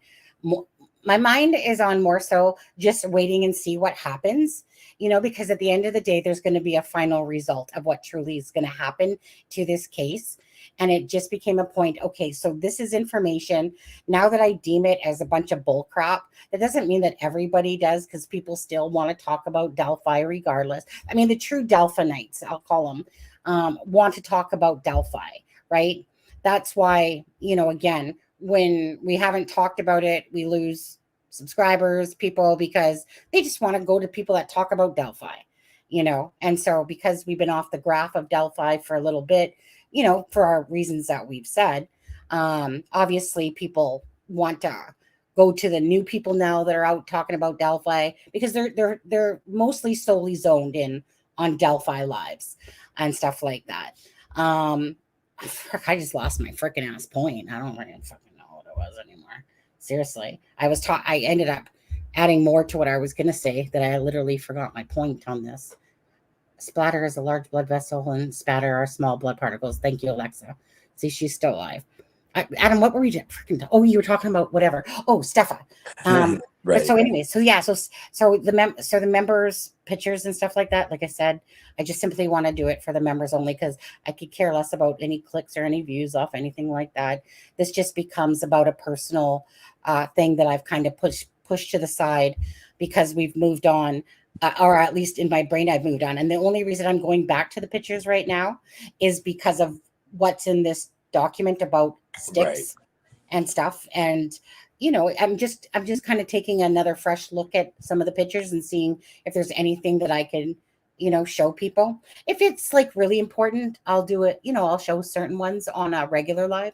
But if, for people that are still interested in the crime scene now that this information is out, I just want to keep it to the members, the people that actually, deserve the perks. And I'm not wanting to do a live specifically on it for the other people. This is one simply for the members, that have followed my pictures or videos. If anyone does, that's not a member, right? Because I'm not asking people, oh yeah, go sign up and be a member. You can if you want, $1.99, are you out of your mind? But anyways, people can go back to some of my older videos and find those same pictures. Ignore the Keegan Dunker pictures that I'm talking about now, because, obviously to me that's becomes irrelevant. Well, I mean, it still does fit into the 20-year-old with the fluffy brown hair. I mean, I'll give him that. I'm like, where did this person come from? Like this 20-year-old with fluffy hair, is that to match the young guy sketch where they said that it was, like, I'm confused on Adam, before we go tonight. Yeah. So what's her name? Betsy Blair? Yeah. I was going to say Betsy Beaver for some reason. I don't know. Betsy Blair. Okay. So help me understand this for a second. So in these documents, the 136 documents, there's talk of a 20-year-old that was clean shaven, and fluffy brown hair. So where did that come from? I mean, that was Betsy Blair's witness testimony. So I'm not going to attack her or say she didn't see what she saw. Right. I don't know. I don't know. I don't know what she saw. I think that, you know, her testimony is different than, or well, alleged testimony is different than any other witness testimony that we have in this case. So I want to read the actual description given by her, not just the defense Not right. description Yeah. of it.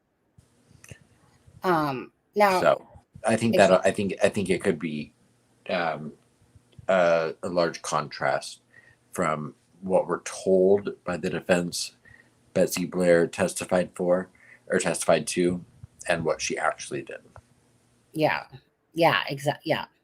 So, you know, I mean, you know, I'm not gonna lie, I still haven't read all the documents.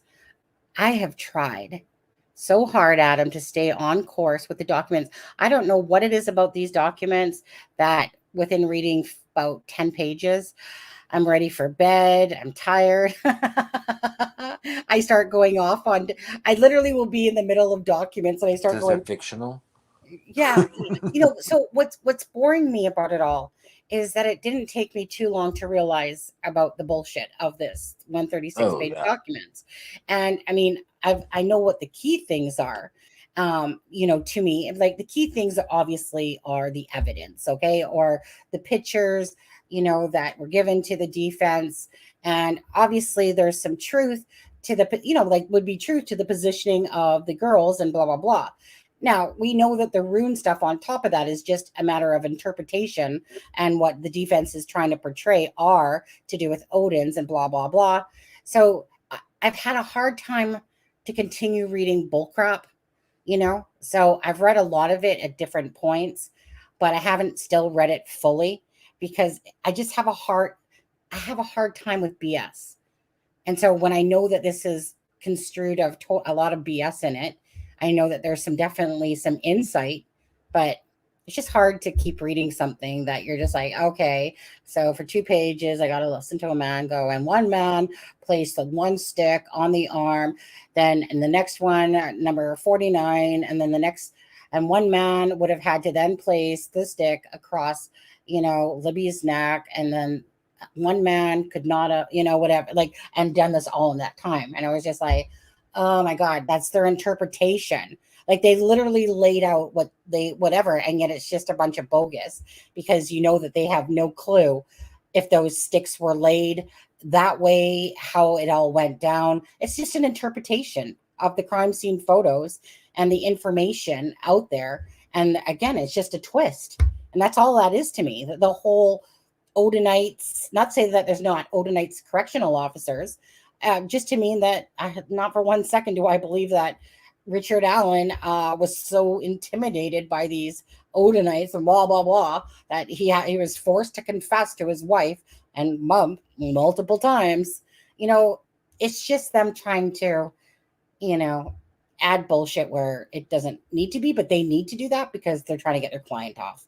So that's why I keep having a hard time reading it, because it's to me, it's absolutely a bunch of injustice for Abby and Libby. And that's our focus. Their focus isn't Abby and Libby. Their focus is Richard Allen and getting their client off. That's the bottom line.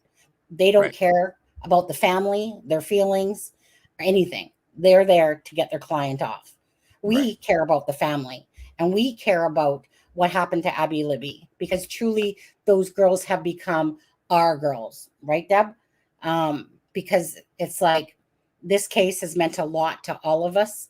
And so to see the defense not caring and to put out the information of the crime scene and everybody's names underneath the sun, it just shows you know, I get it. It's their job. It shows a high disregard from my point of view to look at what they put out there, and knowing how, you know, if it was their child and all this information is being put out there, and the people that the actual victims of the families, like, you know, Becky's of the world and Mike's and Anna's and Carrie's and all that and stuff like that, you know, those people literally hurt every single day. for the loss of these girls, not because it was just an accidental death, but because it was a horrific crime scene. And there they are in the documents for everybody to read, including the family. And it's just, I get it. I get it. I don't like it, but that's what the lawyers are there to do, is to get their client off. And with a bunch of malarkey, and there's a ton of people that are reading this right now, like I said, deep diving into a bunch of useless crap that they don't need to really. But hey, it's their own rabbit holes to go down and their own thoughts and brains, and that I respect of people. Just for me, it's just a load of hogwash to keep reading. That's all. Okay. Absolutely, I agree with you. Not who I'm meaning, DD. I forgot. But anyways, look, you guys, let's end this live. We're at the 7. Oh, Adam, it's so close to 8 hours. Ooh, it's like less than 5 minutes away. But no, I totally do appreciate all you guys. Thank you guys for the coffees and the PayPal from Miss Dog Lover. Yay. The coffees from Sharon Parker and Mustang, and Freckle Joy gave a donation of $19.99 super chat, and Miss Dog Lover did a couple super chats as well. So I want to, of course, thank you guys for that. When I do when we haven't done a members live in a while, that's my fault, guys. Let me put it this way. Sunny runs the ship in a sense, and I haven't done a members live in a while there. We just kind of stopped. I kind of, I'm just kind of one of those people that likes to be, what's the word I want to use? I don't like having schedules. I don't like. You like to be spontaneous. Thank you. That's the word. I'm more of a spontaneous person, and I'm not a great communicator of what I'm doing. I can do something, but I'm not a great communicator. I'm not. So I self-admit that I suck at looking at emails. I suck at social media. I suck at trying to do multitasking of reading people's comments, trying to look for things and go to different pages and stuff, because that I'm just not great at it. I do kind of make apologies, because obviously, some people, like I said, I was going to do probably lives for people to keep me company, and I ended up doing 0, because I ended up being tired and not sleeping well. But I didn't really tell anyone. I just didn't do them, So I figured when I did the next live, I would apologize for not doing the lives that I said I was going to do. And I know Adam's too. Adam's really spontaneous as well. Deb over there likes to be more organized. It broke my heart. I worked in a video for 6 hours and I couldn't even release it. It was too horrific. Wait, what? What? You don't believe Sunny? What is Deb saying here? I would assume that Deb is probably talking about the same problem. I was going to put out a video last Friday, but the more and more I kept working on it, and I would get into the details from the crime scene, and I was like, I just can't do this. I was like, I was so affected by it in a way that I hadn't been. I was so affected by this case all along. Yeah. I almost hit a different level of disgust in how people have treated how the killer treated the girls, and then how people have treated the girls since in their memory. And reading some of those crime scene details, whether true or not, to me were repulsive. And it made it hard for me to even want to touch it in a way. Yeah, right. And Adam, do you remember when you sent me a message the other day and said something like, well, maybe you should, consider blurring out. Hold on a second. I'll just go back to it quickly. And that was nothing that you did wrong. No. It's because I just felt so icky about the whole thing. Right. And so I replied back to Adam saying, no. And the reason for that simply was because everyone has their own vision about what they're thinking. And so in a more unrealistic way, because I didn't want to use like kind of like real pictures in a sense. And like my husband made the gist of this, and I added a lot to it to show you guys examples. So I didn't care about blurring it because my perception of it was I was trying to show people the visual of what the defense was saying about the crime scene and how the sticks were placed as best that I could interpret from, or, you know, my husband or whatever, and myself could interpret from it, like the so-called antlers and the asterisks and stuff like that, and showing that, okay, it said that, you know, this and that. But I wanted to keep it kind of more in a cartoon, no, I don't want to say cartoon form, but like this type of look, because I didn't want to do it in a realistic look. But I know that people need visuals, and visuals help. So I wanted to create in my own way, just kind of like this here, and like dubbing yourself or whoever. I'm not going to sensationalize.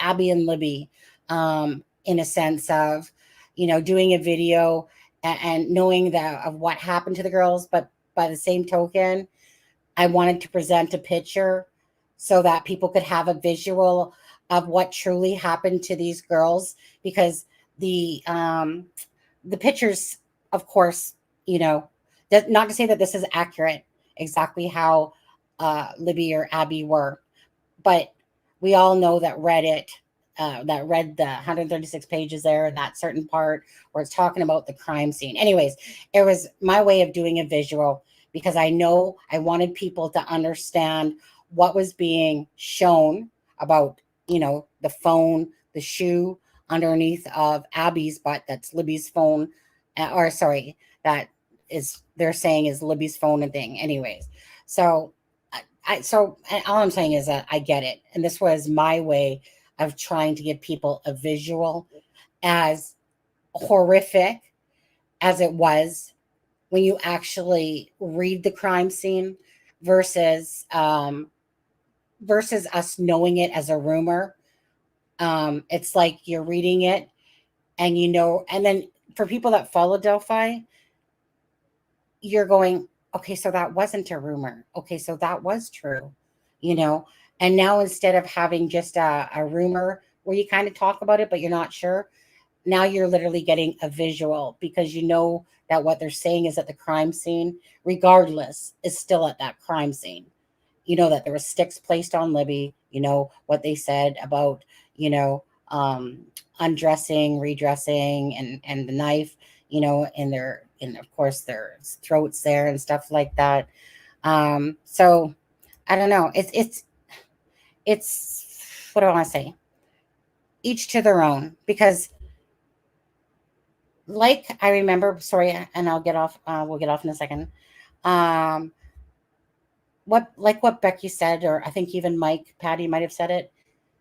My brain does not like to go to the visual, in a sense, of what happened to those girls, because it's so heartbreaking. It's so heartbreaking to think that these girls went to the bridge and that their day turned out to be what happened, what transpired. It's so hard as a parent knowing that in your head that this visual exists, and knowing that in these documents they're literally telling you exactly what happened to these girls and how they were placed, and about the wounds and the markings on the tree. And then it becomes real, you know, versus just rumors. And then it becomes so real. And like Mike, I think it was Mike or Becky, both of them probably, like, you have to block your brain in a sense, because that part for them of it is so unbearable, to go to have that visual. But this isn't my family member. This is their family. This is their granddaughter. This is their child, whatever. That's what makes it so hard. And I remember, I think it was Mike Patty that actually made a certain statement that I'm talking about. And we're not even family, but yet it's hard because we care so much about the case. But by the same token, that's why I wanted to do it more in this type of a tone than be more realistic in showing it. Just more of in this way, just to go, okay, let me take that portion of it and turn it into something that people can kind of get a visual. But yet it's so hard because at the end of the day, that there's truth to this picture, that this is what they have basically laid out for us, in a sense, besides the rune shit, that this is what happened to Abby and Libby when they were found by the crime scene photos and autopsy and stuff like that. So yeah, so I'm not sure, Deb. So it sounds like Deb worked on a video, and just didn't put it out, end up putting it out. That's what I'm getting from that. Is that correct, Adam? I think she meant to say on a video. Yeah. For 6 hours, and I just couldn't release it because it was too horrific. Yeah, so I'm not sure what was in that video.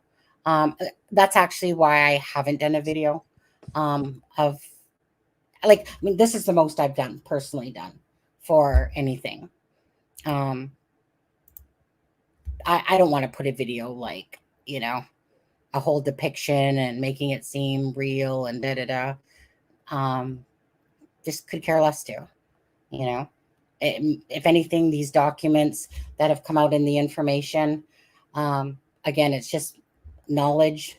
It's trying to get people to understand that they didn't say that those runes did not say Hail Odin, and type of thing, and trying to bring awareness to what the defense is bringing out and what's more truthful than what they're trying to make people believe. And hopefully people grasp the fact that if they did their homework or did their research, and if they don't, they can have this channel and other channels to go to that, will do the digging for you and provide it to you, like I did up here with the Firth Arc and the Elder. Sorry, the young. Oh my goodness, with the Elder. Okay, my hands obviously don't want to work right now. With the Elder and whatever. So, sorry, Adam. I know you want to go. So the asterisk is what means hail in younger. Yeah, and this would mean the god. So that F is not what the interpretation is. That now it doesn't come from Ellie. Well, no, it does. Given to Barbara McDonald. Of what that F looked like, which was this. This was the depiction that she was given. That's an upward one. So an upward one means wealth, because that does not represent anything that looks like this. And so if they were going to use, like I said, this, because that's the only F that they could possibly claim that it was in the runes. And they are clearly, obviously, talking about elder and younger. So this is the only one that they could possibly use to represent if that's an F. There's no other symbol that looks like this. So it would have to be, and that's why Barbara McDonald showed this one, the upward F, which means wealth. So you're not going to grab from this elder, a younger Firth Arc, and use this. A true Odinist wouldn't even do such a thing, let alone... Again, any Odin person would tell you that they carve the runes into a stick and not lay sticks on a person. So if you guys, like I said, reading between the lines there, so why didn't they have someone that was truly an Odinism depict what was on Libby? Instead, they left that out. They didn't try to give that any sort of meaning to it, besides that it was a rune. If somebody was in Odin and they talked to someone that was in Odinism, that Odinism person would be able to decipher what that stood for. It's that simple to me. Do you not think so, Adam? Absolutely, 100%. You know, yeah.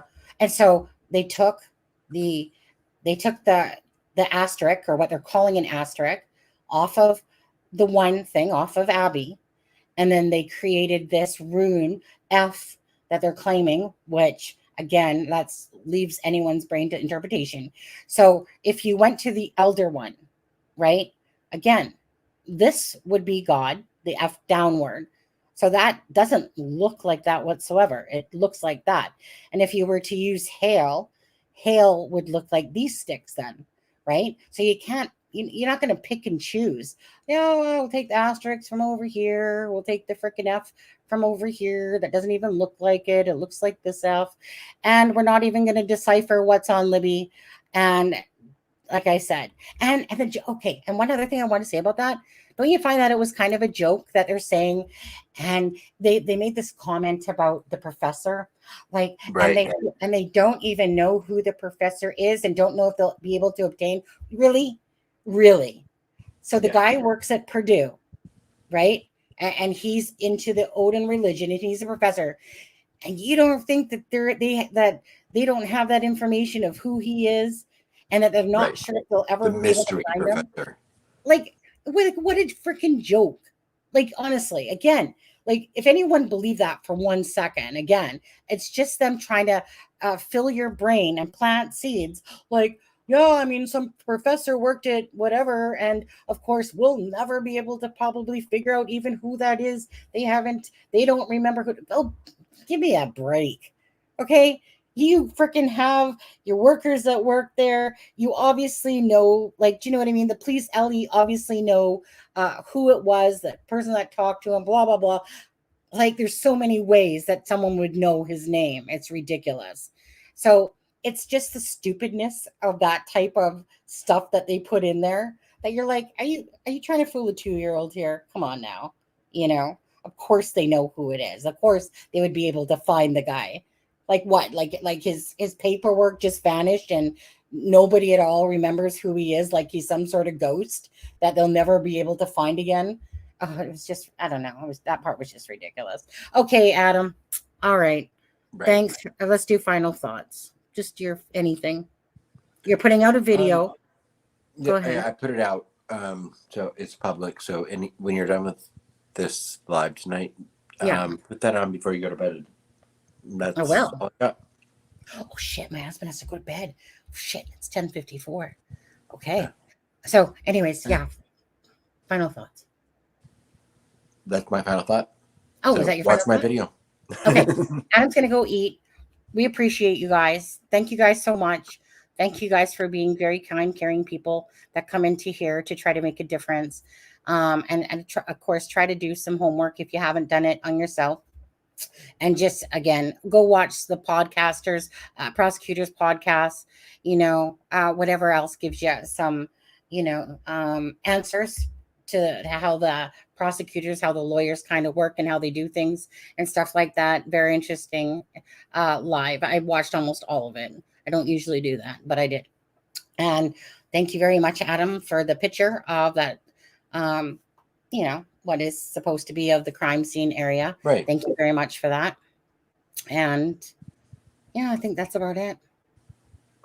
And we'll see you guys on whenever we see you. You know what? In all fairness, Adam, I don't know if I'm going to do a live tomorrow or not. I might choose to, or might not. I don't know. If I do, I might. But I don't want to bank myself on it. Right. But I might. If not, chances are for sure on Wednesday. Yeah. Cool. Just whatever, YOLO. I know that some people like schedules and stuff like that, but I'm kind of over schedules. I just kind of like to do things as I do them. But anyways, sorry for your long day and on there. Oh no, I'm just glad that I could join, and I apologize again for being late for everyone. Yeah, bow to me, my king. I'm on my knees. I know. And thank you, Steffa, for joining today. And thank you guys for watching. Anyways, with that being said, love you guys. Have a great night, and we'll see you soon.